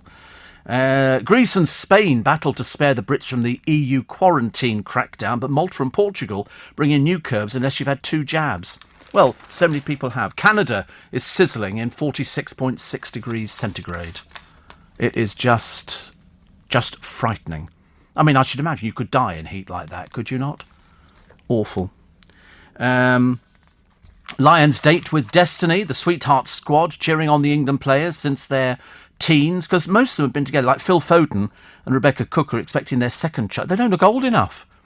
Seriously. Jordan Pickford and Megan Davison wed after 11 years together. He only looks about 14. I suppose these are early pictures that they've managed to find. Oh, look, a picture of Harry Kane with Kate and meeting David Beckham. So bored with David Beckham.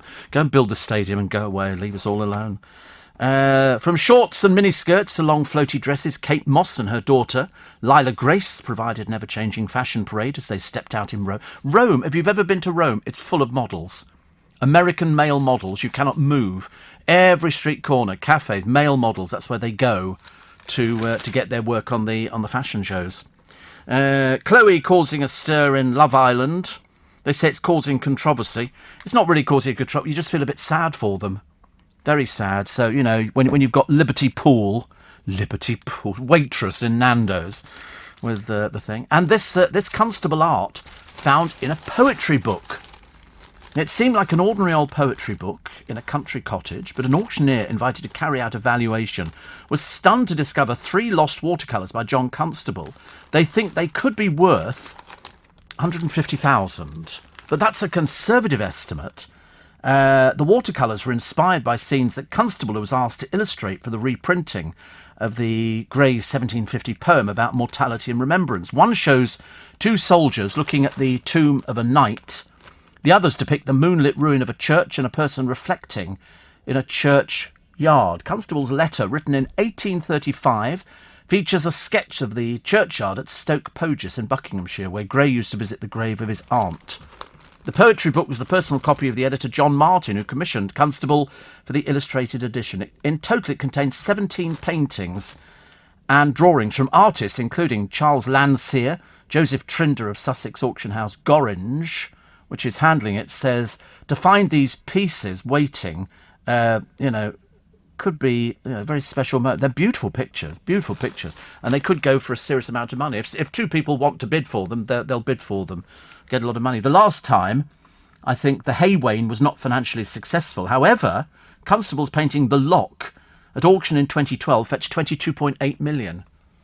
Imagine, they just found it lying around, yes. They've just found it like they say, because people have things. People have bought them over the years at auctions and stuff like that, and then they stack it, but they don't tell anybody about it, which is, okay. And Steve, I'm listening to you reeling off the list of foods you like, and I'm wondering, are we related?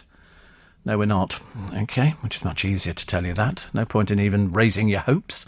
Steve, they now sell Patisserie Valerie cakes in Sainsbury's, where they bake the bread, and absolutely delicious, says Brian in Luton. They all do that, don't they? I've noticed Pizza Express, they sell their stuff in Waitrose. So you get your dough balls in there and stuff like that. I've not had a pizza for ages. And in fact, Greggs have got a range of Iceland stuff.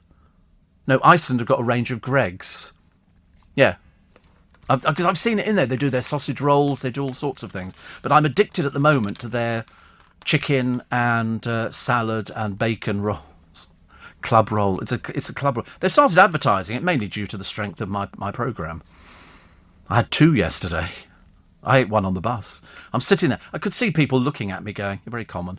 And I didn't care. Because somebody said you're not allowed to eat food on the bus. Well, I've checked all the signage. There's no signage that says you can't eat on the bus. I mean, admittedly, when I took the chicken tikka masala on there and some poppadoms, there were a few eyebrows raised. But apart from that, we were okay.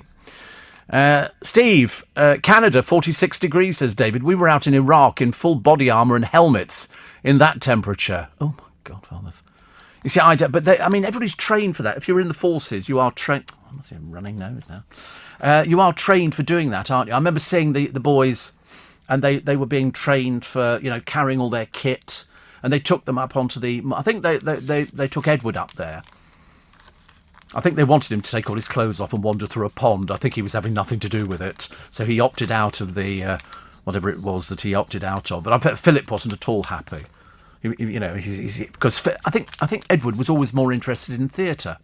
But surprisingly, out of all the marriages in the royal family, his one's still together.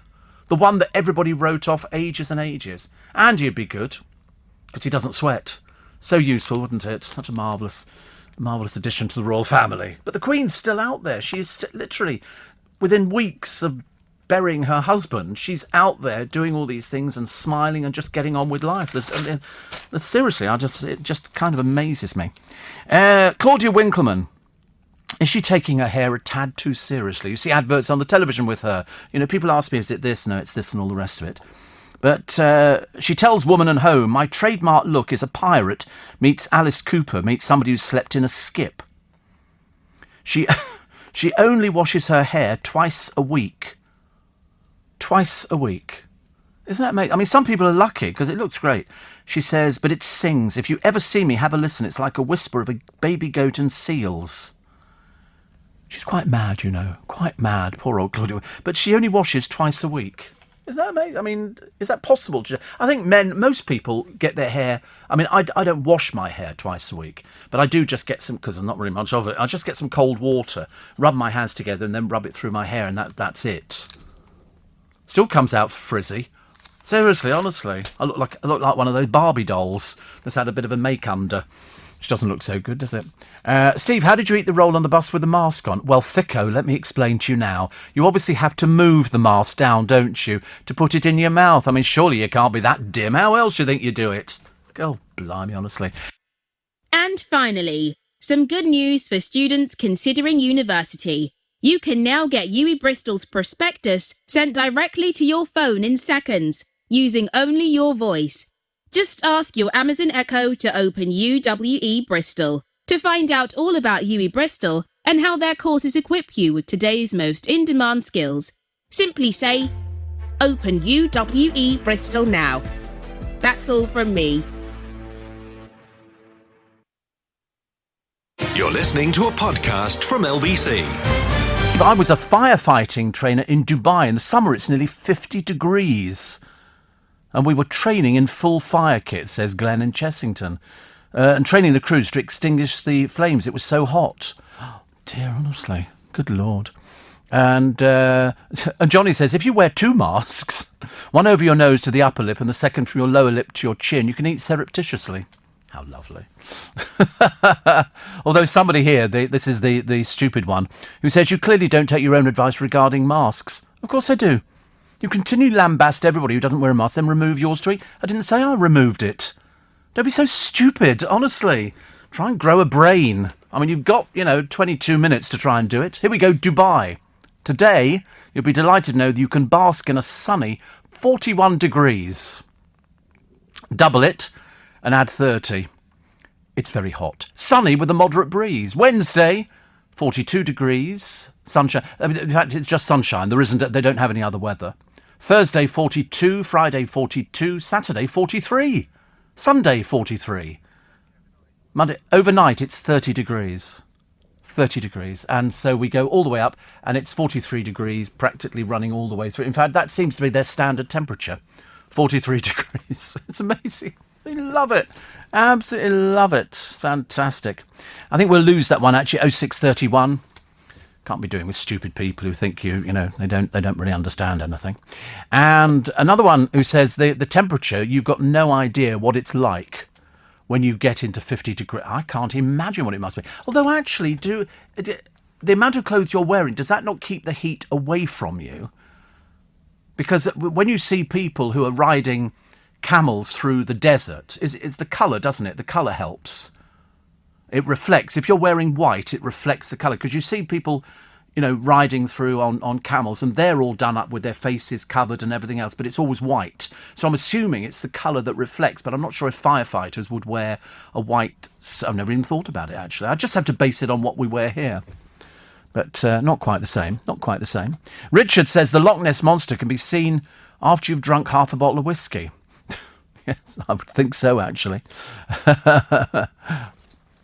Kevin the Milkman says, you'll probably find it wasn't you eating on the bus that upset the other passengers. It was your cook and waiter blocking the aisles. I love the way that somebody thinks you have to take a mask off to actually eat. I mean, really, that shows incredible naivety. Worst thing is these people vote. Steve, our range stock food from Iceland. Try the paella. Actually, I tell you what, how do we ever survive without frozen foods. And we have to thank Clarence Birdseye, don't we? He was the one who was freezing foods years ago. He was the man who came up with sort of the frozen food concept of vegetables. And I remember we did have fresh vegetables as a child, but we had frozen peas and stuff. We had a fridge, yes. And I think, but we didn't have a freezer unit. We had a freezer box at the top of the fridge where you could put your ice trays and things like that in. I don't think anybody had an actual freezer. I don't think they existed, because if they would have done, we would have had one. My auntie Grace had one in her garage, and she could do an entire meal from the freezer. She would go out and buy it, because before it was Iceland, it was B-Jams, and B-Jams used to sell all the frozen food. Apparently in the mid-70s, only a third of houses had freezers, which is great. Steve, how does that truck driver get himself into the newspapers because he has a slow cooker? Well, it's just not a slow. He's also cooking on a little sort of campus type stove, which is very funny, actually. 84850 steve@lbc.co.uk. And apparently, raising your hand to your mouth to eat on the bus raises your risk of transmitting infection to yourself and others. Oh, God, honestly. You are woke, aren't you? I love wokes. I always love them, actually, because they are quite funny. Steve, have you ever managed to watch an entire box set? No. Absolutely not. I get distracted. I've got lots and lots of box sets, and I might watch, 2 or 3 DVDs, and then I just don't. I don't get round to watching the end of it. I don't know why, but I do have quite a large collection. I mean, I would think thousands of DVDs. I would think at least 200-300 box sets of everything. Some I haven't even opened. I haven't even opened some of them. I see them and I think I must get that, because I don't know why. I seem to think they're going to vanish, but they don't. They just sort of sit there, and I think, oh right, I need to sort of watch that. So I've got the Columbo box set, and I sometimes give them away to other people, not very often. And I had the James Bond collection, but now what they do is you can actually get the whole series of a box set crammed into about 5 CDs, and they've managed to miniaturize it all down. Whereas I've still got laser discs at home. That's what kind of time warp I'm living in. You should wear black in hot weather to keep the heat out. Ah, well, there you go then. That could be the thing, actually. Black could be. Perhaps it works on both colours. Perhaps it works both colours. Perhaps it's just a block colour. Because I've seen women wearing full burqas in blue. So perhaps blue would work as well at the same time, or red or anything like that. Perhaps it's just a block colour, which keeps the heat off. So I might try that, actually. And Shane says, I thank Clarence Birdseye for his fish fingers. I just like the whole idea of frozen stuff. It was so much easier years ago. If you wanted peas with your fish fingers and chips, then you'd get the bag out the freezer unit and you'd pour them into some hot water, and that'd be it. Steve, our first fridge freezer was a natural gas one. Do you remember when you used to have to defrost the fridge? It would be an all-day affair. I used to sit there with a hairdryer, aiming it into the fridge, because the ice box used to ice up. Nowadays, 95% or 99% of fridges are frost-free, so you don't get the icing up. Because sometimes you go, somewhere in here, there's an ice lolly, and I'm going to find it if it kills me. So I'd have to sit there with a blooming hairdryer and then chipping away at the... It was a nightmare. Absolute nightmare. Steve, you'd have a better chance of seeing Bigfoot at an Elvis concert than seeing the Loch Ness Monster. You see, that's another one that people want to believe in. What do they call it? Is it Sasquatch? And Bigfoot. As if some man covered in hair is going to be walking through the jungle. Unless it's Richard Keys, who used to be able to grow hair on his arms in the course of a programme. The hairiest hands you'd ever see. I used to look at them thinking, are they joke hands? You could get them in some of the fancy dress shops. You'd put this plastic hand on it. It was covered. He was the hairiest person I'd ever seen. And Sasquatch, there was a programme, something in the Hendersons, Bigfoot and the Hendersons. Do you remember that on the television? And it was a bloke who was dressed up, I'm assuming, as Sasquatch, and he lived with these people. But he was naked, apart from his entire... But they didn't wear clothes. He was just covered in hair, and they walked through... You'd think they'd freeze to death, wouldn't you? If indeed they ever existed. But again, they don't. Tony says it's not black to keep the heat out, it's white. That's why cricketers wear white. No, they wear white to be seen on the green pitch. That's what they wear white for. I know that one. Nicky in Workington says black absorbs heat. You need white. See? No. Well, I don't know, because I've got pictures in front of me I'm looking at now of people on camels wearing black. And I would think they would know, seeing as they're in the hot countries. I mean, you're not going to be riding through Chiswick, are you, on the back of a camel wearing black? I don't think so. I mean, it does depend on the thickness of the material. If you're wearing, a fairly thick felt outfit, you're going to be sweating like a pig. If you're wearing something that is basically diaphanous and you can see through it, you're going to be an awful lot better. So it's basically, as it comes down to in so many other incidents, it's the thickness. If you've got the right thickness, then you'll know. To be honest with you, I wouldn't go to these countries in the first place.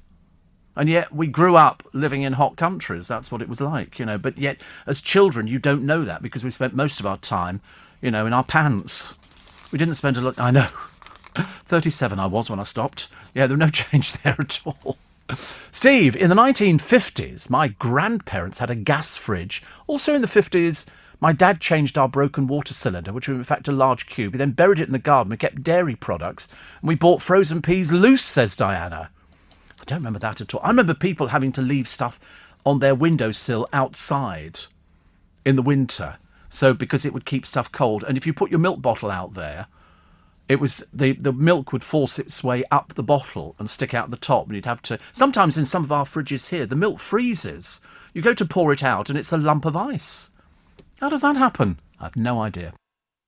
Sometimes things that are your type on paper don't always turn out to be for you in real life.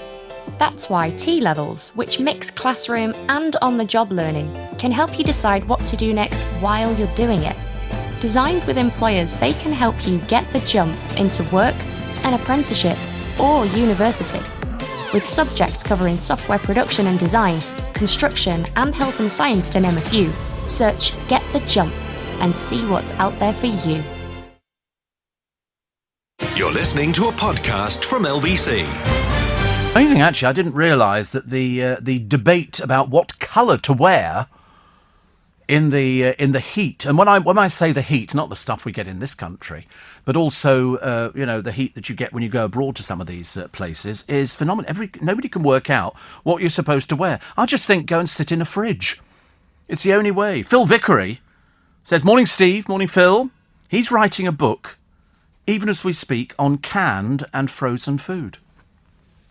I used to know somebody who would go out, in fact, I think Benny Hill used to do it. He would go to the supermarket and he would buy tins off the shelf, or remainder tins where they go, these are discounted. He'd take all the labels off, put them in the cupboard, then every day he'd take out 2 tins and eat them. So sometimes he could be lucky and get something that was for lunch. Sometimes he'd just get tinned prunes or something, or tinned peaches or something, which I thought seemed quite a good idea. Jackie in Watford says, "Have you tried gel to get rid of the frizz?" Jackie, I'm past caring.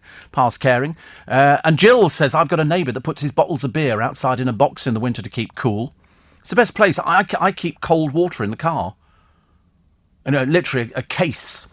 Best colour to keep cool in the heat, it turns out, is to wear black. Black absorbs everything coming in from the sun, sure, but black also absorbs energy from the body instead of reflecting it back." Okay, that's the final word on it.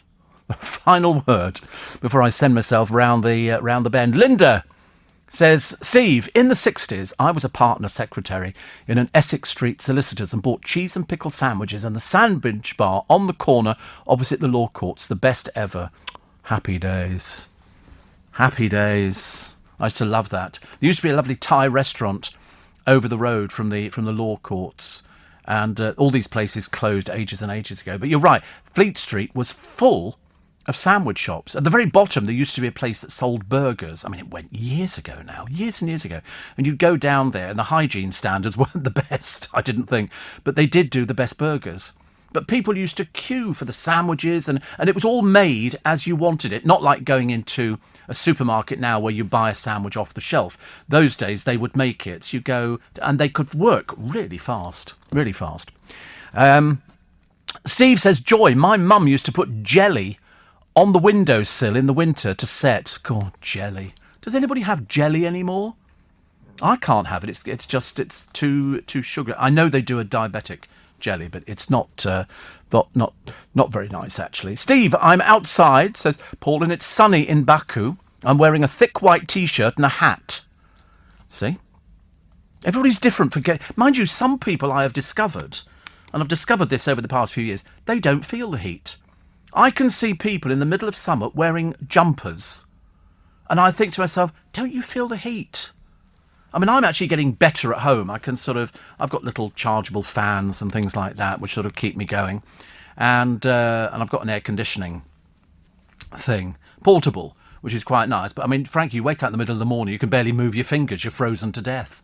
You have to sort of disappear. Because sometimes if it's really hot, do you do the same? You stick a leg out of the duvet and rest it on the top of the bed. You turn the pillow. That's actually quite nice and and sometimes that works beautifully.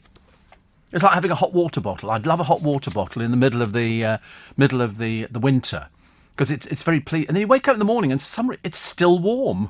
It's still warm, and you can sort of move it around your body, which I do constantly. But the leg outside of the duvet is a standard thing that people do, because some people, because they don't sleep particularly well, they'll try anything. They'll try anything to get to sleep. People have tried tablets. I was always told that if you're slightly overweight and you smoke and you drink, sleep sometimes eludes you. Not completely, but you don't get as good a night of sleep as if you weren't drinking or you weren't smoking or you weren't overweight. I'm told getting loads of exercise, not too much, during the daytime means that you get I mean, I get sometimes to like 3-4 o'clock and I'm falling asleep at home. But mind you, I am bouncing out of bed like Tigger at about 11 o'clock at night, to watch a bit of telly and catch up on all the bits and pieces going on. But so it can get to 4-5 o'clock. If I manage on a Friday night to get to 8 o'clock, it's a miracle. Because I sit there thinking, do you remember that dreadful time I had some years ago where I bought myself from the local Chinese takeaway? We used to have a very, very good Chinese takeaway, Ming Garden. Gone now, it's now Bloomin' Pizza. But they did a sweet and sour chicken, which was delicious, with the sauce and everything. And I had it on a plate, and I was eating it. And then for some reason, I was watching telly, and I went to sleep with this plate on my lap. Now, in the process of eating my sweet and sour chicken, and I was wearing just my pants at the time, trying to build up an image, ladies and gentlemen, not all at the same time, and my legs parted as if it were the Dead Sea, and the sweet and sour chicken went all down my legs. I then wake up. I thought I'd hemorrhaged. I couldn't quite work out what was going on. My legs were coated with this orange gunky sauce, and I had bits of pineapple stuck to my legs at the same time. It was the most awful experience of my life. I thought, oh my God, I've obviously hemorrhaged, and these are the contents of my stomach that have now reappeared. I had bits of green pepper stuck to my legs and everything. It was really quite... So I learnt my lesson. Don't fall asleep eating Chinese takeaway, much as though it was delicious. Coming up, it's 4 minutes to 7. Harry's broken cover, apparently. Something he filmed in America, I believe. I think that's what it is. And he's done a video message marking his mother's 60th birthday. I wonder what she'd be like if she was alive now. We often ask that question on LBC, and I've heard it asked on other places as well. He was doing a virtual ceremony, pre-recorded in his California mansion, because he's so like us, isn't he? So like us. But instead, this unveiling would be a private event taking place behind closed doors. And then I think he will go straight back to America. Apparently, the project's been delayed by the brothers falling out. So hope we get the thing sorted out as quick as possible, eh? Steve. My mum used to make jelly on a Sunday in a rabbit-shaped glass jelly mould. I use it for my grandchildren. Yes, people had things like that. Anna. My mother had jelly moulds, blancmange moulds, all sorts of different... People cooked. Nobody cooks now. Nobody cooks. You go and buy the stuff. You can go. Everything's all sort of done for you. You want a trifle. You go to Marks and Spencer's, or you go to Waitrose, or you go to Aldi. You go anywhere you like. They all do it. Police have now launched an investigation after a video was shared online showing Chris Whitty being harassed by two men. The pictures you can identify them in the papers today. Somebody will know. Kevin says, screaming with laughter at the Chinese spillage. My neighbours must think I've lost the plot. I thought I'd lost my insides. Seriously, I mean, I don't know if you've ever had that gunky orange sauce from the Chinese takeaway. But a friend of mine, Jimmy, sadly not with us anymore, we went to get a Chinese takeaway. And unfortunately, I parked the car up on the pavement. As I dropped the car down onto the road again, he leant backwards and threw the whole lot all down him. This whole pot of this sweet and sour sauce. Fabulous stuff. Fabulous stuff. I've got to go. I just realised. I've got a special little bit extra podcast today. Special and not so special guest turning up for the first day of Wimbledon. Peter Andre throws a picnic for his daughter's birthday. She's 14. He got a tent. I mean, I ask you. He probably enjoyed it more. And I watched Love Island, so you don't have to. I got myself caught in the kitchen. I'm ever so sorry. I was chatting away, and I made myself a cup of tea, and then I got carried away with some of the presenters on other stuff. We're just surrounded by radio presenters. Seriously, I've never been in a... Oh, I've got my chair jammed now. And I was chatting away to them. We couldn't work out whether there was another bank holiday or not another bank holiday. And there is at the end of August. I think, I'm not sure I can wait that long. And then we were all going, great about the football, and I'm going... What football? And because I don't follow football at all. But apparently it wasn't a dream. We really did beat Germany and it was 2-0, which is good. Unfortunately, the next match you won't be able to see anyway because it's in Rome, isn't it? And we can't go there. And apart from that, the Queen's pageant, which is good. 15 million quid. But don't worry, it won't cost you a penny. It's all coming from sponsorship, which is very good. On TV Saturday against the Ukraine. That's the quarterfinals, isn't it? He says, trying to sound knowledgeable. I don't know anything. Anne Widdecombe in defence of Anne Robinson, because everybody goes, oh, Anne Robinson, the Queen of Mean. You go, no, it's an act. It's an act. It's like Craig Revel Horwood. It's just an act. They do it. You know, I'm not deeply unpleasant to the Love Island people. It's an act. But you have to explain. Somebody said yesterday, they wrote it today, actually, proving that they're just coming off the medication and matron's given them 5 minutes on their telephone. They sent a thing saying, people who take their masks off to eat are disgusting. I thought, well, you've obviously not been to a restaurant for a long time. The prices have gone up since you paid a groat for a piece of bread and a cup of water. But and then somebody else was going, oh, have you read the bits now that the American government has said UFOs do exist? No, unfortunately, you're a bit stupid. They didn't say they existed at all. What they said was they're in exactly the same position. There is no evidence to suggest they come from another planet. They could just be little light spots and things like... You get all sorts of things. You know, where I've got a dream catcher, which is, it's a crystal...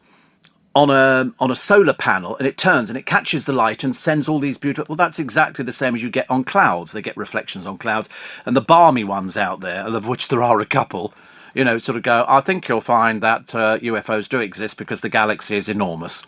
Because we've seen Hitchhiker's Guide to the Galaxy and we're huge fans of Star Trek and Star Wars and just about anything else that's got spacecraft in it and little green men. Because they want to believe in it because their lives are so empty. And the more empty your life becomes, you then head to Love Island. And once you're on Love Island, you're in the company of a lot of other dingbats, who sort of all subscribe to set. But if you notice now, they've now run out of ideas. They've been there a few days, and they're past now the, oh, aren't we jolly fun and all the rest of it. I'm very sexy. And all of a sudden, they've got those minging faces. The minging faces, and they're prepared to do just about anything to be on television. If you said to them, OK, can you all take all your clothes off and jump in a bath full of baked beans? They'd do it. You know why? Shallow and insignificant. You know, why they'd want to do it? Why don't they get the camera crew, drag them out there? Let's see what they look like in bikini, shall we? Let's see what the producer looks like. You know, they were asking questions about, you know, where have you ever made love in the kitchen? Let's go and ask the producer, shall we? I tell you what, have your parents ever made love in the kitchen? This programme is really scraping the barrel this time round. A lot of deadbeats, a lot of people who will literally, they'd flog their grandmother if they thought it would get them on television. They just want to be famous. But I tell you, the voices, God, blimey, dreadful. I mean, perhaps nobody learns how to speak nowadays. They really don't. Absolutely terrible. Terrible. Kirsty Allsop has slammed Gogglebox. Whereas actually, I don't mind it. Difficult on the celeb version, trying to work out who the hell they are. That's always very good. And if in doubt, I go, oh, it's Gary Kemp. Because if there's a... Martin Kemp. Sorry, Freudian slip. But I mean, if there's a programme on the television, Martin will be on it. It's as simple as that. He's got another one coming up as well, which is, I think, I can't remember what it's about. I'll tell you later. And it's almost too many programmes. Also, the oldest strain of Black Death has been found in a 5,000-year-old skeleton. And apparently the BBC bosses are fuming. You'd imagine, we're so fuming. Jay from Repair Shop is now working with Channel 5. Yeah, but the programme Repair Shop isn't made by the BBC. It's made by an outside company. So what's it got to do with you? Keep your beaky nose out, BBC. Honestly, they go, you can't do that. And yet Gary Lineker's advertising crisps every day of the blasted week. Have they said anything? No. Bit frightened of Gary Lineker. I'm not surprised. Those ears, they could kill at 30 paces. Premier Inn are so proud of their bedding, they've launched a range of it. They've launched a range of bedding. You could not only buy the sheets, the pillowcases, the duvet, you can buy the bed, which is very nice, isn't it? Like you'd really want to. But you can, and it's very cheap. Very, very cheap. I didn't realise how inexpensive the pillows were. Because I think that if you're going to a hotel, I think everybody should have brand new pillows every time. You know, but they're very cheap, aren't they? Have you seen the prices? Yeah, very cheap. I think the duvet is about 30 or 40 quid for a duvet.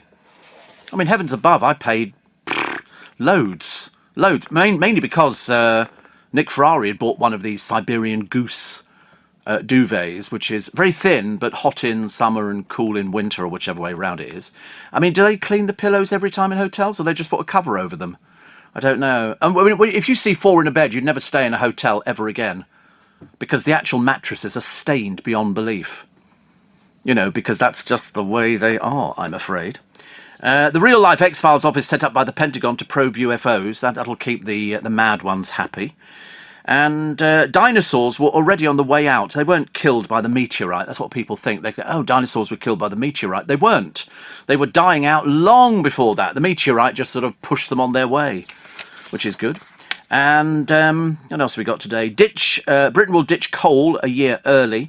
And Moira Higgins, 47 at least, and Strictly's Giovanni Panici are dating. I mean, they're both over the age of 25. It's a bit tragic, isn't it? It's like they're little children. Mind you, have you heard them talking? They are like little children. Also, Kimmy Walker-Harris had a little chihuahua. And she was very fond of her little chihuahua.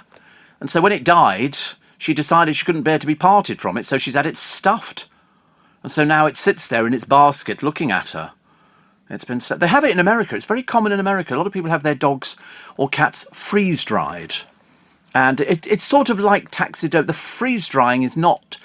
it's a form of taxidermy, which basically means something that's dead. We wanted my Auntie Edith done, but she wasn't having it done at all. And she wouldn't play ball. That was the trouble, honestly. Yeah, we took her to the cemetery and everything. It didn't make any difference. She wasn't going for that one. I'm not sure I could do things like that. I'm not sure I would want any animal that I had to be stuffed, thank you very much indeed, or in a lifelike pose. A lot of people... Yeah, like Corey. A lot of people... I could get Corey stuffed, actually. That's a good idea. I spoke to him yesterday. We had a long chat yesterday. And... because we sort of still work together, which is great. He loves it. I always phone him, and just to really annoy him, I've reversed the charges. And because I know that he won't, but he's bored at the moment. He's working from home at the moment, and he said it's so boring. And I said, well, you know, if you're at home, you know, and your other half is out for all the daytime, you just sit there staring at the walls. You can't motivate yourself to do anything.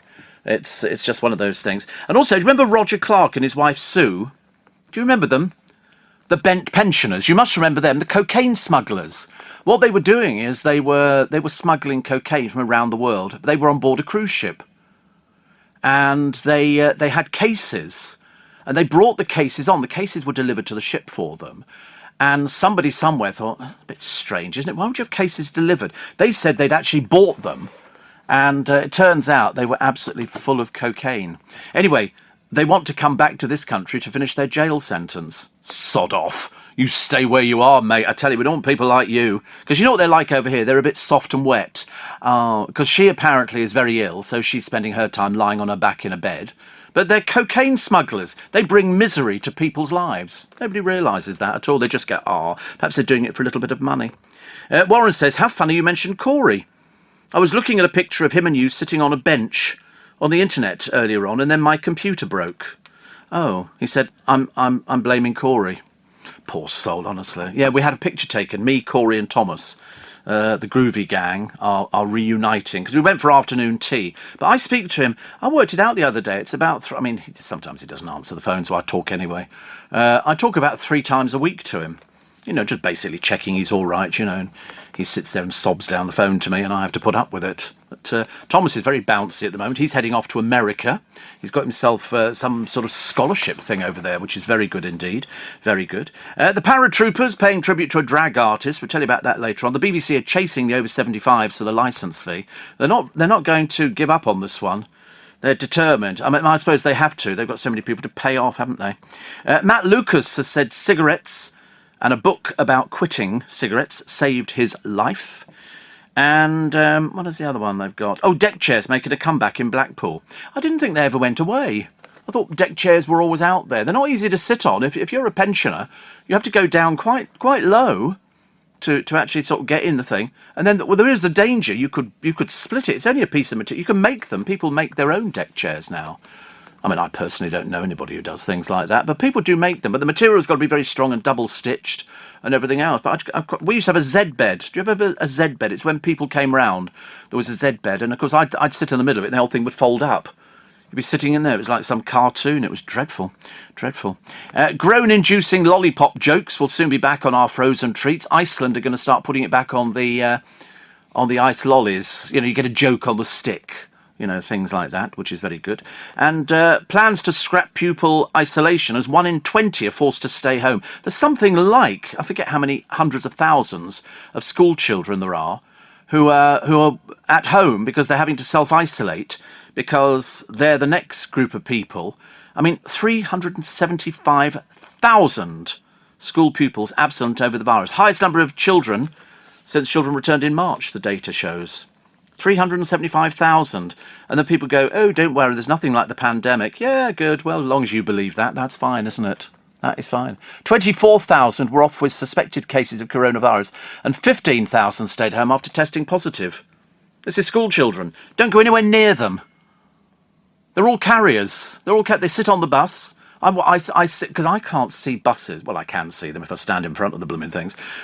They're quite big and red, I know, generally with a driver who can't drive properly. They certainly can't use the brakes properly, that's a fact. And I saw the bus coming, so I put my hand out. Until it got closer, I couldn't see. They have a yellow sign on the front that goes, school children, or as I call it, that COVID bus.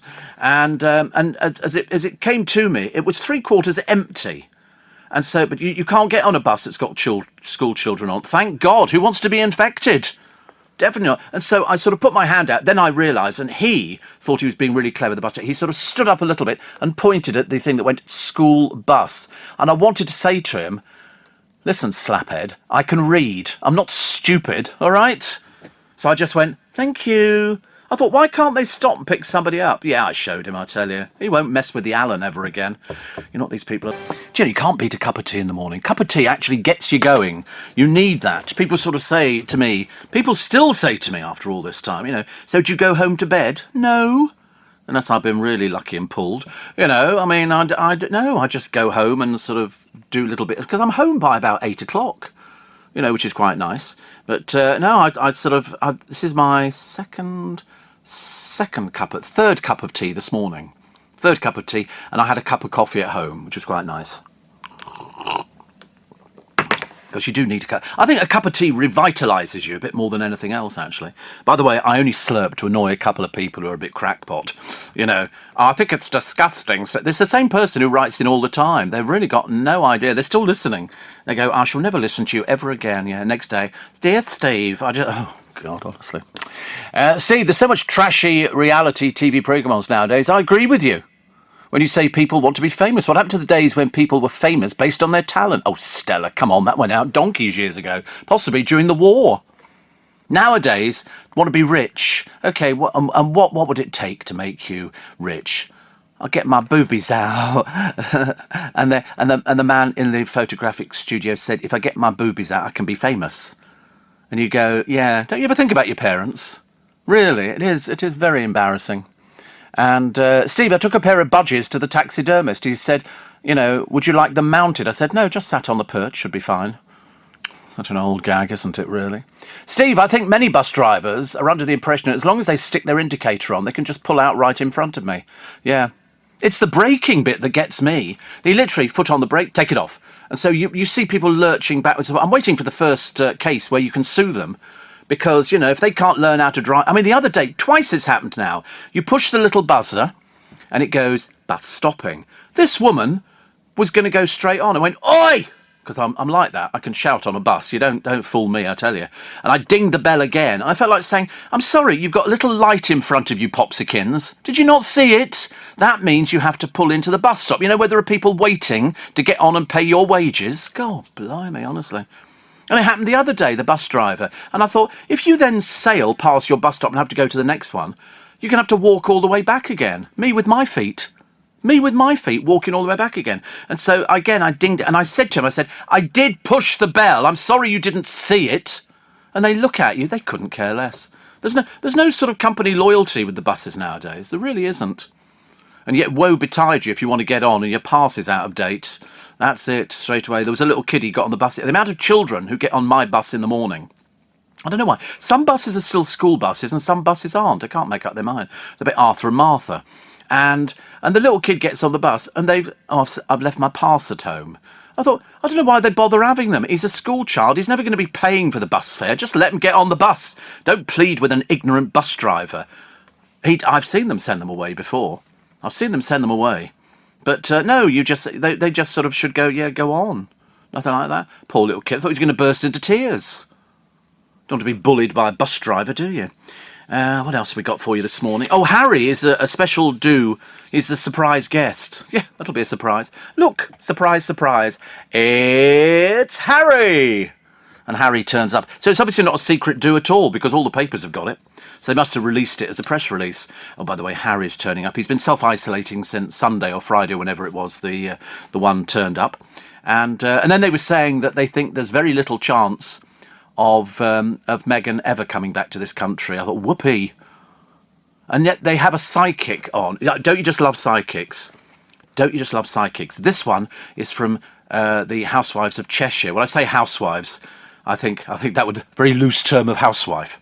They're sort of people from... Tanya Bardsley's turning up to... I mean, she's as old as the hills. I mean, seriously, she was old when she had a career.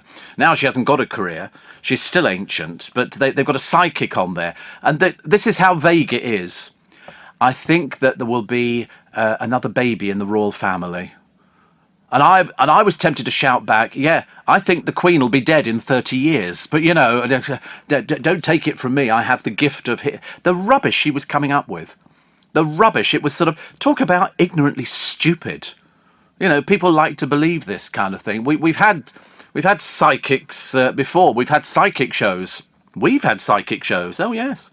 Yes. One of them, he didn't predict his own bankruptcy. Surprising, that, actually. Very surprising. We've had loads of psychic shows, but they're as an entertainment. If you watch that, who's that crackpot woman who turns up on the stage? No, not Mystic. Oh, Mystic Meg couldn't turn up. She's just made up. She's just a fake. No, Sally. Psychic Sally, they call her. They all claim sort of links to the royal family, but when the members of the royal family, they were linked to a dead. There's not a lot you could say about it. Psychic Sally's the one with the vile husband who was abusing this gay guy, handing out leaflets, because they have to sell Psychic Sally as an entertainment. Not that she's got any powers. She's an entertainment, and if you listen to it, you analyse it, it's a pair of old toffee. And Psychic Sally, you know, I can't remember what her surname is, but she's been around for Morgan, Sally Morgan. She used to be, hello, darling. She's a bit like Dame Edna Everage. It's great. Steve, your driving instructor, Britt in Nottingham here, teenagers spreading the virus. In the last week, I've had 3 pupils have to isolate because they have COVID, and 2 because they've been in contact with somebody. Unfortunately, teenagers are just partying as it's the end of 6th form, so I fear these infection numbers will rise continuously until they all get vaccinated. Quite right.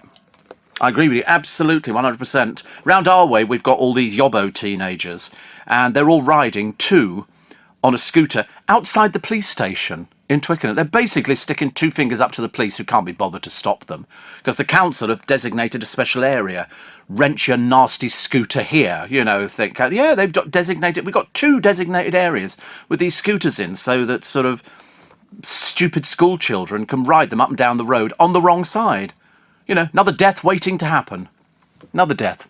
Steve, I used to be a bus driver in 2008, and unless things have changed, bus drivers are supposed to let women and children on regardless, in case they get attacked on the walk for not getting on the bus. But most drivers are on a power trip and never stick to the rules. I've never seen women turfed off buses. I've seen school kids turned off buses, and I've seen people blatantly lying, and especially people who've got the Freedom Pass in London, and they want to use it at 8 o'clock in the morning, and the bus driver said it's not valid till 9. Oh... And they go, because if you've got a Freedom Pass, you should have another pass as well. You should have your Oyster card, so that you can use it, when your Freedom Pass is not valid. But these people are too tight, and they're also liars. What happened to Mystic Meg? Retired. The Mystic Meg you've got at the moment in the paper is a much younger person. Mystic Meg, I used to see her at the BBC. She wears a wig. It's an acrylic wig. They've just transferred the wig onto this other old biddy, and she comes up with the same old garbage the last one came up with. Do you remember on the lottery? And they used to sit her in a chair with all this mist rising around her. Seriously, I thought she had some bad indigestion problems, but she would sort of sit there and all this mist would rise, and she'd go, the winner tonight is behind a green door. Like that. And you think, listen, if you're so bloody clever, what are the numbers? Don't sit there padding out, dear, with a load of old cock and bull nonsense. Tell us what the numbers are. That's what we want. The number 3 plays a part. No, it doesn't. You're just stupid. Don't lie to people. But people like lying to people, and people like buying into these sort of things. See this? There, look at her. Look at this mist coming down the back. Seriously, I thought she was going to drown in it. It was like a waterfall, but with no water. And it was this was the special 50th draw. She used to be a secretary. Here we go. I'm waving this thing in front. Look, she's quite mad, She used to walk down the corridor. She looked like a bat out of hell. And that was before she became old, because she was fairly old. She took over from June Penn, I think. June Penn had done it for years, and they wanted somebody. She was a secretary, I believe, at the News of the World. And then they went, we'd like you to be Mystic Meg. And so the next thing is she's on the television like she's got some. She didn't know diddly squat. Oh look, Anthea Turner. God, there's a face from the distant past. If only it would go back there. She was smarmy, even in those days when she was doing the lottery.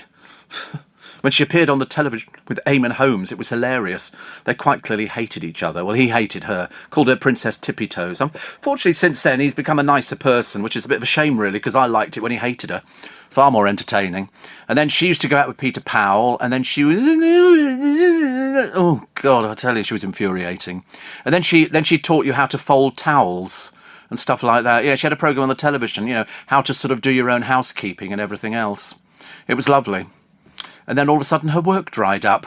And I think her only friends were Richard and Judy, who put her on there. And you thought she'd have learnt the way of playing the game, but she was as irritating second time round as she was first time round, which is funny. Steve, I laughed when you said the psychic didn't predict he was going into bankruptcy. I know. Yeah, he didn't. He used to run a little private business, this particular so-called psychic. And people would phone up and he'd do a thing for them and then send them a cassette of what they'd just done. I think he might still be alive, yes. I don't know if he's still, telling people a load of old toffee. It's called cold reading. That's all it is, whereas I can say there'll be somebody listening to this programme now. I can see it now. I see the hallway. It's a green carpet, isn't it? Green carpet, which you've had for some time, I know. It hoovers up well. And on the left-hand side is the sitting room. Not many pictures on the walls. Now, there'll be somebody going, is he in the room with me? Because by the law of averages, that would be good. That's why Uri Geller used to score quite big, pretending he could bend metal with the power of his mind, which, of course, he can't. Because otherwise, that would just make it ridiculous. It means if you went in for an operation, nothing would ever work. And also, if you can bend things with the power of your mind, why would you bother bending a stupid spoon? But that was it, people still do it. I can bend car keys. I can bend 10p coin. I can do anything. Why? Because I have the power. Okay, I have the gift of being able to do things like that. But Uri Geller worked on the assumption that if somebody else was telling you something, lots of people... This is my horoscope for today from Mystic Meg. Ready? How you adapt your inner self to outside demands is a wonderful thing to see and to share. Yes, you can lead the love way in this and take a partner along with you. And if you're single, removing fixed ideas of what you need or want can open your heart to someone unlikely but unmissable. A friend's business hopes can prompt this. What a load of cock and bull. What a load of old rubbish. Have you ever heard of anything like how you adapt your inner self to outside demands? What are you on about, dear? Have you had a ginger beer or something like that? A friend's business hopes can prompt this. This is opening your heart to somebody unlikely but unmissable. Who wants to go out with somebody like that? That'd be the last person you want to go out with. So somebody who is unlikely. And you go, yeah, no chance. And they go, but they're unmissable. Yes, because they're ugly. Why not just put down the word ugly? Makes it so much easier. The paratroopers who paid tribute to a drag artist. And Gainsborough's celebrated Blue Boy, you'll know about it because it's one of the most famous pictures in the entire world, is returning to the National Gallery after about 100 years. More stories like that in your texts and emails, 84850, steve@lbc.co.uk. If you're one of those mad people who wants to believe in the Loch Ness Monster and flying saucers and stuff like that and crop set, please don't bother writing to me. I really am not interested, okay? Your bewildered wanderings need to be examined by doctors, and I'm not medically qualified. Morning, everybody. Nice to have your company. Welcome to Wednesday. Welcome to the 30th of June. Tomorrow is Pinch and a Punch for the first day of the month and no returns. And today is just the last day of the month. That's all it is, actually. But it's quite nice. Matt's gloss may fade for Gina, says Jane Moore. And we'll find out more about that. Chloe Burrows arrived on the ITV2 show last night. Claim to fame, 0. Oh, that's what I remember. She told us she had an affair with a married man. It's obviously quite catching, isn't it? Obviously somebody took notice of what she was saying. Also, the plumber who dodges rush hour traffic by commuting to work on his paddleboard. And Dawn Neeson's column, Matt Hancock, Diana's birthday. Tomorrow's Diana's birthday. 60 she would have been. 60. And the one thing that, as Dawn points out in her column today in the Daily Star, she would have hated is the fact that William and Harry weren't talking to each other. But I don't think it's William. I'm pretty certain it's not William. I think it's Harry, who's under the thumb so badly, I don't even think he realises he's under the thumb. I mean, as far as I'm concerned, I don't think Meghan Markle's going to come back here. And I think eventually it will get so bad. I think Harry would very much like, to get back within the royal family so that he was sort of Harry and he can pop back and do everything else. I don't think that at the moment they're particularly bothered. I don't think that Meghan is prepared to capitulate or change anything that she's said so far, which is fantastic. But they really must learn in future. Don't marry somebody who's outside of the royal family. If you marry a commoner, and it's happened, before, then you're asking for trouble. Because and especially an American. The last time we had an American, do you remember we had an American moving in? Wallace. Yes, Kate was common as well, very common. But she seems to have fitted in quite well, She's not that common, even though her parents got a party business. A bit common. But we had Wallis Simpson. Well, the Queen Mother hated her. Absolutely hated Wallis Simpson. It was that American woman. She was apparently a socialite. In those days, looks didn't go with the job, unfortunately.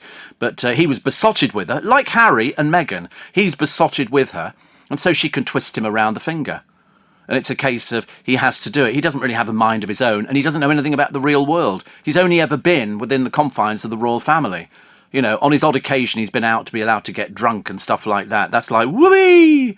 That's like, let's go smash a window. Let's do something really stupid. Because he's never done anything like that before. He's never actually, been in the real world. He's always had to wear a uniform or something else. So when you see him dressed casually, he's only got the one set of clothes. He hasn't got anything else, poor soul. Never mind. I'm sure it'll all sort itself out. But he's going to be a surprise guest at this Do Today, which they're all very excited about. So, in other words, devious to the last. Have you ever been to New York, says David? No, never. Can't bear it. Americans? You must be kidding, honestly. I'm British. Rule Britannia, Britannia rules the Big Apple. La, la, la, la, la, la. Oh, God, no, I'm definitely British through and through. Of course I've been to New York. I mean, name me somebody who's not been to New York. Put your hand down, Sarah. Honestly. Why have you not been to New York? It's so easy to go to New York. It is so simple. It's not very expensive. No, seriously. I mean, you can go. I mean, no, it's not very expensive. I mean, they do have cheap hotels over there. you know, and other things. They have touristy type hotels. They have sort of similar to Airbnbs over here. But New York is everything that you think it's going to be. It's very noisy. It's very loud. You know, everybody hoots, beep, beep, beep, beep, constantly. There's no respite, and you do get steam that rises up from the vents, which has come from the subway underneath. And so that's where the steam comes. So you get steam coming up. You do see people selling hot dogs, who over there, the Americans seem to eat the hot dogs. Over here, you see a hot dog seller. First thing you think of is salmonella. You don't go anywhere near them. There is a very good chance you could be killed by eating hot dogs on the streets of London from any of these sellers. And you only have to look at their white coats, how dirty and filthy they are. And you only have to look at the hidden camera, whereby pigeons sit on the edge of their boxes pecking at... seriously, disgusting things. Don't ever touch them. Chestnuts you're reasonably safe with, but the rest of it, no chance. And but everything is big in New York. The portions in the restaurants and in the takeaways are huge.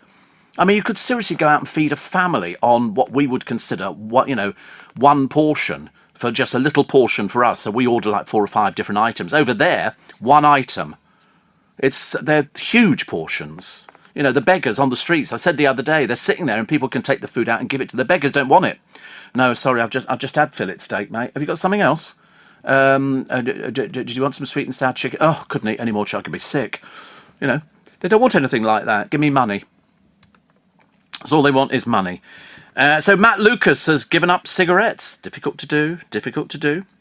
And what was the other one that I quite liked? So the football come in Rome. Very good. Quite like that one. Jackie Collins is mentioned in the papers. She was due to come in to see me, but she took ill and had to go back, and then she passed away. Harry Dunn's parents are flying to America to get justice. Do you think that is absolutely the most disgraceful thing you've ever heard in your entire life? Some poor lad is out there. Somebody heads out of a base on the wrong side of the road, knocks him off. They don't bother stopping. He dies, and then we go, can we have this person extradited from... No, we can't. Why? I don't understand why. If that was, Obama's, child or something like that, they'd have this person in court straight away. I mean, Boris Johnson says he and Biden are working together to end the row over whether Anne Sekulis should face trial. What do you mean whether she should face trial? I can't believe it. Mr. Johnson says the president was extremely sympathetic. Extremely sympathetic? Somebody was killed. A 19-year-old man was killed by this woman driving a car on the wrong side of the road. And you go, the president was very sympathetic. Oh, what a shame somebody died. What a shame somebody died. Mr. Dunn's mother, Charlotte, says she couldn't be more grateful. You shouldn't have to be grateful, Charlotte. They should be doing this as a matter of course for you. And shame on Johnson. Oh, that's the man who really doesn't know the truth from his elbow, does he? The other day, I actually fired... no, you didn't. No, he actually quit. You've told us this, dear. Do you remember what you told us? We've got it on record. Case closed. He's apologised. Case closed. What, then you fired him, did you? God, you don't know the truth, do you? Another one here. Even if Harry does stick his hand in his pocket and buys a round of drinks, he doesn't really pay, does he? Well, I mean, he doesn't. I think Netflix pay. I think that's how it works, actually. The royal family wearing military uniform, says Pat, is like looking at an expensive fancy dress party. I know. He has done a bit more than the others, but at the end of the day, he was a member of the royal family, and they don't need to do anything. They have staff. They have staff that do everything for you. When you see them going out, they are look at Prince Edward. Okay, that's the Cadbury's Dairy Milk Award. That's the Whisper Bar. I mean, look at him. He's bejewelled like some overstuffed mannequin with all these things. And you think, it looks like he's sort of... You go, I'm sorry, Edward, have you ever seen active service on the battlefield? And you look at what he's wearing, and you can only but laugh.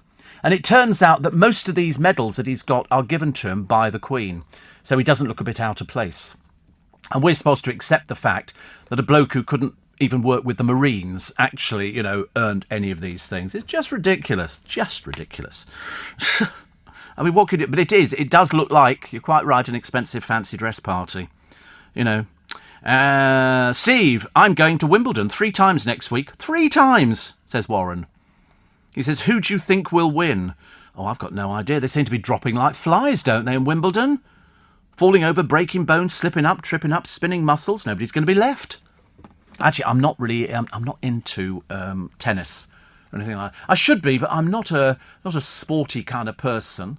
I mean, Andy Murray, I think, plays today, which will be good. I think that's about 4:45, so you can watch it. I mean, it just doesn't interest me. I don't think everybody should have to be interested in Wimbledon. People who go there probably go there all the time, and they love it. You know, the same way that I love going to the Magic Circle, but I've not been for years because I'm working, so I can't go, which is a shame. But I mean, I'm still there in spirit, if not, if not actually physically. Somebody else has written in to say that I love listening to the Steve Allen Show on LBC. It's Pamela. You know why? I've worked out. It isn't what we say. It's the fact that we're fairly upbeat and cheerful. Because most people at 17 minutes to 5 are like, oh, God, another day. Good morning. It's LBC. Oh, God, I hope we make it through till 7. You know, nobody wants to hear that. When you turn on the radio, you want to hear somebody who sounds a bit more lively than you do. You don't want to hear somebody who kind of reflects the way that you are feeling when you look in that mirror. You know, when you look in the mirror in the morning, you think to yourself, somewhere between going to bed at 10 o'clock and waking up now, you died. You know, and that's the reflection that looks back at you and you're going, am I ever going to look? That's why we go for tans. That's why people want tans. You know why? Because when you wake up in the morning, you look in the mirror and you go, pretty cool, pretty cool. I mean, me, I don't, because I peel. So all I see is sort of skin falling off my face. Yeah, I mean, I'm a bronzed Adonis, you know, even as I speak. I was thinking about getting one of those wigs that MP wears. You know, the one who can't wear a wig properly. Even Michael Fabricant. He wears these funny little wigs, which, I mean, you only have to look at his face to realise that wouldn't be his hair. Because people have got hair that suits their face, and his doesn't. But, do you know, he doesn't accept it's a toupee. He thinks it's his own hair. Which it is officially, because he's paid for it. You know, it's one of those things. Steve, parents whose kids are on Love Island think it's great that they have sex on national television. Danny Dye, great example. Yeah, but she didn't. She didn't have to do anything at all, really, which is good. And Steve, Uri Geller is gifted. My grandmother met him, and the very next day her Teasmade stopped working. It's marvellous, isn't it? I know. The trouble is, you know, you can fool the people most of the time. It's very easy. If you sort of, I mean, I can show you. I mean, I don't do anything at the Magic Circle at Christmas. I just sort of host the programme. I leave it up to other people, and you will sit there if we have some shows this year, which I hope we will have. And it'll be a case of you'll see something, and then because we get young people going, you have to accept the fact sometimes some of the magicians are sort of doing adult type material. You might sometimes get a rude word slipped in. So we always say there's an age limit, 70. And no, it's not. And people sit and they say to me afterwards, we saw so-and-so, so-and-so, they were fantastic, because you're watching something very close up. Even I watch and I can't believe half the time. You know, I mean, it really is. It's very clever. 3 lions on the shirt, Steve. Which one will England become, says Carol. I don't even understand that. I'm so sorry. I've got no idea what you're talking about. You know, I didn't even know how many people played football. You know, when I say how many people played football, I didn't know actually how many people were in a team. 11? It's a tease. Find out after the break the things you learn. You're listening to a podcast from LBC. Yorkshire Lass says, Steve, the reason England won, there were 4 Leeds players in the team. Listen, this doesn't mean anything to me. Yeah, who are they? Roger says, upbeat, yes, but we listen to you because we want to hear you and what you say. Oh, I don't know. Stop it. Goodness sake, honestly. And Steve says, Kim, I've not been to New York City, but I have been to New York State. It was a hop, skip and a jump from where I lived. I liked it. I mean, I did like it. It is every. I wouldn't want to live there because I think it would be a little bit too frenetic and too. A friend of mine works on a radio station over there, and we do the figures. Every so often they will do the figures. So in other words, you can find out, you know, how many people are listening, how long they listen for, what particular station does better than others, and that's how it's all geared. But over in America, and we do that, I think about every 3 months or something like that. In America, they do weekly. So there's a faster turnaround of presenters. So in other words, if you go on air and you think you're doing great and the figures come back as not very good, then they would change you. They don't hang around. They don't have any loyalty to people. The loyalty is to the advertisers. And the more figures a programme gets, the more loyal the advertisers will be. And it's as simple as that. It's not even complicated. The advertisers will want to advertise with somebody who's got a healthy audience. Don't have a healthy audience, why would you want to advertise to nobody? That's why some of these television programmes, which they sort of shove loads of money at, you look at their audience figures. I was looking at somebody's audience figures the other day for somebody who's very well known, 11,000. I mean, seriously, even at my worst ever, I got 10 times that without even thinking about it. And you think, well, why would they employ somebody like that? But the trouble is nowadays it's very difficult to find people. You know, much as though people go, oh, I could do that, or I'd like to do this. It was like I was reading a piece on Ryland's ex-husband Dan, and he's desperate to be a television star. Well, you don't ever go into a job to be a star. You go in to do a job because you can do it, because it gets an audience, and because it's popular, and because you love doing it. You never go ever. I've never heard of anybody going into a job on the radio going, I'm going to be famous and I'm going to do this and I'm going to do that. Because that way you're sure as God made little apples, you're going to be out very, very quickly. You go there, you do something, you hope that people like listening to it. And I know because we have a track record on the programme, like lots of people on LBC. You know, people have track, and the longer you've been doing it, the bigger the track record. You know, so it's almost. I remember somebody saying to Elton John once, "What happens when you don't, earn any money from royalties?" He said it would never happen. He has such a big back catalogue that there is always money coming in. Every year there would be hundreds and hundreds and thousands of pounds coming in from his overseas plays. When you look at how many radio stations there are in this country, you can't play a record for free. You have to pay for a record. And then you multiply that by all the stations in the States, all the stations even in Austria. You know, the PRS forms that would go back from each programme, if it was music-based. I think, was it Paul McCartney got years ago, and this could be 25 years ago at least, overseas sales in Africa, he picked up 27 million. You know, that's how much money there is coming in. So there's no chance of Elton John ever sort of running out of steam because people are always going to be playing Elton John's music. In the same way that when he passes on, there'll be a huge surge in everybody buying all his albums. That's even more money.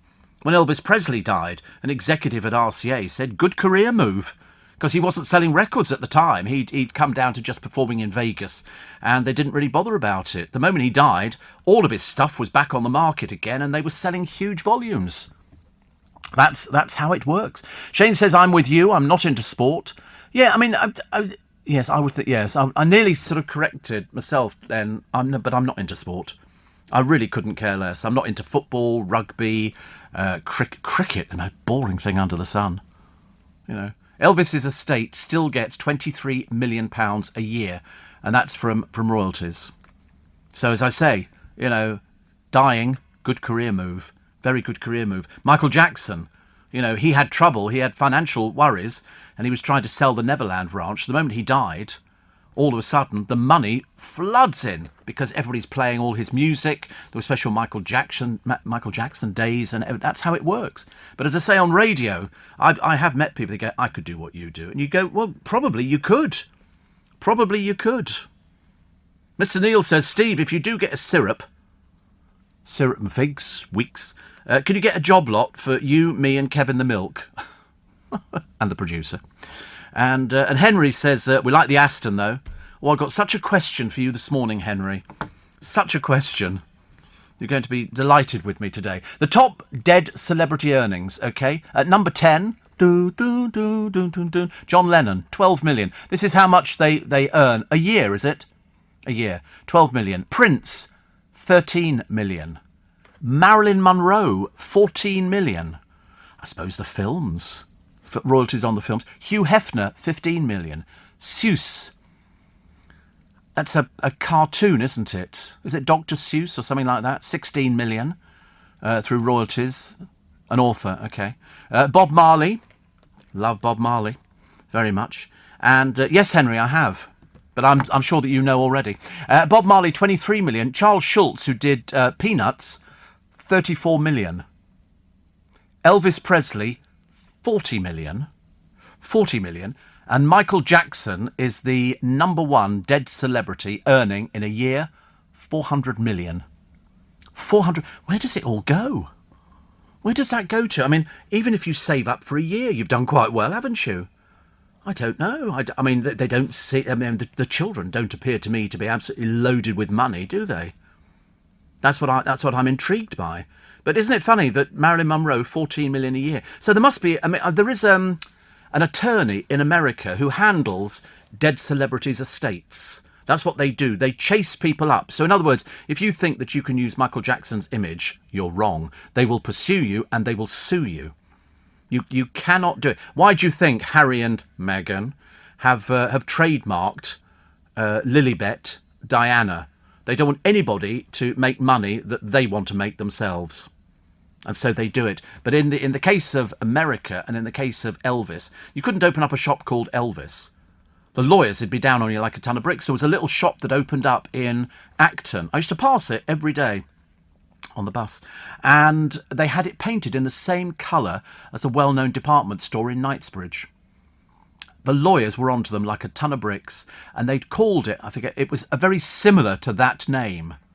Yeah, I think it was Harrods or something like that. Whatever it was the same colour. And they had to take it down immediately because that's somebody's trademark. Somebody's trademark. Van Gogh. I don't know about Van Gogh, but I'm assuming, listen, somebody would know. If you see a Christmas card with a well-known picture on the front of it, of an oil painting, somebody owns the copyright to that painting. Somebody would have to pay rights on it. It's the only way that you're going to get round it. Because they were selling one of those oil paintings a short while ago. And I remember thinking, that'd be good. You could spend 12 million on it, but you would get money back because they use it on Christmas cards. And if they didn't pay, you sue. And people sue. In America, we used to joke. I can remember sitting at LBC joking about, I bet you one day we'll be like America. We are like America. People sue at the drop of a hat. Only in America can somebody drink a cup of hot coffee from McDonald's and sue them because they spilled it. And they went, it was hot. And he went, it's hot coffee. Yeah, I burnt my lip on it and the top of my mouth. And so all their things, they had to put a sign on their apple pie thing. It had to say, caution, filling hot. Because there are dim people out there who don't realise that it's deep fried. So that's why. Steve, are the phone lines open? Yeah, call anytime you like. Yeah, just get an answer phone, but of course you know that. And so that's why. People love suing. People sue at the drop of a hat. In 1992, 79-year-old Stella Liebeck brought... To keep my business ahead of the game, I knew I needed some fresh ideas, and fast. That's why I decided to host a young person on a T-level industry placement. My student has already brought loads of new skills into the workplace. Plus, we're getting first pick of new talent coming into the construction industry right here in the east of England. It's been a total win-win. Go next level with T-levels. Search Skills Revolution. A cup of takeaway coffee at McDonald's drive-thru in Albuquerque and spilled it on her lap. She sued them. A jury awarded her, wait for this one, $3 million in punitive damages for the burn she suffered. I mean, so she was at a drive-thru, she bought a cup of coffee, and it's on her lap. And she's 79, should have been driving anyway. 79 and with a cup of coffee, and so she gets through because she got burns. It's amazing, isn't it? I mean, absolutely amazing. Yeah. I mean, to be honest with you, it's like people... Do you remember that a short while ago we had somebody who said they found a slug in a McDonald's burger? And McDonald's said, listen, we're very sorry.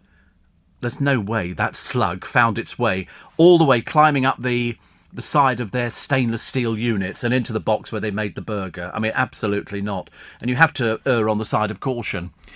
Steve, there's a Van Gogh exhibition in Hyde Park at the moment. Oh. And Ivan... So from Welwyn Garden City, how lovely, says, love your show, been listening to you for years. And so Simon Garcia in Perth also listens to the programme. Quite nice, isn't it? People are all over the world. See no reason why you shouldn't be. A lot in Australia. We've got a lot of people in Australia. Well, have you heard Australian radio? Good day, everybody. Today's going to be hot. And if you're going down the beach, take a barbie. And that's it. That's the same every minute. All their links are exactly the same. Ask Shane. He listens every day. He's in Aussie, Australia. You know, he likes it over there. But, I mean, the Australian radio, very dull. Very dull. Eventually, and also their presenters are quite ancient.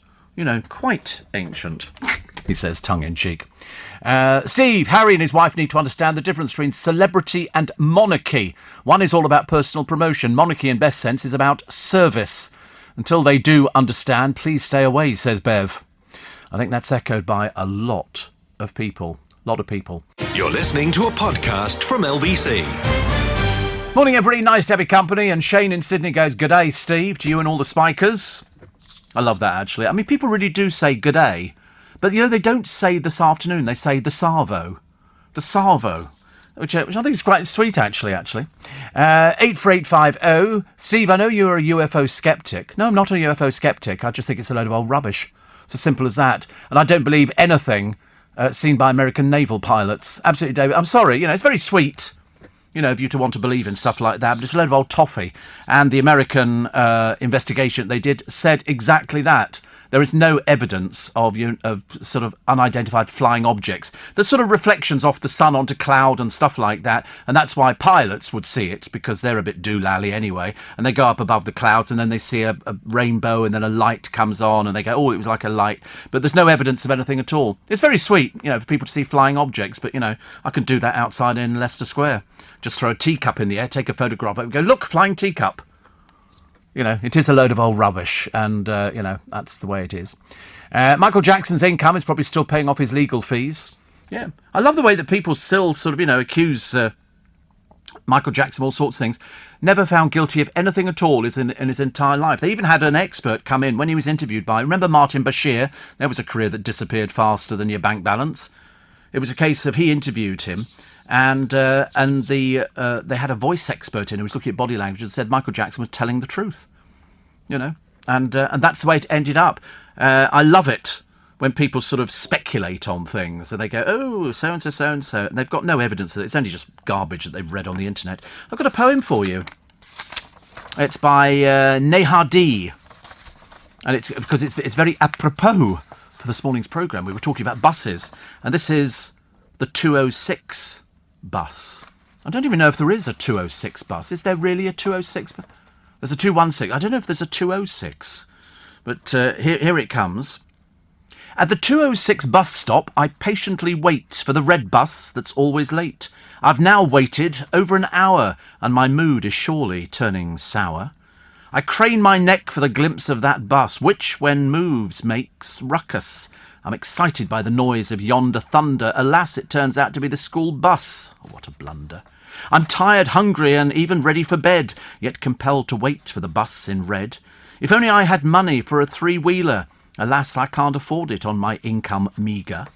My patience is put to a severe test as I stoically wait for the best. A serpentine queue is now formed, but come the bus, its doors will be stormed. My hopes rise upon the sight of something red. Alas, it's a bus of another route instead. The hunger has travelled from stomach to mind. Can someone please a solution to this delay find? At the 206 bus stop I patiently wait for the red bus that's always late. Da da da da da da da. Read by Steve Allen, age 14 3/4. Thank you very much indeed. The 206 goes from Tottenham to Kilburn. There you go. Actually, the funny thing is, I have used a few buses in London.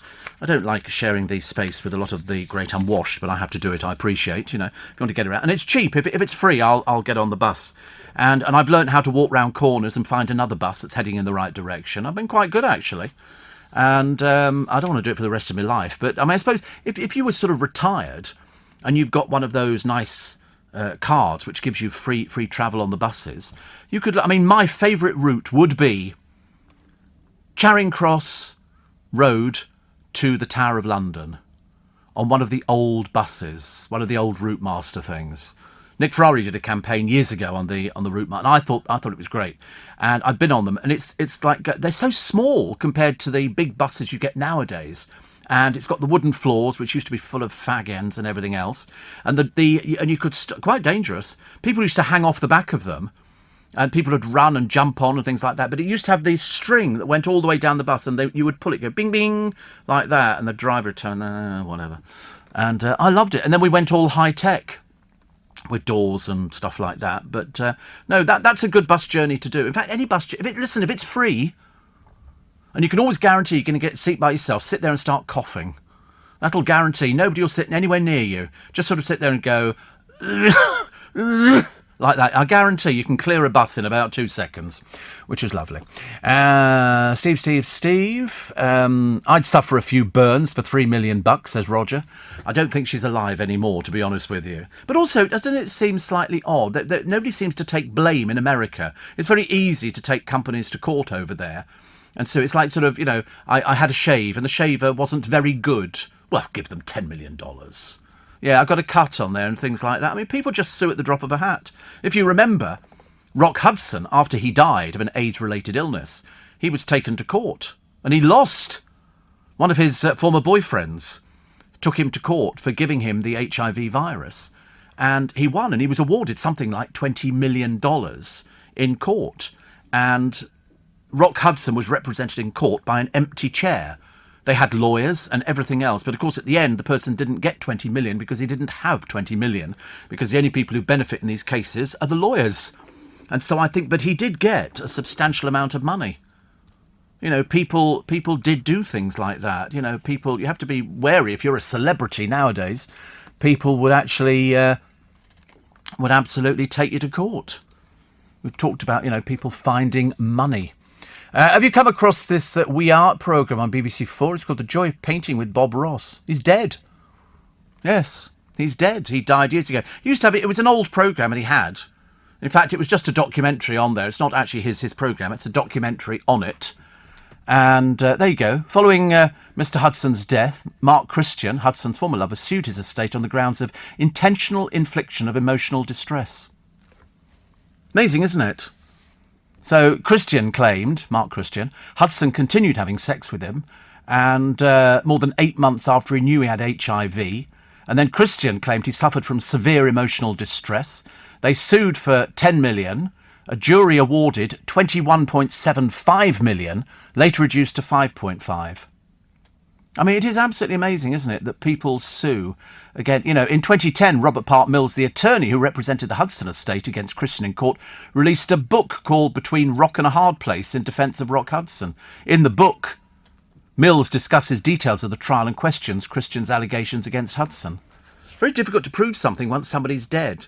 But it was amazing that the jury went, yes, 21.75 million, later reduced to 5. So he got 5.5 million. Geordie Chandler, if you remember, has now publicly admitted that Michael Jackson and him, nothing ever happened. But his father pressed him on suing the estate. And Michael, who was keen to sort of keep all these things quite, close to his chest, he was just a friend whose father said, take him to court and sue him. And so Michael paid. The court didn't instruct. Michael paid privately, and Geordie Chandler admitted years ago that he'd been pushed into it. Nothing ever happened. See? At least you get the truth here. Steve, 3 hours talking by yourself must be quite intense. No, there are no tents around here at all, I think, actually. No. I'm not Hiawatha. Very technical. You probably have to explain that to people, And it's not intense. What do you do if you run out of things to say on your show? You read out text messages from you. It's as simple as that. That fills another 10 minutes. So it's all very good. But The Joy of Painting with Bob Ross. He died, so they taught people on the programme how to paint in his style. It's like there was a very successful book years ago by Virginia Andrews called Flowers in the Attic. There was a series of 3 of them. It was about children who lived in the attic, and it became one of those books that everybody had to have. Couldn't just have one, you had to have all 3 of them. So I bought them and everything else. And then, blow me down, Virginia Andrews died.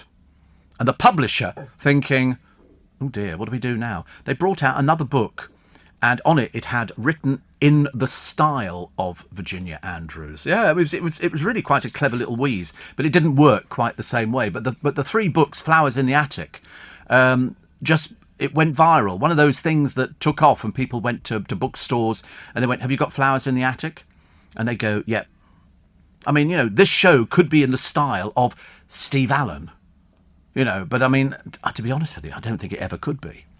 They always say that flattery is the, imitation is the most sincere form of flattery. No, it's not. It's just called laziness.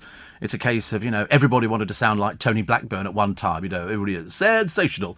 And people like that sort of thing. But you can't really do anything that's Steve Allen's programme. Although we do have probably every single radio station in the entire country listening in to see what stories they can run on their programme to save them having to wander through the newspapers, which you'll notice we're now at 13 minutes past 5, and we haven't even touched a newspaper yet, which I can't wait to, because believe it or not, there was a little football game yesterday, and a few people got a bit excited about it. And we have football coming home, football coming. Yeah, but it's not football's coming home; it's football's coming Rome. But you won't be able to go and see it because of the sort of lockdown. But it wasn't a dream. If you're just waking up, you're probably feeling a little bit the worse for wear. But it's 2-0. 2-0, which is very good. I couldn't tell you who scored. I don't care. They're obviously a footballer, and the football commentators will be getting themselves all overexcited about the whole thing. I think there's far too many people commenting on football on the television. I mean, Harry Kane, I think Raheem Sterling might have done. I don't know. That's a name that just, both of them scored. So that's good, isn't it? I don't know anything about Harry Kane. I know about Raheem, but I don't know anything about Harry Kane, and nor should I be expected to. No, nor should I be expected to, I think. So who are we, England, playing in the quarter-final? Writes somebody here. Who are we playing in the quarter-final? What do you mean you don't know who we're playing in the quarter-final? We're playing Ukraine. I've already told you on the programme. I told you ages ago. We're playing Ukraine. I mean, some of the tournament favourites, Italy, Spain and Belgium, are in the other half of the draw. So, I mean, if you look further ahead, England's semi-final opponents were... they to reach the last four could be Czech Republic and Denmark. That's on Wednesday, the 7th of July at Wembley. So now if England progress that far, the opponents would be one of the following four teams: Belgium, Italy, Switzerland. Do you know anybody who plays football in Switzerland? And Spain. The teams in the quarterfinals on the other side of the draw. I mean, Switzerland, they just make chocolate and go around. They've got cows with bells around their neck in fields. And that's it. But fans wanting to travel to Rome to watch the quarterfinals live, it appears pointless to even try. The UK government advice says anybody who's been in the UK for the last 14 days must self-isolate for 5 days when you arrive in Italy. No point in going. No point in going. They will, they will enforce it. And and they don't mess around over there. They really don't. So now you know. Jackie, I'm going to take a short break, haven't I? Why? Because I'm just like that. You're listening to a podcast from LBC. Oh, happy days, happy days. Where's summer gone? Where's summer gone? It's all finished, isn't it? Mind you, Christmas around the corner, which is good news. Not too long to go till we start singing Deck the Halls with Boughs of Holly. You might take some stick for telling them, but groan-inducing lollipop jokes will soon be back. They used to do them years ago. The stick on your Mivvy or whatever it was had a joke on it. They were always pretty feeble. And they're coming back. And so the top 10 jokes, I mean, to be honest with you, it's like the Christmas cracker jokes. I think they're the same ones that have been around since Victorian times. What do you call a car being driven by a sheep in a swimsuit? Come on. What do you call a car being driven by a sheep in a swimsuit? It's a Lamborghini. Come on. It's that, I'm doing my best here. Yeah. What's an ice cream's favourite TV series? No, Game of Cones. Game of Cones. And what did the ice cream seller win on the lottery? Hundreds and thousands. Oh, God. I know I've told you and you still couldn't remember it. Also, what does a lolly do when it gets a cold? It self-isolates. God, you're not up with these, are you, at all, really? I mean, we're doing our best. What do you call a beach party that gets out of hand? Sandemonium. Oh, blimey. And the last one, how many lollipops can a T-Rex eat? None. They're extinct. So now I've told you, you don't need to buy the item, do you? You've heard all the jokes. They'll probably there's a limit to how many things you can put into the machine, and lolly sticks. I bought a lolly the other day from Iceland. 4 of them, I think for about £2 or something. And they do all these retro sweets. And this was a sherbet fountain thing. But the interesting thing is, and it wasn't until I was told by somebody, a friend of mine, because I bought a box and we had one each. They're very lemony, very lemony. Normally they're a bit weak in the lemon department. But he said you can eat the stick. The stick was licorice. You could eat and I quite like licorice. It was a bit too hard. Yes, it was because if you have a sherbet fountain, the sherbet is in the paper fountain thing, and then there's a piece of licorice sticking in the top, and the idea is you bite the top off the licorice to suck up the thing, but of course it doesn't work. So you take the licorice out, you eat the licorice, and tip the sherbet into your mouth, and it makes you cough and splutter. No, just me again. It's always the way, isn't it? I sometimes sit here thinking, am I facing the wrong way? You know, I am facing. Yes, I should be facing into the traffic. Steve, why do they get so excited and manic over football? My dog gets excited over his ball, says Bert. Well, they do, don't they? Because they don't really get very much opportunity, dogs. I mean, not this woman who's had her dog stuffed and it sits in its basket. I mean, what a thing to have done to a poor little dog. I'm not sure about that. The Victorians, is it what? It's in the room with her. It's in its basket. I know. The Victorians are very big into stuffing. And there was a man who had a museum, and I think it was called, now I might have got this completely wrong, and I've mentioned it before, Mr. Potter's Museum of Curiosity or something like that.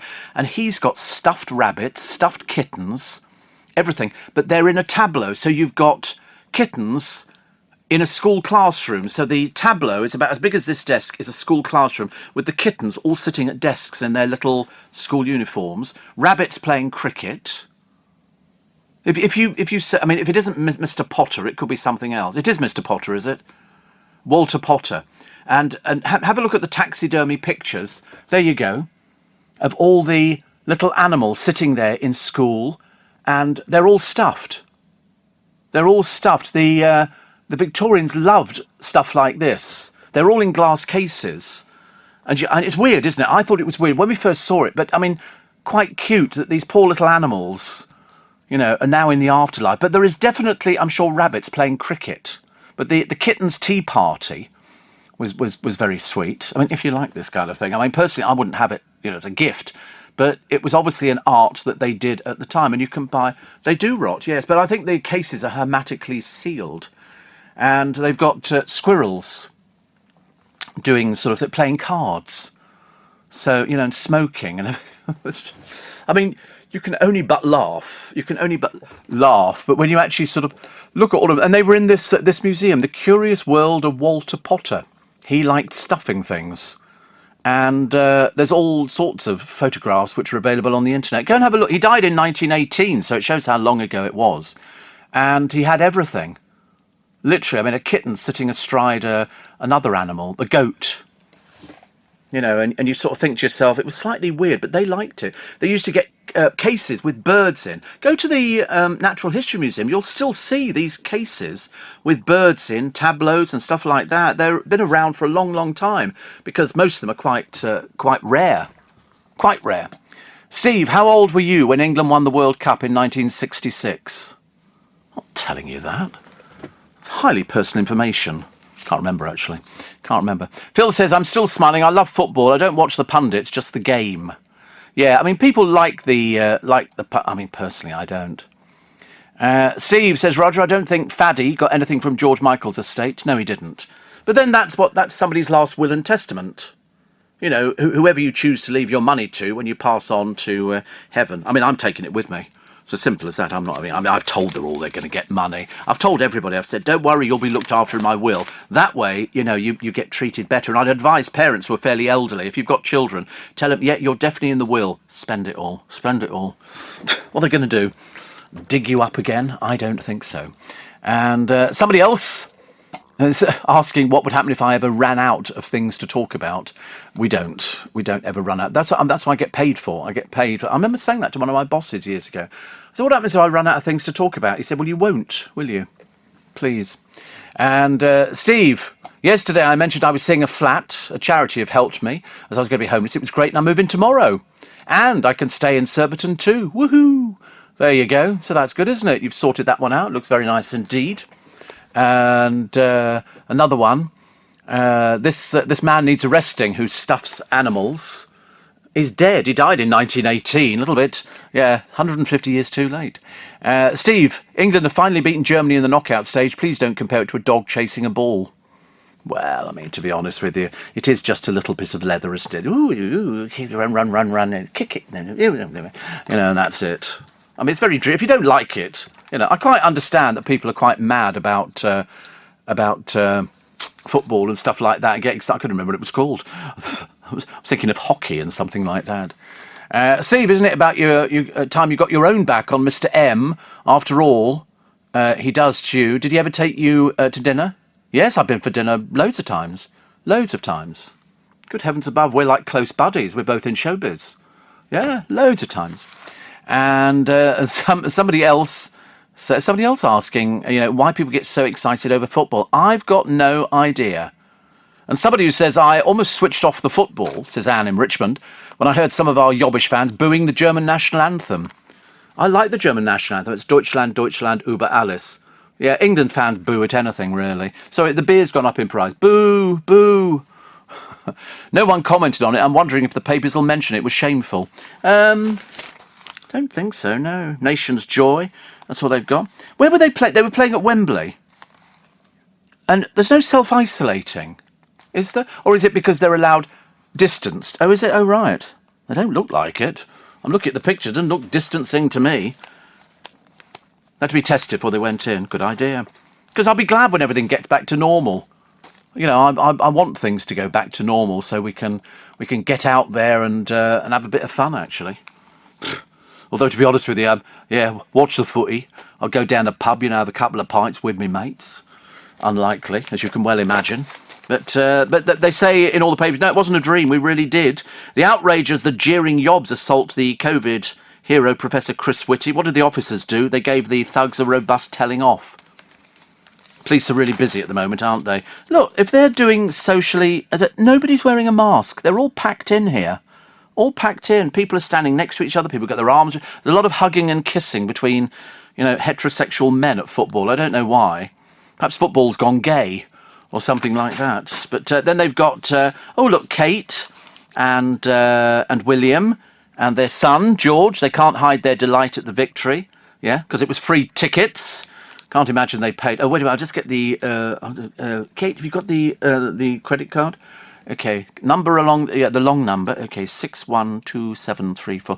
Yes. It's in the name of William Windsor. Yes, I know. Yeah, it is, yes. Yes, thank you. See you in the papers. And that's how it goes on. So the spending frenzy. It could apparently...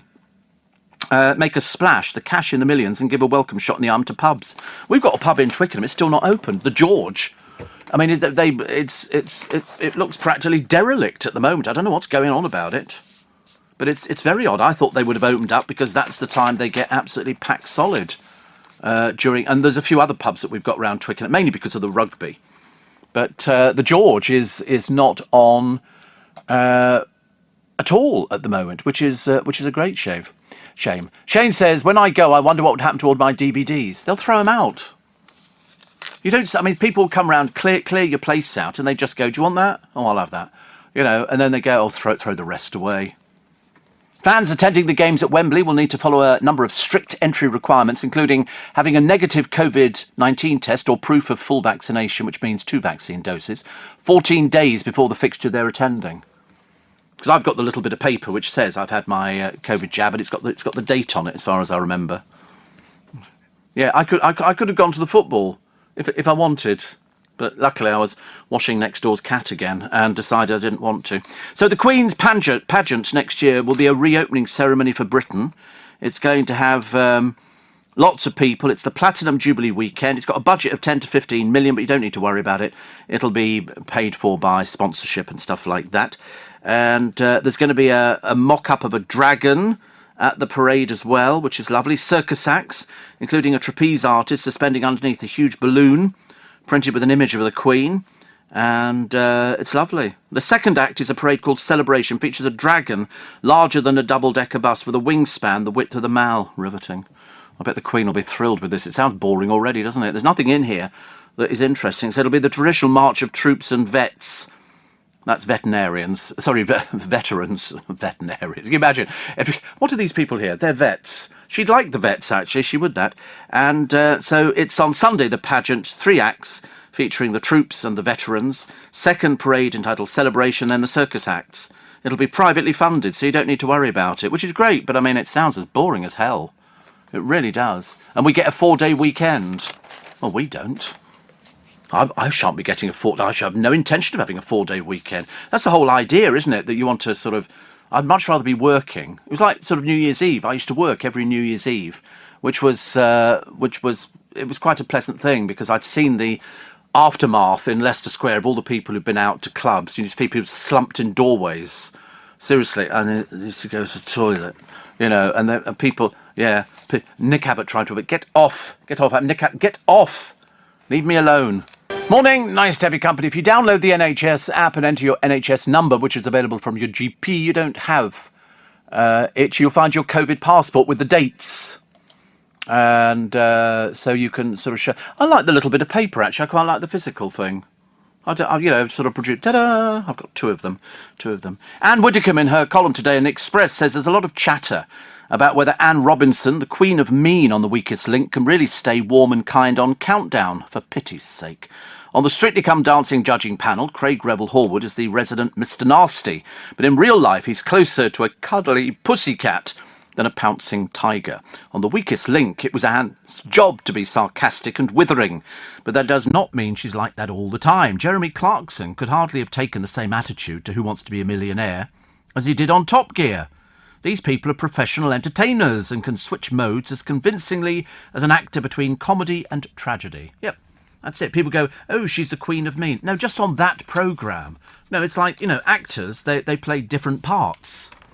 Some don't manage parts, you know, and they do. I mean, personally, when I come off air at 7, I'm very shy, very quiet, very shy and retiring. Honestly, wouldn't say boo to a goose or a chicken or a dormouse or anything at all, actually.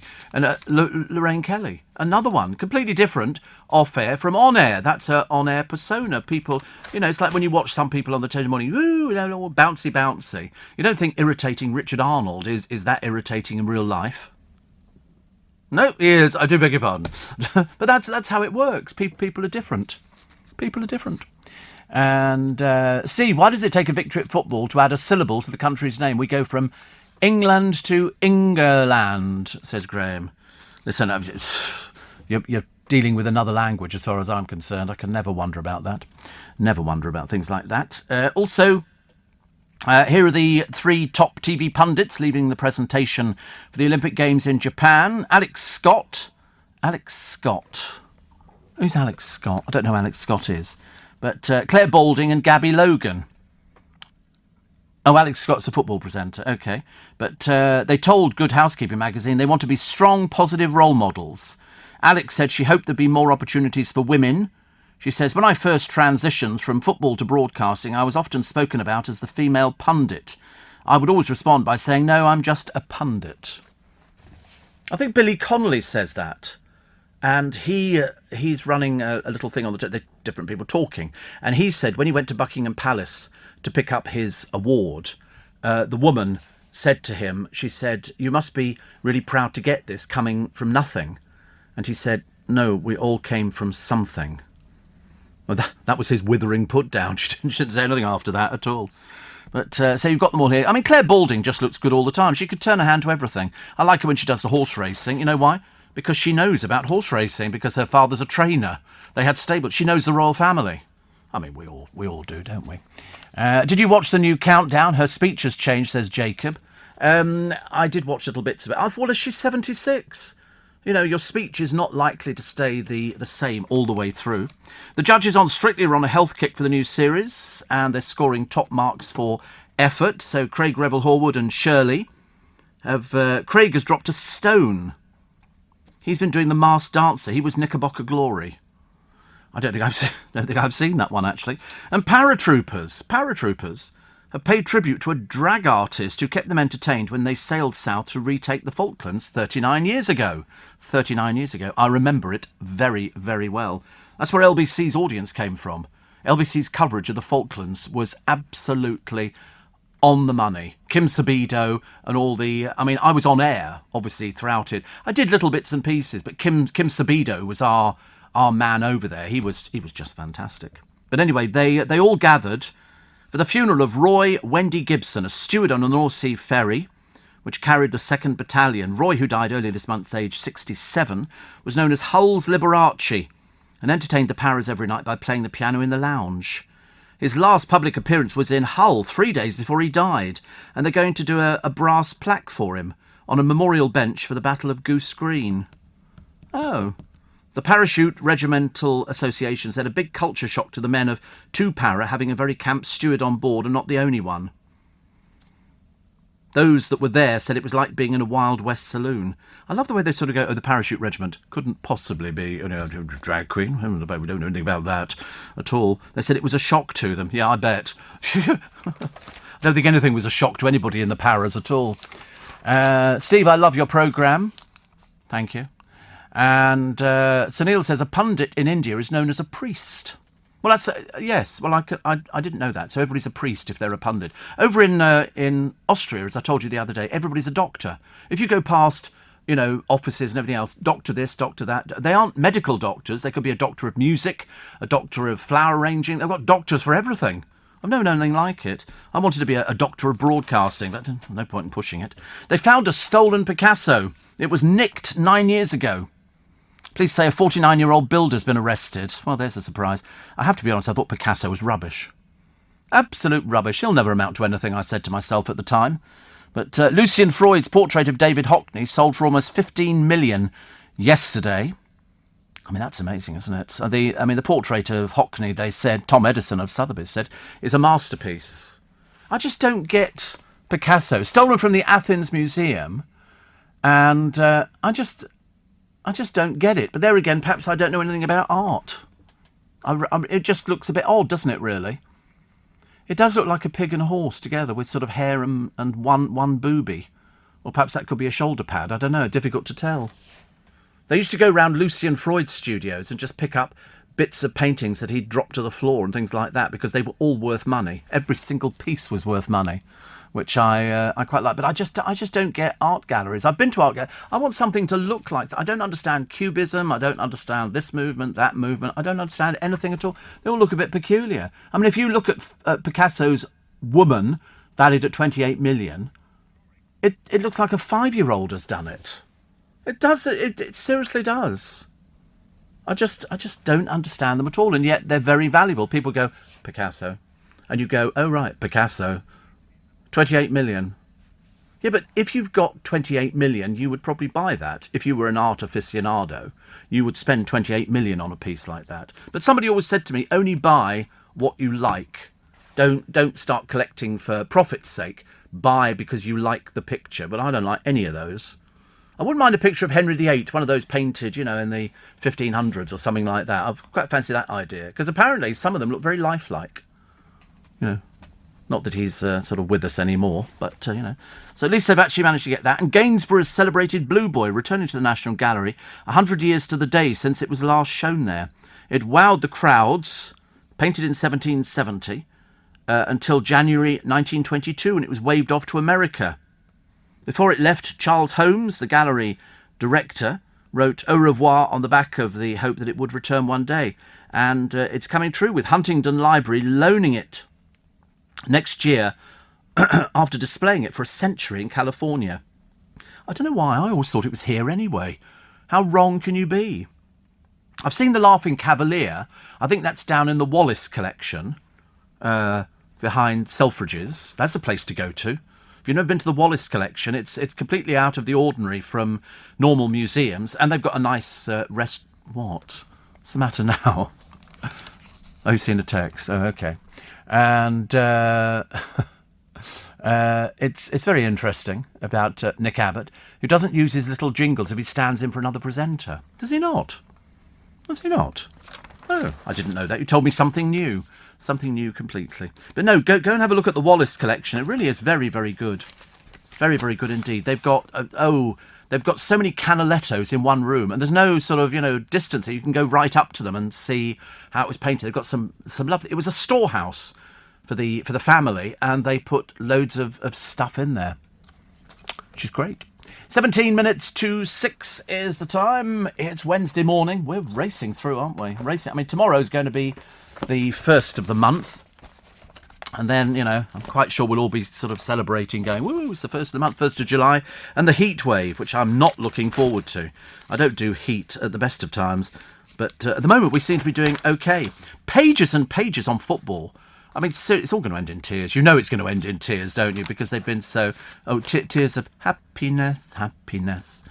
Also, Love Island beauty Maura Higgins, who only looks good when she's got her mouth half open and she's staring vacantly, wearing a sheet. You know, that's about it. When she goes out normally, she's a bit dull and dreary. And she's been out with Giovanni Perniz. They're both 30. She's a bit ancient for doing that kind of thing, but it's that kind of look. And it's a case of, she only looks good when she looks like that, but of course she doesn't look like that. Apparently they've had some fun. What does that mean? What does that mean, they've had some fun? I don't even understand that. Apparently they're both busy with careers. I don't actually call taking your clothes off and clutching a sheet to your body and having your hair crimped a career. I'm ever so sorry, dear. I think it's just called putting makeup on, OK? Putting makeup on. I don't know what he does. I've got no idea what he does, but he's one of these people who wants to show you the pants that he's wearing. I mean, what is that, a career or something? They're both looking great together. Well, of course they are when they're made up. When they look normal, she looks very plain, very dull. And Giovanni was dancing with Ranveer Singh, I think, last year. But he's also dated Georgia May Foote and Pussycat Doll Ashley Roberts. But his partner was upset at suggestions she might have grown close to him as they sizzled on the dance floor. It also sparked rumours of a new romance by liking a string of Maura's online snaps. God, she's just one of those bimbo-type models who takes her clothes off. Of course she's going to attract people, but they were actually watching Italy's Euros clash with Austria at Wembley last week. Good God, I should imagine what Maura Higgins knows about football. You can write on a grain of sand. But apparently they're a thing now. At first it was just a couple of dates and some fun, but it's now getting more serious and they're really into each other. Oh, perhaps will they be moving in together, will they? I mean, they're 30, for God's sake. They're not 12-year-olds. But here's some of the girls from Love Island. Is it really an island? I can't work out if it is an island that they're on. Hope they stay there. That'd be nice, wouldn't it, really?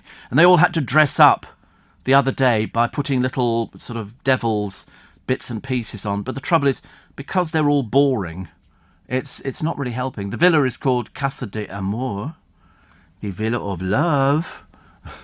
Sort of Bruno Tonioli go, see, they love each other in the villa. They make passionate love. Casa de Amore. Oh, blimey. You're listening to a podcast from LBC. I watched this programme yesterday on television, and it was about American emergency services. And they have a system over there. This woman phones up, and she calls 911, and the guy says, emergency services, and she says, I'd like to order a pizza. And he goes, you've dialed the wrong number. And she goes, yes, pepperoni would be nice. And he goes, I think you've got the wrong number. And then he twigs. She's making a call from an abusive relationship and she wants the police sent round. So he immediately says, listen, she's in an abusive relationship. She's used the excuse of ordering a pizza, knowing somebody's going to go, this is emergency services. Have you heard of it before? I'd never even heard of it. I thought it was the best thing going. And so he says to the police officers going there, he says, don't put your sirens on. Don't put your sirens on, just turn up. And so that was the way. And I wondered whether or not they adopted it for use in this country. Because, mainly speaking, we would think that was a bit mad. Somebody phoning up going, I'd like to order a pizza. But if that becomes then a code word for I'm in trouble, or is it possible to... Because the person who is abusing the person who's making the phone call wouldn't know what they dialed. And you could, I suppose, use it for a number of takeaways or something like that. It's like, can I order some sweet and sour chicken? Yes. And then this woman, after she'd said, I'd like to order this pepperoni pizza, she said, and my address is... And that's when she's helping them. So he then repeats back to her, he says, is the person with you at the moment? And she goes, yes, that'll be fine. I'm on the second floor. And so through this series of code words, she got rescued from an abusive situation. I'd never heard of it. I thought it was the best thing I'd ever seen on television. But he didn't know what it was to start with. I mean, women, of course, can call the Free Phone National Domestic Abuse Helpline, which Refuge run, I think, on 0808 2000 247 for free. That's any time, day or night. So that's the Free Phone National Domestic Abuse Helpline run by Refuge, 0808 2000 247, and that's 24 hours a day. Roger says, fun? What's fun? I can't remember. I know. We seem to have not had fun for ages. Somebody says, great news, England win. Fantastic. The gyms will be empty for at least one more game. I'd forgotten. Well, I knew it was the football. I'd forgotten it went on so late. People want to go out celebrating, and 2-0 sounds very good, doesn't it? Picasso, says Lawrence, sounds like somebody who didn't quite appreciate that it's the artist and not the public who are supposed to suffer. I just didn't understand it. I've been to the National Portrait Gallery on numerous occasions, and the National Gallery down in Trafalgar Square, and I promise you, it's the best day out you can ever have. But you cannot do all the galleries in one day. It's not physically possible. I don't know whether it's socially distanced or not. I mean, become the 19th, we're all going to be opening everything. So they should be getting ready.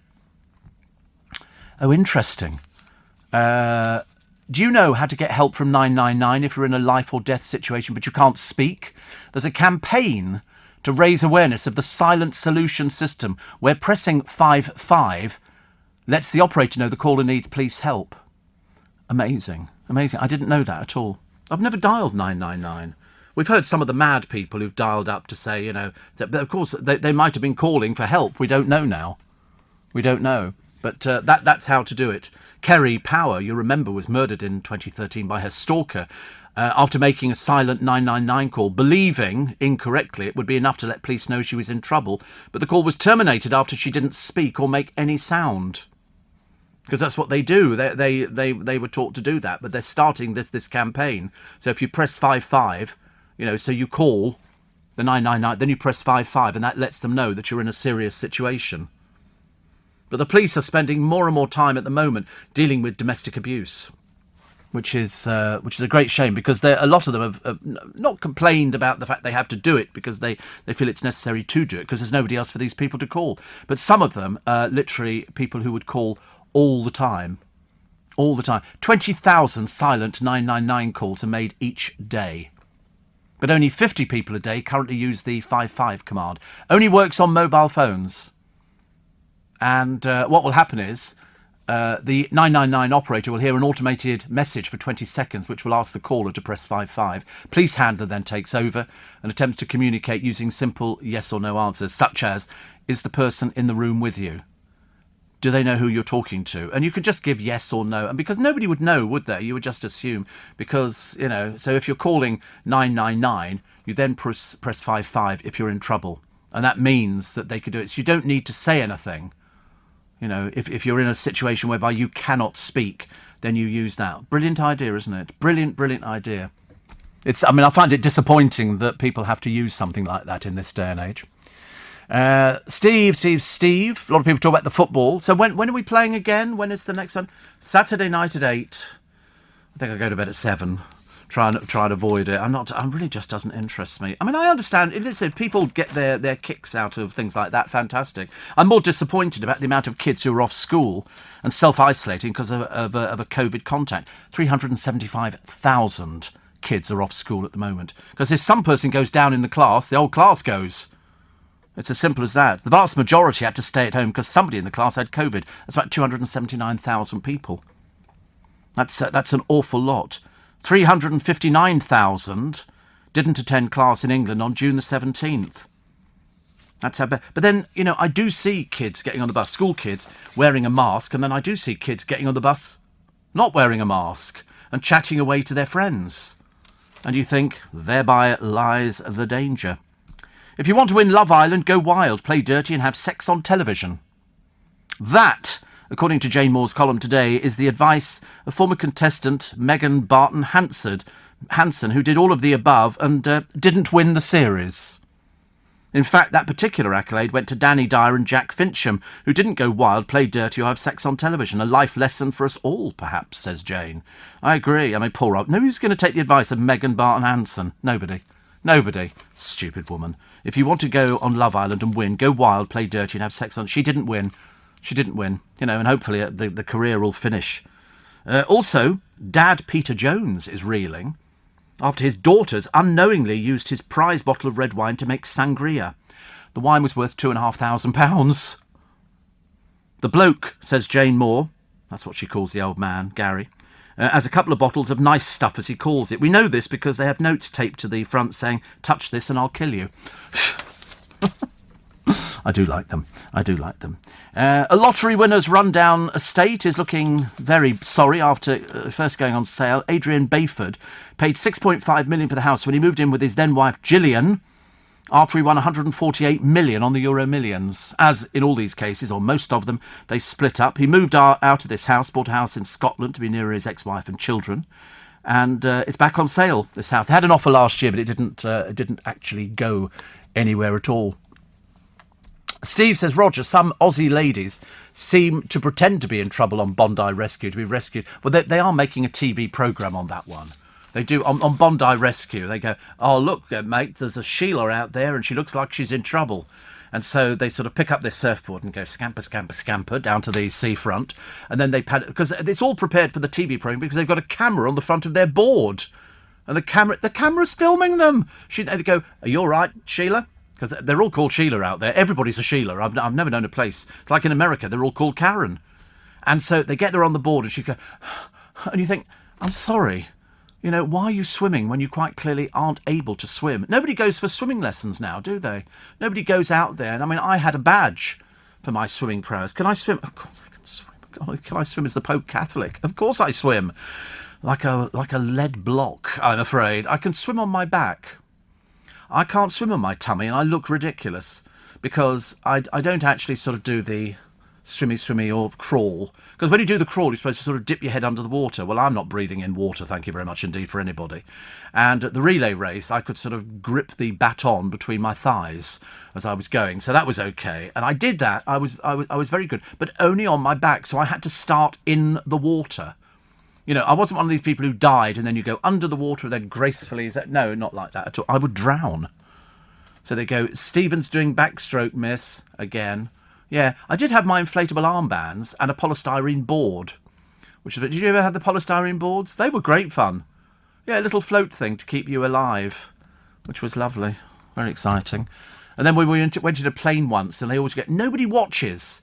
Nobody follows the safety advice on planes, do they? Have you noticed? She'll stand at the front going, and in the event of this plane crashing, please God never, you know, oxygen will come from the ceiling. But, and then, you know, and under your seat you've got, as if you're going to start fumbling around, trying to find a torch and a whistle. I used to think, oh, goody, we're going to a disco. How fabulous, you know, as the plane crashes into the sea and you've got to fight your way because lights will light up here and there's doors to the front, to the rear and to the middle and all the rest of it. And I'm thinking, I'm the only one watching this. Nobody else, they're all reading their books or on their phones and all the rest of it. Dreadful, isn't it, really? You're listening to a podcast from LBC. Morning, everybody. Very miserable in London this morning. I mean, I'm not physically miserable. Although actually after yesterday I could have been. But I mean, it was, no, it just looks overcast and dull. What we call a grey day. A grey day. Steve, during my police years, I dealt with many domestic disputes and we kept the file in the in tray for a couple of days, knowing the spouse would then drop charges shortly afterwards in 90% of cases, says Graham. Police are dealing with more and more of these domestic abuse cases. On one of them, it was a woman who'd called the police out, I think, 90 times in less than 6 months.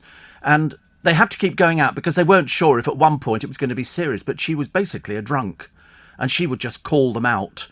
And then when they got there, she wouldn't let them in. And you just think, and the police officer said to the camera, he said, I didn't join to do this. This is specialised, you know, screening of people. You need to look after people. You need to be fully trained up. But then we've heard more cases, haven't we, of people who go and abuse nurses in hospitals and stuff like that. Even poor old Chris Whitty. I mean, the Prime Minister has slammed the Yobs. They've got pictures of them. They're obviously a pair of no marks. And we don't know who they are. We don't know who they are. But apparently officers talked to Professor Whitty and said of the culprits they were spoken to and had their details taken. But apart from that, you can basically attack anybody you want in the streets of London now. The police aren't going to do anything. They were spoken to. They were spoken to. I mean, you know, what good is just speaking to somebody about it? You know, they really shouldn't be allowed to do that to somebody. He looked frightened. Very frightened. If it happened to you, you'd feel equally frightened. But the police would just talk to them. That's okay. I mean, I'm not sure what the police are like down at St James's Park. Obviously not the best. Domestic abuse victims will be able to ask for Annie in pharmacies nationwide as part of a code word scheme to indicate they need help. So that's a good... But most people go into... I'm not pouring, you know, water on this one, but I'm just sort of thinking, if you go into a pharmacy, why would you need to use a code word? Because you would go in by yourself. I'd go in to pick up my medication and something. Perhaps there's other people, I don't know. From Thursday, anybody suffering domestic abuse will be able to ask for support without their abusers or other members of the public knowing. Well, they do now, because if you hear somebody saying, Annie, is Annie around? They're going to go, uh-oh. So that's it. The government-backed scheme is similar to Ask for Angela, launched by the Metropolitan Police in bars, pubs and... Did you know that one? I didn't know that one. No idea. They had another one launched in May by the charity Hestia, which saw safe spaces installed in the consultation rooms of more than 5,000 pharmacies nationwide. Good God, it's a bigger problem than we ever imagined. Unbelievable, isn't it? That's a good idea, but I like the idea of somebody... In America, it was so simple, just order a pizza. You know, because people do that over there. I mean, I think England and Wales, they recorded more than 250,000 domestic violence crimes between March and June. But how many led to prosecution? How many led to prosecution? That's what it is. Because people shouldn't be put in there. And bearing in mind, it's not always women being abused. Men have been abused before, but they're even more reluctant to go and tell people about it. Roger says, of all the reality shows I used to like, Shipwrecked. Was it quite good? Shipwrecked? I don't even know anything about Shipwrecked. Don't tell me it's a celebrity version. I couldn't bear it. You keep telling me about these celebrity versions, and we've never heard of the celebrities on them. So Shipwrecked, a British reality series, airs on Channel 4's now defunct youth programming brand T4. And so when did this come out? I mean, it looks quite nice. But who was in it? Who was in it? The competitive format of Pride, blah, blah, blah, blah, blah. Original series. Oh, here we go. The 16 contestants were not celebrities. And were there no celebrities on this one at all? No celebrities? Oh, right. How disappointing. But there you go. There was also a Russian version of the show. Don't think you'd want to go on that one, would you? Right, comrades. I can't imagine anything on Russian television bearing any resemblance to a reality show. Really, I mean, I really can't. I saw a programme once on Russian television. It was about beauty contests. It looked very suspicious. I mean, Putin won because he constantly taking his shirt off and sort of exhibiting that sort of manly figure. But no, I never saw Shipwrecked. I really give up with things like that. I want to see programmes with people on who can actually do something, not people who are just on there because they're sort of either a bit simple or they've been on another reality show. I mean, why would you ever put Gemma Collins on anything at all? She can't do anything. She can't dance. She can't skate. She spends a lot of time sitting on her bum complaining about things. And now, in a sort of a podcasty type thing, which hardly anybody will ever hear or see the light of day of, she's saying she doesn't want to be with anybody. It was only a short while ago she was trying to find somebody so she could have a baby. Because we reported that on the program. Now she's not interested now that the Arge thing has fallen through. You know, like that was the on-off relationship of the century. It's hilarious. Two idiots together. He spent most of his time in rehab and she spent most of her time doing nothing. But it's finished now. It's finished. Steve, I listen to your programme every morning, which is just as well because we're here every morning. And somebody says, I drove to Scotland yesterday in anticipation of a meeting. Weather was very good on Scottish television last night. A doctor was interviewed regarding the massive increase of COVID infections in parts of Scotland. He blamed the football fans that travelled to London 2 weeks ago for the football. No, we're doing really well. We're doing very well. We don't have things like that at all. So Scotland's very pretty. I'm quite sure it is.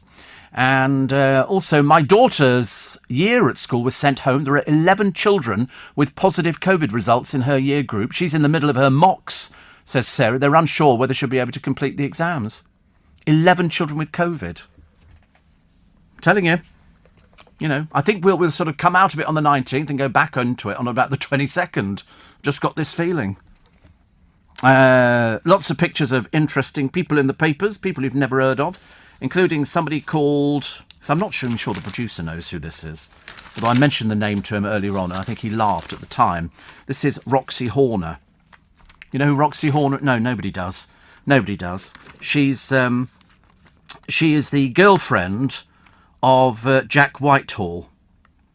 And she's apparently Moddo, you know, which is nice. And she's got one of those dogs, which looks like it's something you put your pyjamas into on the bed, like the one that Philip Schofield's got on the television advert. But again, she's one of those infuriating people who's carrying it.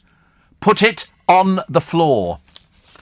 She's got a sister called Rihanna. She's British and from Essex. She's famous in her own right. Really? As what? As what? Model. She made her first appearance. She's been signed to a top modelling agency for over 10 years, and we've still never heard of her. She's modelled for a number of brands, including Boo Avenue and Superdry. And she's got acting credits in small productions. 10 years she's been with this agency. Get the feeling maybe it's not happening at all. So obviously the advice was, can you find yourself somebody famous to go out with? So she's going, but I mean, it's the carrying of the dog bit. I'm not interested in anything else. But you don't carry dogs. You put them on the floor, they walk. You know, people who carry them like accessories are people who are, you know, shouldn't be allowed animals at all, I'm afraid. No, it's one of those little tiny things. You know that Philip Schofield's got that little thing. It looks like they're very pretty, but you don't carry them. You put them on the floor, they walk. They've got legs. Robin Tetbury, who could be Beverly, says the people who harassed Chris Whitty should be humiliated in the stocks. Oh, I wish we could bring the stocks back. I'd pay for them down in Leicester Square. Get some old yobbos down. I mean, all the flowers that were trampled to death by the Scottish fans, they've not replaced them. They're just sitting there because presumably somebody said, we're not paying for them twice, pal. You come round and do them again. So they're all sitting there. They were standing on all the flowers and ruined them. Perhaps we'll have a word with old Sturgeon. Give us some money, love, so we can sort of put our flowers back. Otherwise we'll come up there and set fire to your sporrans. We don't care. Goodness sake, honestly, we are British here at Raw. But it looks awfully embarrassing. All they've got to do is get the little gardening company out. I mean, I suppose at some point they'll get round to it. I sort of miss the fun fair in Leicester Square, which we used to get every year. I mean, I appreciate the fact that the boys are working like every day God sends to try and get the generators in and everything. So he said, I bet you're really jealous that I went down there with Corey and you didn't. We were invited. We went down into the bowels of Leicester Square, right in the middle.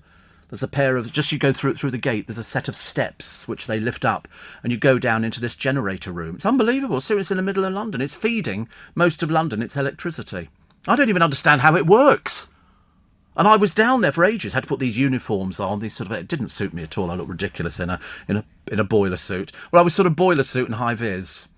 And I'm sure I wore a hat. I can't remember though. Corey loved it. He loved every minute of it.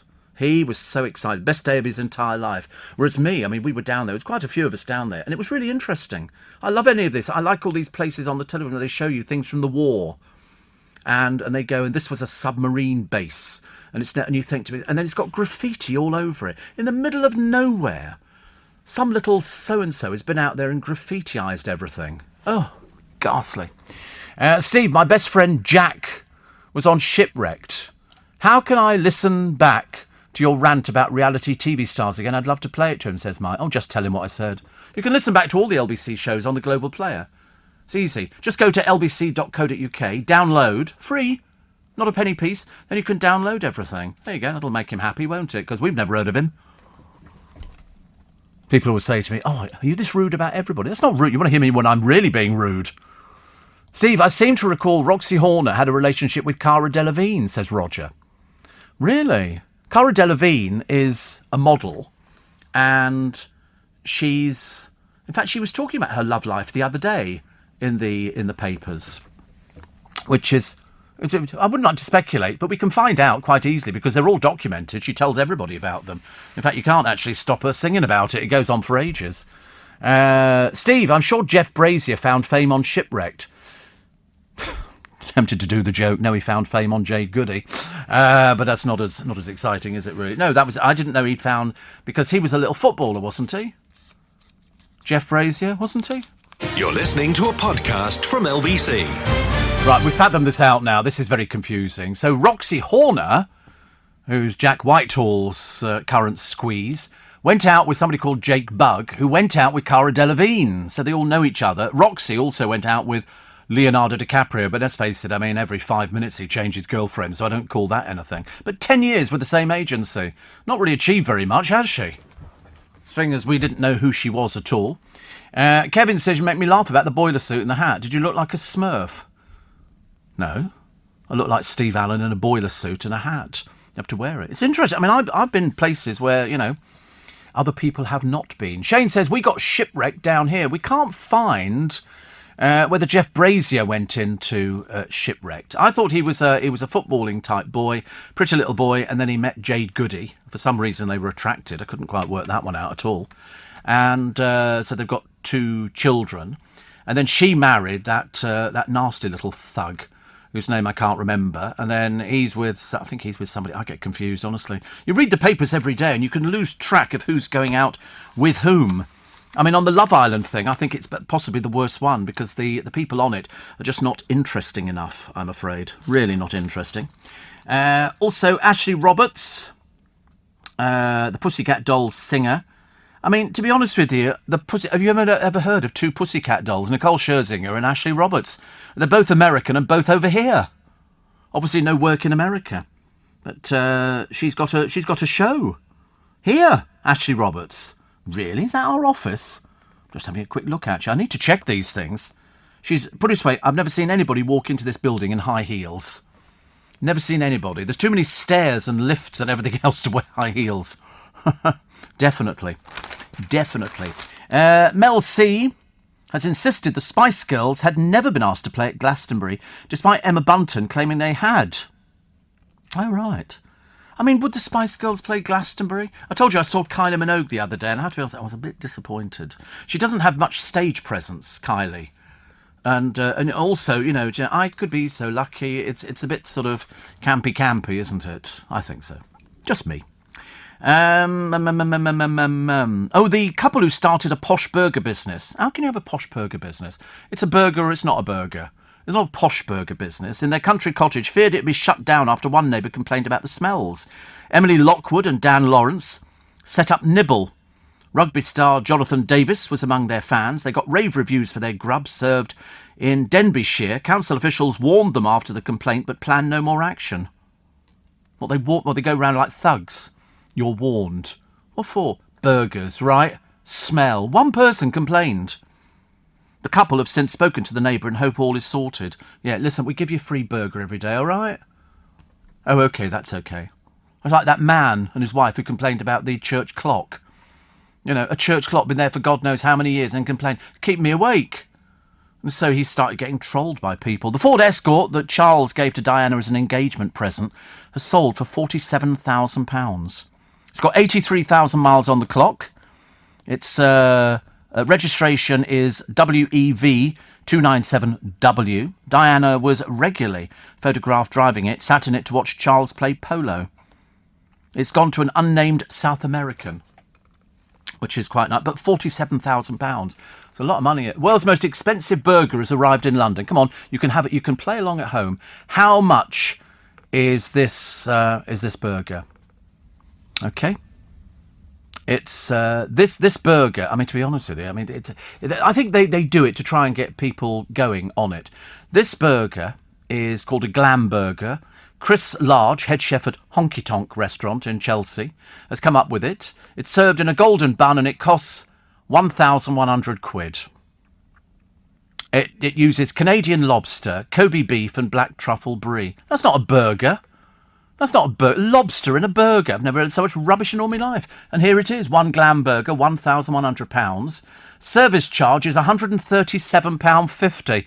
I'll collect it myself from the kitchen, thank you very much indeed. And this is a place called Honky Tonk.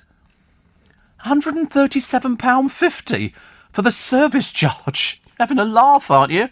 God's truth. And it even looks like a dog's dinner. What a mess. Oh, it does come with a little... No, there's not even any chips. Not a chip inside, but it does come with a little cheap flag with G written on it. Is that so you can point out to the next table that you're a right old so-and-so. 1,100, I could understand, you know, if you really want to spend that much money on those ingredients. But £137 service charge? Pfft, how much are you paying your staff down there? It also contains Iranian saffron, beluga caviar and hickory smoked duck egg covered in edible golden leaf. Mr. Large spent 3 weeks creating the burger to celebrate deals. Website's 5 millionth group and group on use and win a chance to try it. What for? I mean, and they've got a picture of a diner preparing to try it for 1,100. You must have more money than sense. I can't think of anything worse. A burger has got bird's eye stamped on it, comes with onions, without onions, a bit of cheese over the top, processed, some ketchup and a pile of chips. You know, I mean, if you paid 20 quid for it, you'd be overcharged. 1,100. Who in serious minds has caviar and lobster in a burger? That's not a burger. That's one chef's complete breakdown over the lunch period. OK, let's put this on it, let's put that on it. And they go, I mean, have I had caviar? Only once. And lobster I hated. Horrid. Caviar is just eggs, isn't it? Fish eggs. And lobster. Dreadful. You don't put that in a burger. You really don't. But they obviously do it because it's given them some publicity. Mainly the wrong kind of, you know, the service charge. Just remember, you can always cross it off the bill. You don't have to pay a service charge. I'd advise you, if you get that one, don't. Ridiculous. Somebody says lobster in a burger. Hope they make it snappy. It was Jack Tweed who married Jade Goody. And Ash says, when I hear of all these infuriating reality television plebs, I sometimes wish television had never been invented. Yeah. I mean, I think the same, actually. I mean, I do watch the saddos of life. What's your claim to fame, love? Oh, on Love Island. Oh, were you really? Did you win? No, but I got my boobs out. Oh, lovely. That'll be exciting. Perhaps your parents can sort of pin it up in the sitting room. And then they do, so-and-so invites us into their glamorous house. It'll be somebody from a reality show. And you know damn well it's a refurb council place. You can tell straight away. And they've all got crushed velvet curtains and grey furniture. Grey furniture, I ask you. Have you heard of such a thing? Red velvet. I'm Jewish Regency, me, mate. I'm telling you, I'm flying the flag. Absolutely, for everybody. Oh, no, and gold mirrors and everything. Oh, yes. Oh, yes. Oh, never crushed velvet. What sort of person do you think I am? But and they go, and here's so-and-so, Stacey Solomon, showing you around her gorgeous kitchen. Just a kitchen with cupboards in it, OK? It'll confuse Joe Swash, because I shouldn't imagine he can cook for toffee. Poor soul. More football. I'm so bored with reading about football, actually. It's here all the time, isn't it? Pages and pages. All right, so we won 2-0. But, you know, so we all get excited, and then next time round, you know, final week on Sunday then. It'll all be over. Yeah. I mean, 55 years of hurt never stopped us. Rahiming. England 2, Germany 0. The Germans will be playing this down. Yes, so we lost. Don't worry, we have another try. You know, people do things like that, but it's pages and pages of it. I've never seen anything like it. It's just, if you're not interested in football, you're going to be bored witless buying the papers today. In fact, if you don't like football, I wouldn't bother buying a paper. There is pages of it. You know, and then you get a picture of Maura Higgins. I mean, just sounds like somebody, doesn't it, out of... my name's Maura Higgins, hello. 30, I mean, it's fairly old for doing things like that. Daz says, the burgers are for the stupid influencers to post and try to get likes. Yes, I've heard of that. I saw an influencer once. It was on the... I can't remember who he was. I mean, I'd never heard of him. And he went to this hotel and he wanted the best room that they got and all the rest of it. So he could then write about it. And I thought, well, whatever. That's all it is, though, isn't it? I mean, the full English at Wetherspoons is £7. I mean, if you want lobster and caviar and all the rest, it's going to rack it up a bit. But I mean, the burgers, you know, Sam in Peterborough says, I think we should start a petition for LBC to pay and send you out for that burger. Would love to see it. I wouldn't. I can't eat anything in it. I can eat the Kobe beef, but that's about all I can do. I mean, I can't... Wetherspoons breakfast, £5.59. Hello? Hello, we brought the price down for you. That's for large. £4.10 for standard. Go large. They do that, don't they, in certain burger places? And you can go large for 50p. I was in Greggs at the time. And I got addicted to these rolls with the bacon in and the chicken and everything else. The club one. I bought 2 yesterday. I get very excited and I have them. I sit on the bus and have one, because it's lovely. I say that just to annoy the person who goes, you should be wearing your mask. You know, and you think, well, if you eat in a restaurant, you don't wear your mask. Steve, one of LBC presenters, used to own a car owned by Diana. Really? Oh, right. Who would that be? Was Ian Dale own something like that? Well, he would. That's the sort of thing Ian Dale would own. He would have that. He would have one of the glass carriages. He would, definitely. 84850 steve@lbc.co.uk. Bev says, bloody ridiculous, all those ingredients together. Fish eggs. The trouble is, it's not even easy to eat. And Steve, for that service charge, I'd want the entire staff to bring it out singing and dancing. No, you wouldn't. No, you wouldn't. You'd be wanting somebody to say, listen, you go to the kitchen, you stay in the kitchen. 137 for one item, £137.50 service charge. That is just rip-off. Rip-off. But just remember, you don't have to pay it. Say, I'm not paying that. I really don't want to. If you go into a restaurant and they try and enforce it, don't. Let them call the police. You know, as long as you leave your name and address, they can't do anything else. They can't do anything else about it. You can do that. I've often wanted to try that, but I don't pay the service charge. Why should you have to? £137 for bringing a burger. I could understand if they were making it at the table, but they haven't done anything for that £137.50. Just ridiculous. I get so cross about things. It's so wound. Oh, not more bloody football. The paper's full of football. Stop it immediately. Steve, the Germans will be seething, says Rog. We left them in the lurch over Brexit. Now we've beaten them at football. I know. But don't worry. We've got another game to go. And we just have to hope that we can pull it off again. I mean, it should be quite nice. I mean, we need to win 3 more to win the Euros, OK? I mean, I don't want to be rude about it, but is there much hope of that happening? You know, and all the fans, they're very unforgiving, the fans, I think. Steve, have you tried the hot chicken fillets at Greggs? No, I haven't. No, I've just done the bacon rolls, and they didn't have any bacon the other day. I had to have the little sausages. Their sausages are very good. They're little. If you have them in a baguette, extra sausage. I always go, I'll have a sausage baguette, please. Extra sausage. And they always go 1. I go, I don't know. I might have 2. See how I feel. Yeah, I have to pay for it, but I don't mind. You're listening to a podcast from LBC. Morning, everybody. Nice to have your company. Do you know I saw Judge Judy on the television the other day? But it was in the pre-Judge Judy hair days. She's got her hair... No, she was bald. She'd got her hair scraped back. And I remember looking at it thinking, is this early Judge Judy? And this is what she used to look like before somebody said, I think we better bouffant your hair up a little bit. Or was it how she looks at the moment? I've never seen anything like it. Yeah, she's unrecognised. Look, there we are, that picture on the right. That's what... I mean, but is this recent? Because I'm used to seeing her, you know, with her hair all done up, but they've got these other pictures. She was on... I didn't even know it was her to start with. I thought, how funny. They've managed to find somebody. Look at that top right hand there. It doesn't even look like her. And I thought they found somebody. It's a new hair... Oh, it is a new hairstyle. It's a new hairstyle. Well, it doesn't suit her. I'm used to seeing her with... She said it's here to stay. Because I thought they'd found somebody, she's 76, who looks like, so who doesn't look like Judge Judy, but sounds like her. It's odd, isn't it? Shocked Judge Judy viewers have been shocked. I mean, she hasn't got the longer locks. It's scraped back, and I mean, really unbelievable, completely different. But she is one of the richest people on television. Judge Judith Scheindlin recently said goodbye to the short hairstyle, and now she's got no intention to say hello to it again. It's such a dramatic shock, I can't believe it. I was very upset by that. Shane says, Judge Judy's on the television right now. The sheriff who stands near her has a very good job. Yeah. And Steve, for 1,100, says Lawrence, I could set up a burger van business and still have some change left. Yes. And Steve, says Kim, I went to Greggs the other day and got the chicken, bacon, tomato baguette out of Greggs. Whoa, where have you been all my life? They love it. I buy 2 a day. I'm terrible.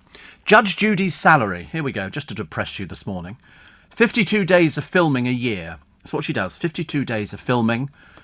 And I think she would earn more than 20 million, I would think.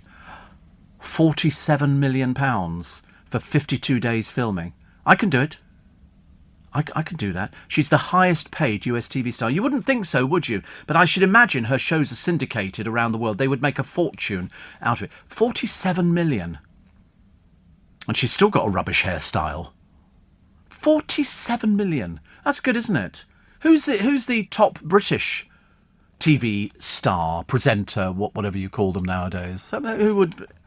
Ant and Dec, I would have thought they would be. But they wouldn't be anywhere near that. Nowhere near. But their shows wouldn't be syndicated because nobody knew what they were saying.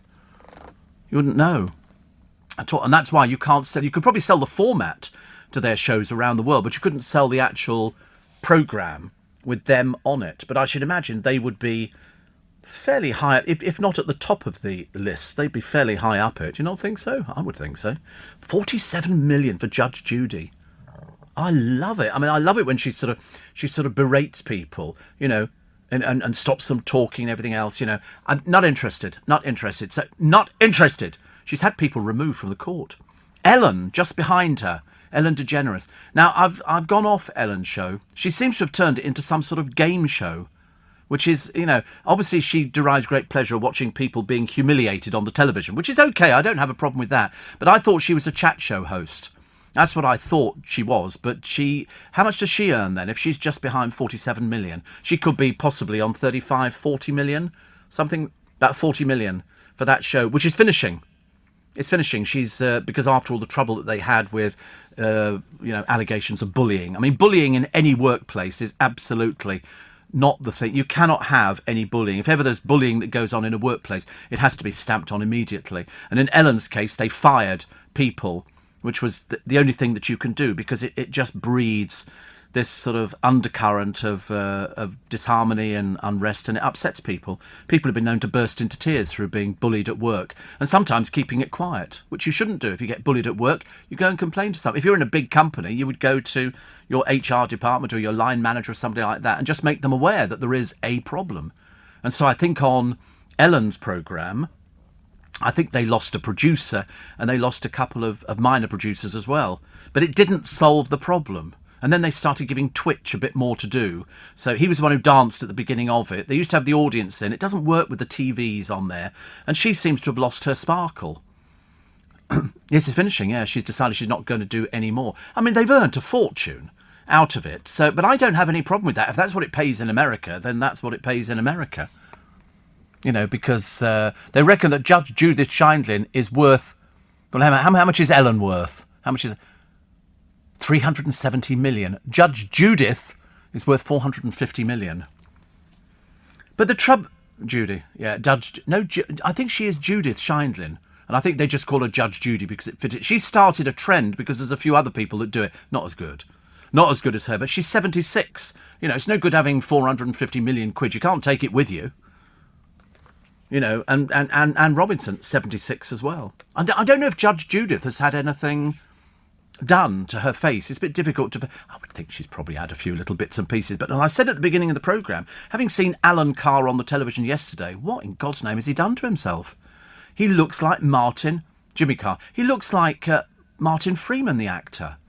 In fact, at some point, the camera... And I think... Do you know that you look like... Did you take in a picture of Martin Freeman? Because we know he's had fillers and the hair transplant and he's had all sorts of bits and pieces. You think, what for? He looked fine before. Absolutely fine. Don't start interfering with your face. End up looking like poor old Jordan. There's a face she'll never see again. Never. Steve, my claim to fame was 20 minutes on the Neil Prendeville show on Cork's Red FM. How lovely. Cork as in the place Cork. Right. The Neil Prendeville show. Neil Prendeville, do-do-do-do-do-do. The radio station called me with regards to a short supply of Fab Ice lollies in Ireland. I suggested Brexit may have been the problem. And, he's an Irish shock jock, is it? Oh, how sweet. What, called Neil? How can you be a shock jock called Neil? It's not physically possible, is it? Have you heard of him, Sarah? Have you heard of him? No? Oh, this is ridiculous, honestly. One of your own. But apparently, Brexit could have been the problem, he said, to the ice cream shortage in Ireland, because the ice cream requires vet certificates for the entire load of 26 tonnes of ice cream before it's allowed to leave the factory for export. Is that true? I don't know, but I mean, how exciting that you've been on the radio, John, who's at Harwich International Port waiting for a trailer load of flowers. We have them round our way. Sometimes you get these huge Pantechnicons, and they've come all the way from Holland, and they're full of flowers, and they sell them to people I think they pull into garden centres or something. Say, you want to buy some of our tulips from Amsterdam? And they go, no, not really. No, thank you very much indeed. Imagine having all that ice cream. I like a bit of ice cream, actually. It's quite nice, isn't it? Steve, Anne Robinson looks awful. The face doesn't move. Well, yeah, you know, that's the trouble. If you have fillers, it does freeze your face. If you have Botox, your face freezes because people don't want to see lines. Whereas I'm quite happy to see, like, it paralyses it.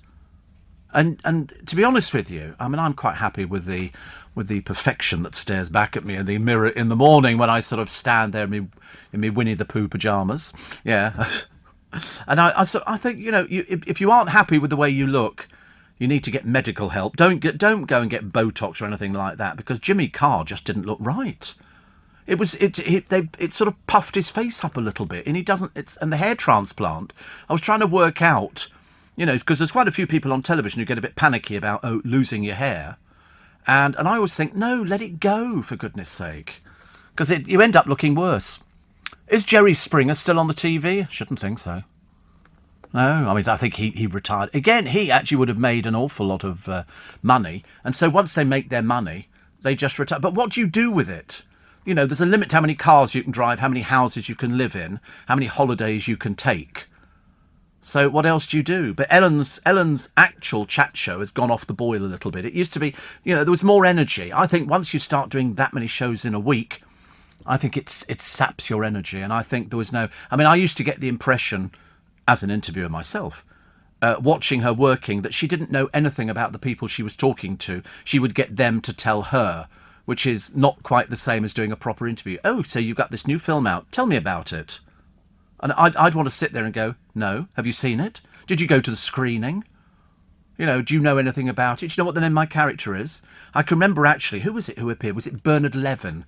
Appeared on the Wogan show some years ago on the BBC. And Bernard Levin was a stickler for accuracy. And he was a social commentator, had columns in the Times, I think, and things like that. And so Wogan was trying to do his jokey bit with him, the old Wogan, and all the rest of it. And he asked him a question, and Bernard Levin said to him, have you read my column today? And Wogan tried to laugh off by going, I've been very busy. He said, you invite me onto a show, he said, and you couldn't even have the decency to read my column. And Wogan tried to laugh it off, and it didn't go down at all well. Because, if somebody's coming in to be interviewed, the least you can do is find out about them. That's how it works. Nothing worse than somebody coming in and you sort of go, what's your name? What do you do? Are you in a film? Oh, right. Because you're supposed to know these things, but it backfired badly on Paul Wogan at the time. I did feel for him, because I thought, there's no getting out of this one. You're a little bit... have I ever not prepared? No. I did know a presenter on LBC some years ago, and she was not very experienced, but she'd sort of told people she was experienced. She used to phone her father every day to say, I've got somebody coming in, can you tell me about them? So I'd never heard anything like it. It wasn't until I witnessed it myself, when she had somebody from Status Quo coming in. She phoned her father to say, I've got this person coming in from Status Quo. What could you tell me? And it was based on that. Then she had another situation where this bloke comes in, and she's sort of trying to fumble her way through this interview. And the bloke says to her after about 2 minutes, he said, have you bothered reading my book? And she went, like the Wogan thing, there's no out that you can possibly think of in radio apart from, I've been really busy. And he got up and he said, if you can't be bothered to read the book and ask me questions about it, he said, I can't be bothered to do this interview. And he walked out the studio. Hilarious. You're listening to a podcast from LBC. Only every 9 minutes to 7. I put a jumper on today. It's amazing, isn't it? It's supposed to be in summertime, but it's very gloomy out here. That was that line from Mary Poppins when they were climbing up on the rooftops. He said, it's awfully dark and gloomy up here. And that's when Bert goes, nah, up here's a doorway to a place of enchantment. Then they walked up a smoke staircase, which was all very good. Steve, Jay Leno's got the right idea. He's got more cars than you could shake a stick at. Yeah, but you can only ever drive one at the same time. He's quite an acknowledged expert, isn't he, on motorcar. They said that to me the other day when I took my car in for service. Nigel, I think it was either Nigel or Steve, said, oh, you've probably got loads of cars. I thought, I wouldn't know what to do with loads of cars. I really wouldn't. But they did have a couple of cars in, which I did like the look of, but they're definitely trying to put me off, which is quite embarrassing, really, because I was looking at a Phantom thinking, oh, that'd be nice. I'd like a Phantom. And thinking, no, you don't really want a Phantom. You could sit in the back of it. But, what can I... Sorry, it's my phone. It's got a mind of its own today, actually, which was very sweet. 84850... steve@lbc.co.uk. And, there's another one you can, 0645. Somebody says, have you tried Bailey's Haagen-Dazs ice cream? No, I went off Bailey's completely years ago. I got sick on it. Which I thought was which was very odd, actually. And Steve, who was at the football last night? The celebrities, Beckham and Ed Sheeran. Not exactly the best, is it? I mean, Beckham will turn up for the opening of a fridge door, so you know he's going to be there. Who else was there? Wills and Kate. Yeah, but they weren't sitting with the other people, were they? They were separate from them. And George, you forgot George, little 7-year-old who didn't appear to know the words to "God Save the Queen." Baddiel and Skinner, were they? Blimey, what, together? No, really? That's a bit of a first, isn't it? That's a bit of a first, but there you go. It's always nice when people go to it, but you often wonder, are they freebie tickets? I always like to find out about these sort of things. And another one here. Todd says, I met a guy once who tried to sell Kelvin Mackenzie a promotional idea for the newspaper. But Kelvin interrupted him shortly into the pit. It's like going to the Dragon's Den, isn't it? And said, tell me the headline on the front page of my newspaper this morning. He couldn't answer. So Kelvin left. Which most people would do something like that. The Dragon's Den, I feel a bit sorry for these people who are not... They're not up to speed. They go there. If you're trying to sell, an idea and you're looking for 75 grand or whatever it was, and you stand there and they go, this may be, and you think, no, it's not. And so gradually, one by one, the dragons go, well, I'm out, which is a great shame. Anya says, who was the presenter who hadn't prepared? I can't find it on... Well, you wouldn't find it on Google. It wouldn't be there. That was... I'm telling you something that's confidential. Mind you, it doesn't help that I can't remember the name of the person. I can picture this person, but I'm blowed if I can remember their name. And I've been through... the usual trick. When you can't remember somebody's name, you go through the alphabet. You go A, B, C. Because I can see them, and I can picture them so clearly. Yes. That's exactly who it was. How did you know that? Did you find it? Oh, right. Oh, well done. Good old Clive. Tony says Ed Sheeran was at the football. Ed Sheeran was behind William. Oh. Well, there. And then Graham the chauffeur says you don't want a Phantom. They've got the aerodynamics of a brick. Somebody said to me that because I do like seeing them. I have to be honest. I'm quite taken by one, and I'm quite sure before I depart this mortal coil, I'll either test drive one or rent one or do something just so I can say I've done it and I've got it out of my system. You have to do that. John in Brighton says that yes, that is exactly who it was. Exactly who it was. Useless. And they do Bailey's Pina Colada now, says John in Brighton. Do they? Bailey's Pina Colada. What an odd combination. Pina Colada. Oh, I don't know. Cream you can have, couldn't you? Yes, and Chris Lowry says exactly the same. See, we all knew exactly who it was. Even Clive, which was... I went through the whole alphabet. I couldn't remember Clive. I'm so sorry. But... and I did get as far as that letter as well in the alphabet. Steve, be aware, just the little surround that holds the number plate on the front of a Phantom is 650 quid plus VAT. I think they looked so nice, though, going down the motorway. I don't know why. I saw one the other day and it was blue. And I remember thinking, oh, that's nice. That's a nice colour blue. And they're all saying, you don't want one. You really don't want one. I said, no, I really do want one. And then I said, oh, maybe I can get a Wraith or a Ghost or something like that. And they weren't over keen on that idea either. So I've kind of given up as a lost cause. At the moment, I'm driving a Mercedes. And I think Nick's got a Mercedes. I'm pretty certain. Probably several Mercedes, but I don't know if they're all diesel. This one's diesel. Because I had to check with Nigel. I said, because it sounded, I can tell diesel. We used to have LBC vehicles that used to go out on the road and things like that, and they were all diesel. When we were in Hammersmith, we had a fleet of these cars, because when I did Noel's house party, not on television. I did it when he took it live around the country. We did it to various race courses, and I took an LBC vehicle up with me, and that was diesel as well. And I can tell by the sound. Nigel would go, what a load of old rubbish, honestly. I was going to phone Nigel actually and say, there we go. Somebody says we're picking up our Phantom Ghost at the weekend. Phantom Ghost? What's a Phantom? I've never heard of a Phantom Ghost. It's either a Phantom or a Ghost. You can't have the Phantom Ghost. I've never heard of that one at all. Hubby always wanted one. I've not seen it. Well, it'll be peculiar. It'll be a hybrid car. I've never heard of it. The new Ghost. It's not a Phantom. It's a Ghost. The Rolls-Royce Ghost is not a Phantom Ghost. The Phantom is a separate car completely. See, I know these things. I know my cars. I've seen inside. I've not actually sat inside one. It would be like driving a tank. It looks like Lady Penelope's car, but, you know, honestly, I live in hope. So, football, all the way. Everybody getting very excited, but we've got to win 3 more games before we get as far as we really want to. I mean, it would be a miracle, wouldn't it? I think it would be quite a nice idea if we did. I mean, personally, I'm not a football fan, so it doesn't make any difference. But I'm sure all those people who listen to this programme know that I'm not a football fan. And they go, it doesn't really matter. You know, you can still go out there and stand in a pub. I'm having a look, standing behind William and Kate. No Ed Sheeran, not in my pictures. And here's Baddiel and Skinner, Three Lions fame. And I quite liked, actually, David Baddiel. He's been a good guest on a few occasions. Raheem Sterling looking very happy. And Boris Johnson watching it on a screen. Sitting on a table, watching it on a screen. But no, I don't see... It looks like Dave Beckham. You're not getting the knighthood, mate. I just thought I'd tell you that now. You know, just thought I'd tell you. Steve, I can see you in an S-Class Mercedes. Very sophisticated. Thank you very much indeed. And Steve, says Kevin, Beckham would turn up to the opening of a fridge. I'm howling with laughter. It's the best way it goes, isn't it? I've got to go, though, because I think it's going to be a... Oh, do you think we'd get some sunshine at some point, you know, in this summer? I wonder whether we will. What? There's a heat wave coming. Yeah, well, I'll be glad to know when it's going to be. I'm very disappointed.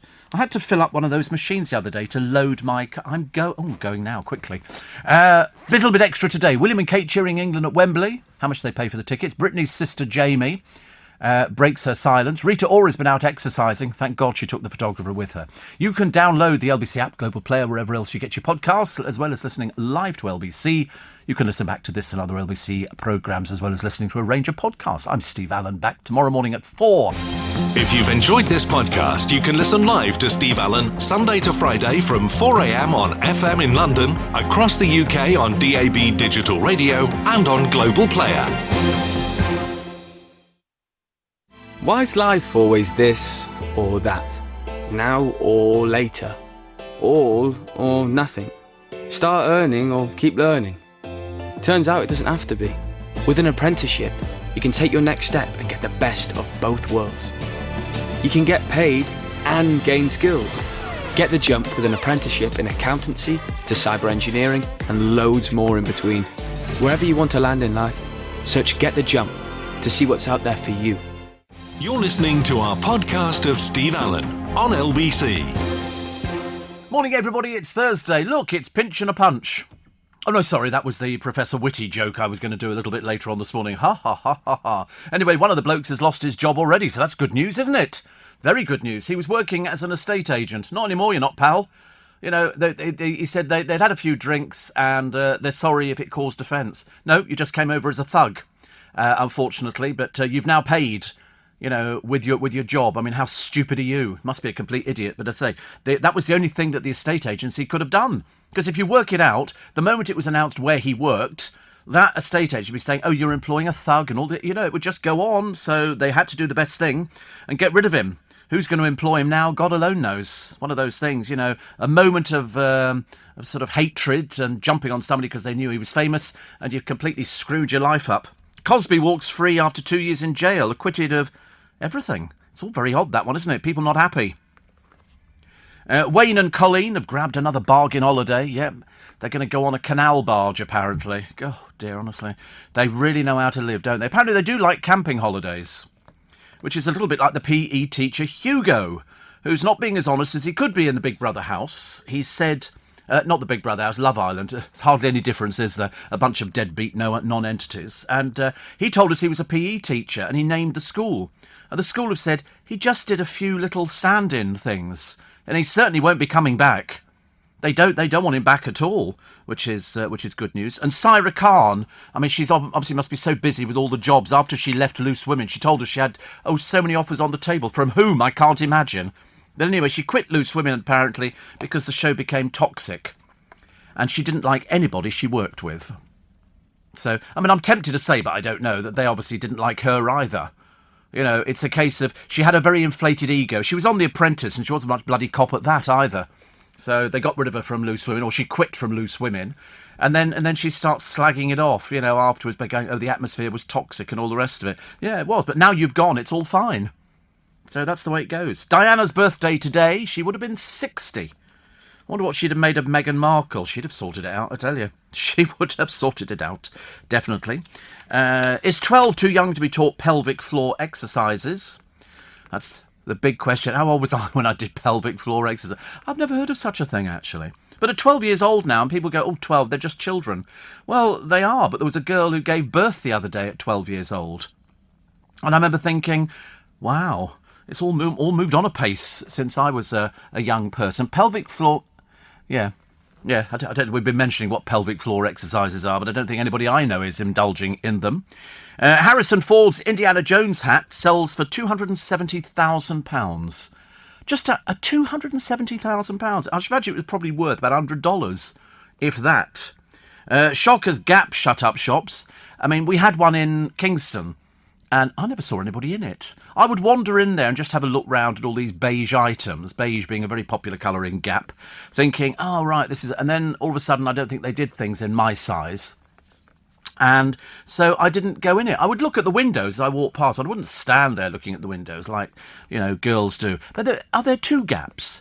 Is there Gap for men and Gap for women? All in the same shop. Ah, right. So they're going to do it online. Sorry? Gap Kids as well. Not anymore. They're doing it online, which is a very good idea, actually, because then you can save all the cost of the rents. And as you heard earlier on, you heard a lady who's got a shop up in Covent Garden, up in Seven Dials by the sound of it. And what they do is the landlords want all these little retailers out. You know why? Because they can rent it to any one of the coffee shops. And so we end up with yet more coffee shops, like we don't want any more coffee shops. I can remember years and years ago that landlords, to get somebody out, they just put the rent up. They just put the rent up, and then they go, well, sorry, because they know that a coffee shop will take it. And the coffee shop makes no difference whether they've got one customer or 300. The tax bills that they allegedly don't pay amount to a huge amount of money. So, of course, it's cheap for them. Why would they have to worry about it? Whereas the little shopkeepers get hammered every which way but. It's very, very difficult, and then you've got people, go, I'm not wearing a mask. Have you seen this? Read this on the internet. It says, you're offending my law. There was some girl, she was stopped on YouTube, and she was, to be honest with you, I mean, I wasn't sure if she'd had a few sherbets, but anyway, she was only youngish, and the police officer said, they pulled her over. She said, what did you pull me over for? And so he said, I pulled you over because you ran a red light. No, I didn't. Yes, you did. Have you got your... And they always ask the same thing. The American cops are very, very polite before they pull the gun on you. They sort of say, have you got your driving licence and insurance? And she said, what have I done? And she argued the toss for 10 minutes. She wasn't going to produce her driving licence and things. He said, well, I need to check on whether this car's yours. It's my mother's. You can phone her. He said, I don't want to phone your mother. I want to see your driving licence and your insurance for driving this car. Because quite clearly she didn't have any. In the end, he said, listen, I'll give you one more warning. Otherwise, I'm going to drag you out of the car. Which, of course, if you have to give those details to the police officer. If they stop you and he's told you what you're being stopped for, well, then you have to produce your driving licence and you have to make sure that you've got insurance which is up to date. Anyway, she thought she was being really clever. She was a bit thick and dim, and he dragged her out the car with her screaming all the way out again. And then there was another woman who the police went... She was arrested because she walked into a store... I think a pharmacy, without a mask on. And they said, we're not serving you. This is a private shop. If you come in here, you'll wear a mask because we're telling you to. It's as simple as that. This is my constitutional right. Read this. And I don't want to read it. I'm telling you we're not serving you. Anyway, the police get called and the woman stands there. She's another thicko. I mean, she is so bloody dim. It's unreal. And she says, I'm not putting a mask on. You have to serve me. And he said, we're not serving you.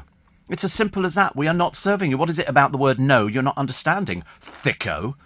And so she then lets tie with a torrent of abuse and four-letter words and stuff like that. And so they call the police. And she's going, well, call the police. Call the police. What are they going to do? Well, of course, the police dragged her out, screaming like a little banshee.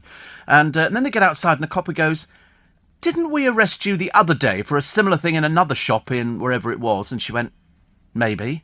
And she's obviously one of these particularly stupid, dim people who goes around thinking they're being really clever by saying, this is my constitutional rights, you have to serve me, otherwise I can sue you and you can pay up to $70,000. Yeah, see you in court then, thicko. I thought I had a stalker this morning.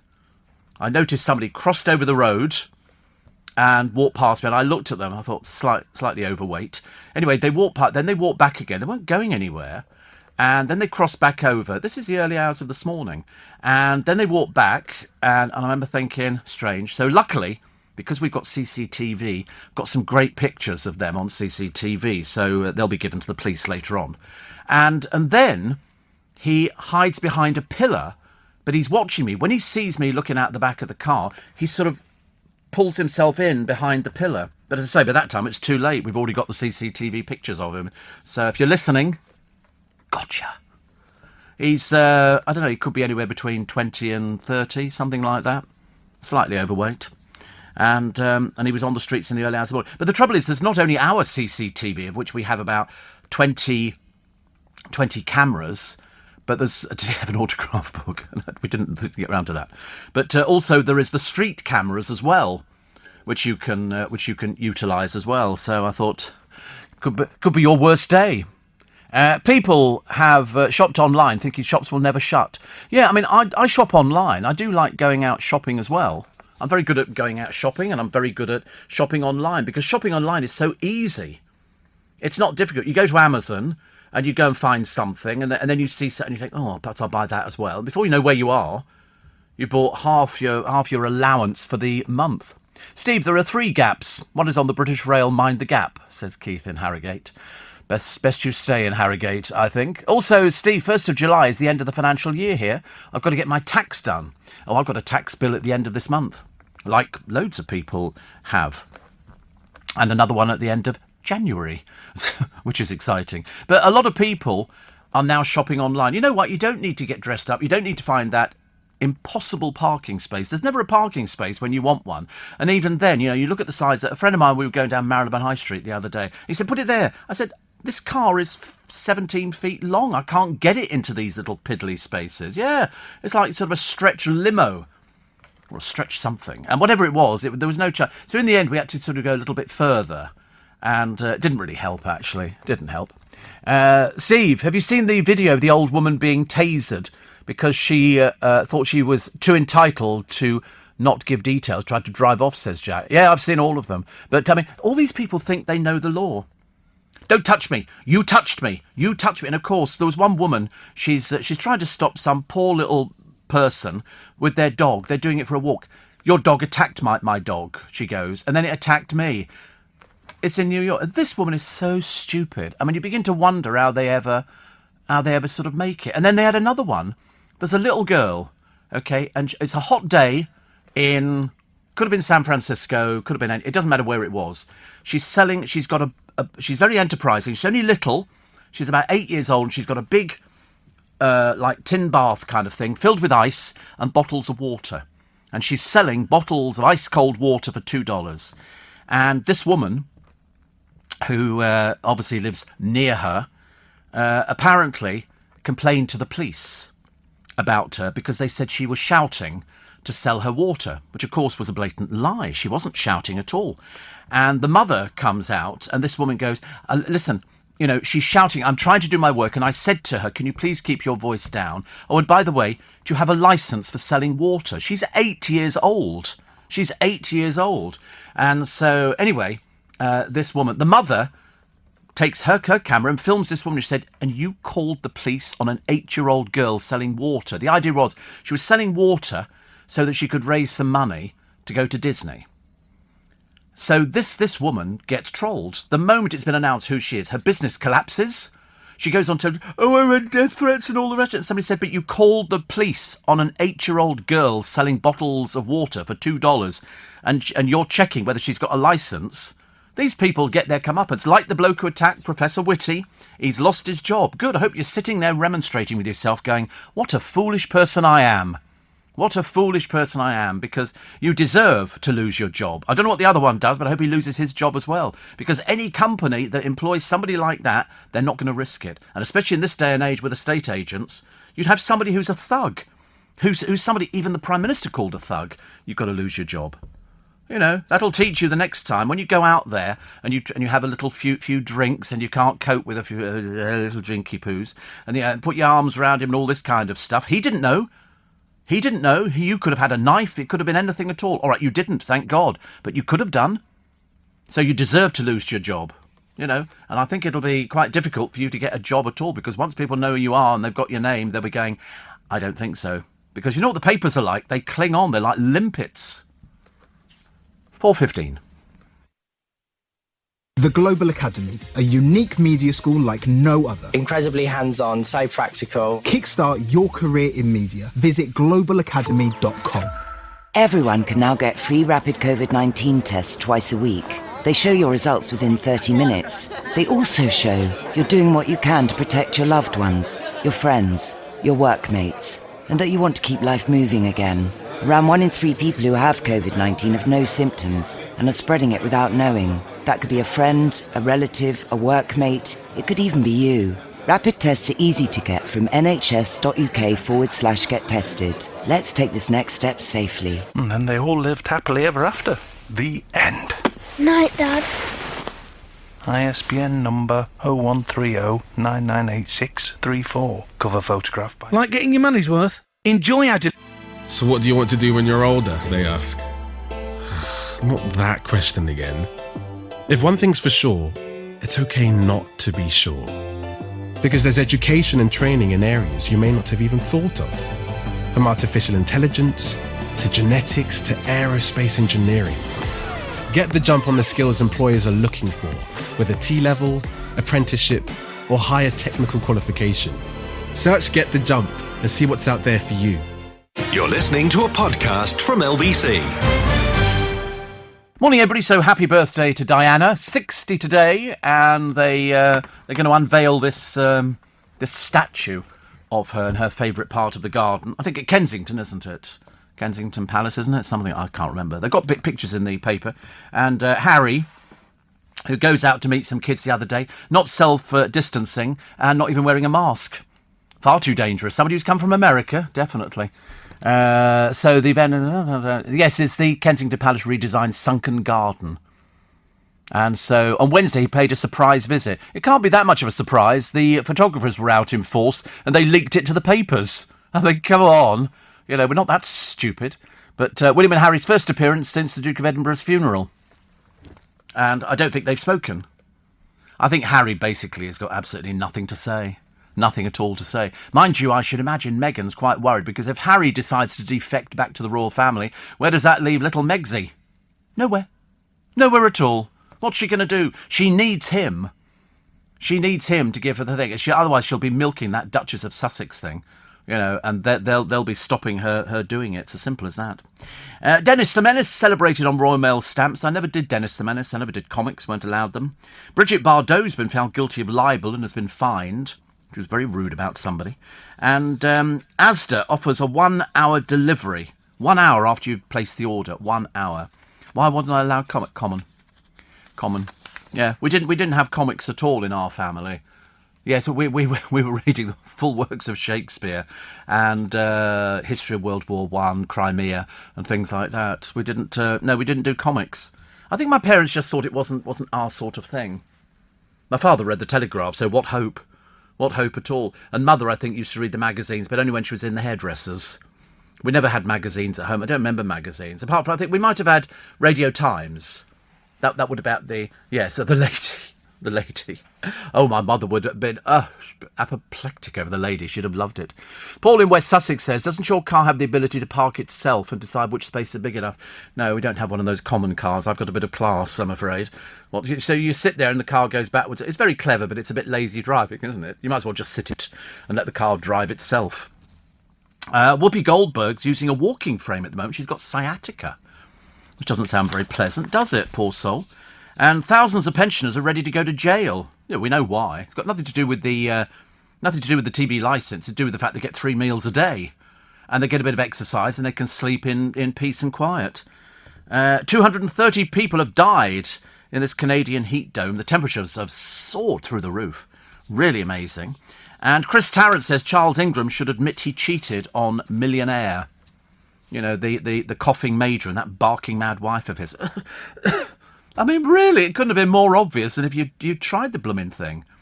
Tequin, wasn't it? Was it Tequin?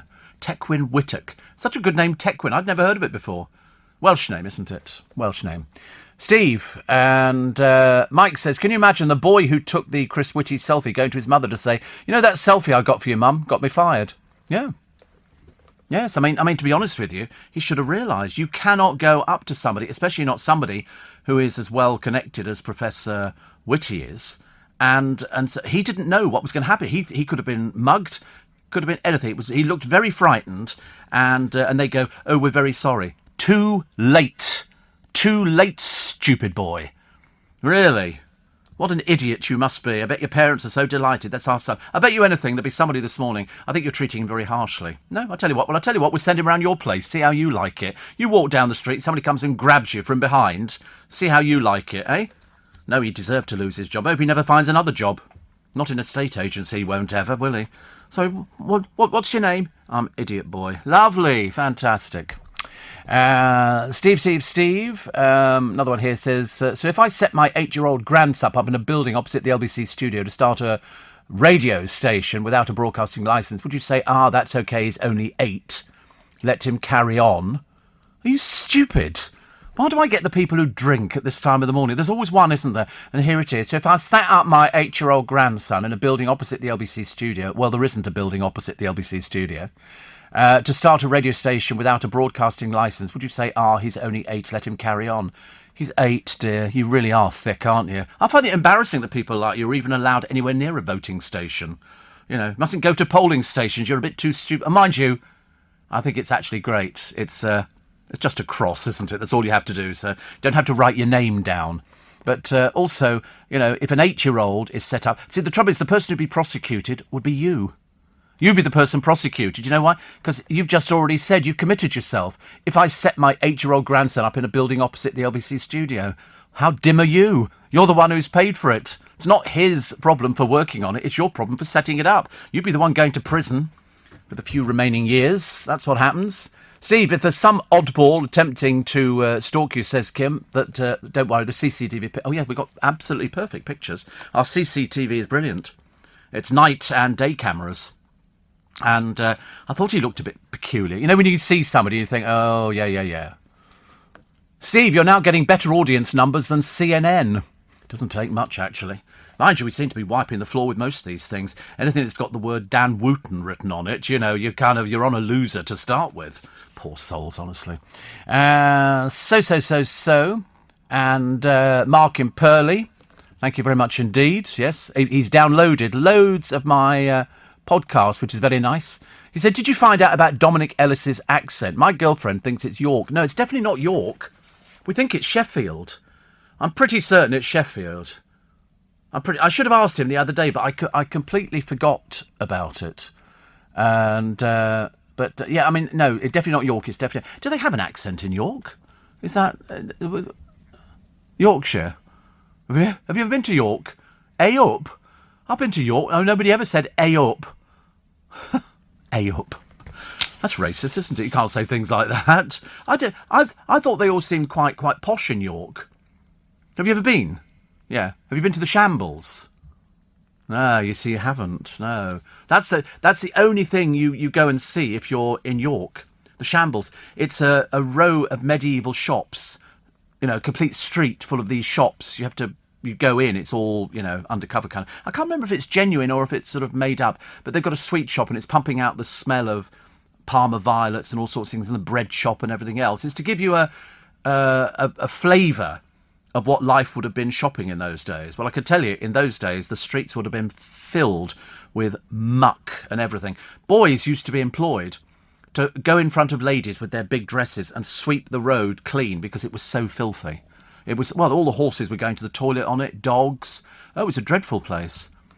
They used to wear long dresses. Not the men, obviously. Some men did, and that was different. But no, they used to have people, you know, sweeping in front of you so that you could cross the road fairly safely. Because the bottom of your dress must have been absolutely filthy, absolutely dirty. And somebody says, how you been doing on the lottery? All right. Thank you very much indeed. How does a bankrupt suddenly manage to afford a pad with a monthly rent of £9,500 a month? Which one's that for? Oh, you talk about, is that the Kerry Coke toner? Is that what she said? Yeah, she's only in there for a little while. I should imagine she could probably pick up 10 grand a month by doing some of the things that she does. Probably for the, you're right, I'm going to sneeze. Dear me. Very ridiculous, isn't it? Yeah, soundbite of the night. But yeah, she does this for your eyes only kind of thing where she takes her boobs out and everything else. It's all a bit tacky and cheap. So she could probably afford $9,500 a month. And because she's known, they'll go, yeah, you can have it for 6 months, but they would want the money up front. You wouldn't trust her to pay it. And then because the other house fell through. So, I mean, she doesn't have a job. That's the trouble now. She thinks the job is getting your boobs out, and that's it. But that's not a job. That's not a job. Poor old Harry's hair. I'm looking at Harry's hair now on the television. Poor soul, honestly. It looks like it's going to be dropping out by the time we get to... I mean, crikey, he'll never make it to Christmas. Never make it to Christmas. You know, I mean, even William's hair has sort of gone a bit, but Harry, there's big gaps all over the place. All symptoms of COVID gone, apart from a little fatigue, says Jack. He said... A-up is Hull, North Lincolnshire thing. Listen, you're asking the wrong person. I don't know. He says A-up, you know, and that kind of, he just tells me that's what it is. What about York Minster to visit, Steve? Yeah, every time we went to a different place, my parents used to go up church spires and take pictures. Yeah, I mean, we weren't a particularly religious family, no more religious than anybody else in this country. I can remember them saying to me at school, no, it wasn't. It was a youth club I joined. They went, what religion are you? And I didn't really know that I was C of E. So I said, Catholic. so for the first year in the youth club, I was Catholic. But I didn't really understand. It was a bit of a high church, the Catholic thing. So in the end, we then reverted. I said, oh, we've actually changed. We're now C of E. And I was much happier with C of E. Although, you again, C of E, you get high church, middle church, low church. And we had the swinging incense down the middle of it, which could have killed you had it hit you. And it's that you'd walk out there, you could barely breathe sometimes after being in the churches. You know, so much incense. But I used to go in all the churches in Vienna when I was getting time off after the breakfast show. I just light candles. You could buy the candles for whatever they were, a sort of a shilling or whatever I can't remember what they were, actually. But I would always light about 3 or 4 candles just because I thought it looked nice. People lit them for people who'd passed on, but I didn't. I just lit it because I liked the candle. If I saw they were sort of dying down, I'd light some more. Tea lights were very popular for me. And they'd say there's so much. And it was all done on trust. And so every church had Steve Allen candles in it, whether you liked it or not. Dating show Too Hot to Handle. No, I'd never heard of it either. Has got another shock arrival. Again, it's nobody you've ever heard of, so you don't need to worry about it. What was the other one that I got? Oh, the birthdays we're celebrating today, which I'll tell you about a little bit later on. And the cat killer found guilty. This is a man has been found guilty of killing or maiming 16 cats. They reckon there are loads more, but he's not been charged for those. But he didn't even bother turning up in court. They've got a picture of him. He's quite clearly got some, let's just call them issues, shall we? I can't imagine why anybody would even or could even do anything like that. I just don't understand it. These people must be sick in the head. He must be so sick. He was, some of these sort of cats turned up on their owners' doorsteps, drenched in blood and everything else. I mean, what sort of pervert is he? I mean, really, I don't know what... Words fail me. It isn't like going to China and you go to a restaurant where they kill cats, because they're cat restaurants and snake restaurants and all sorts of... As I've said to you before, the only thing in a restaurant that's got legs that they don't eat is the table.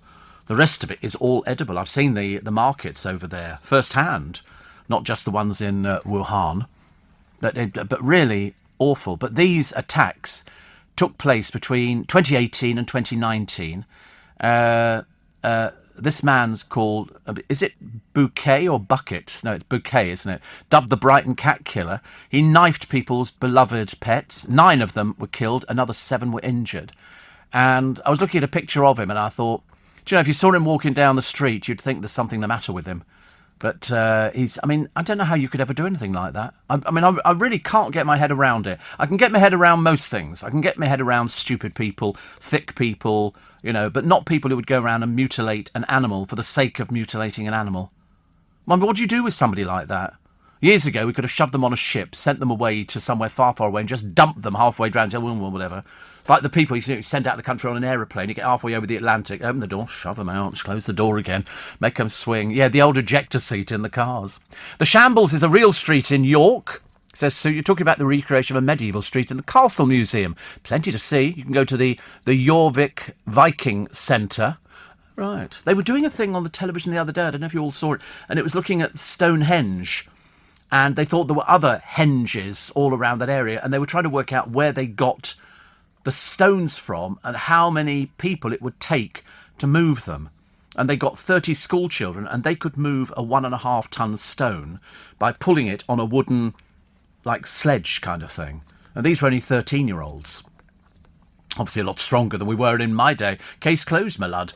And so they said, oh, these, Stonehenges. I quite like them. We've got a Woodhenge.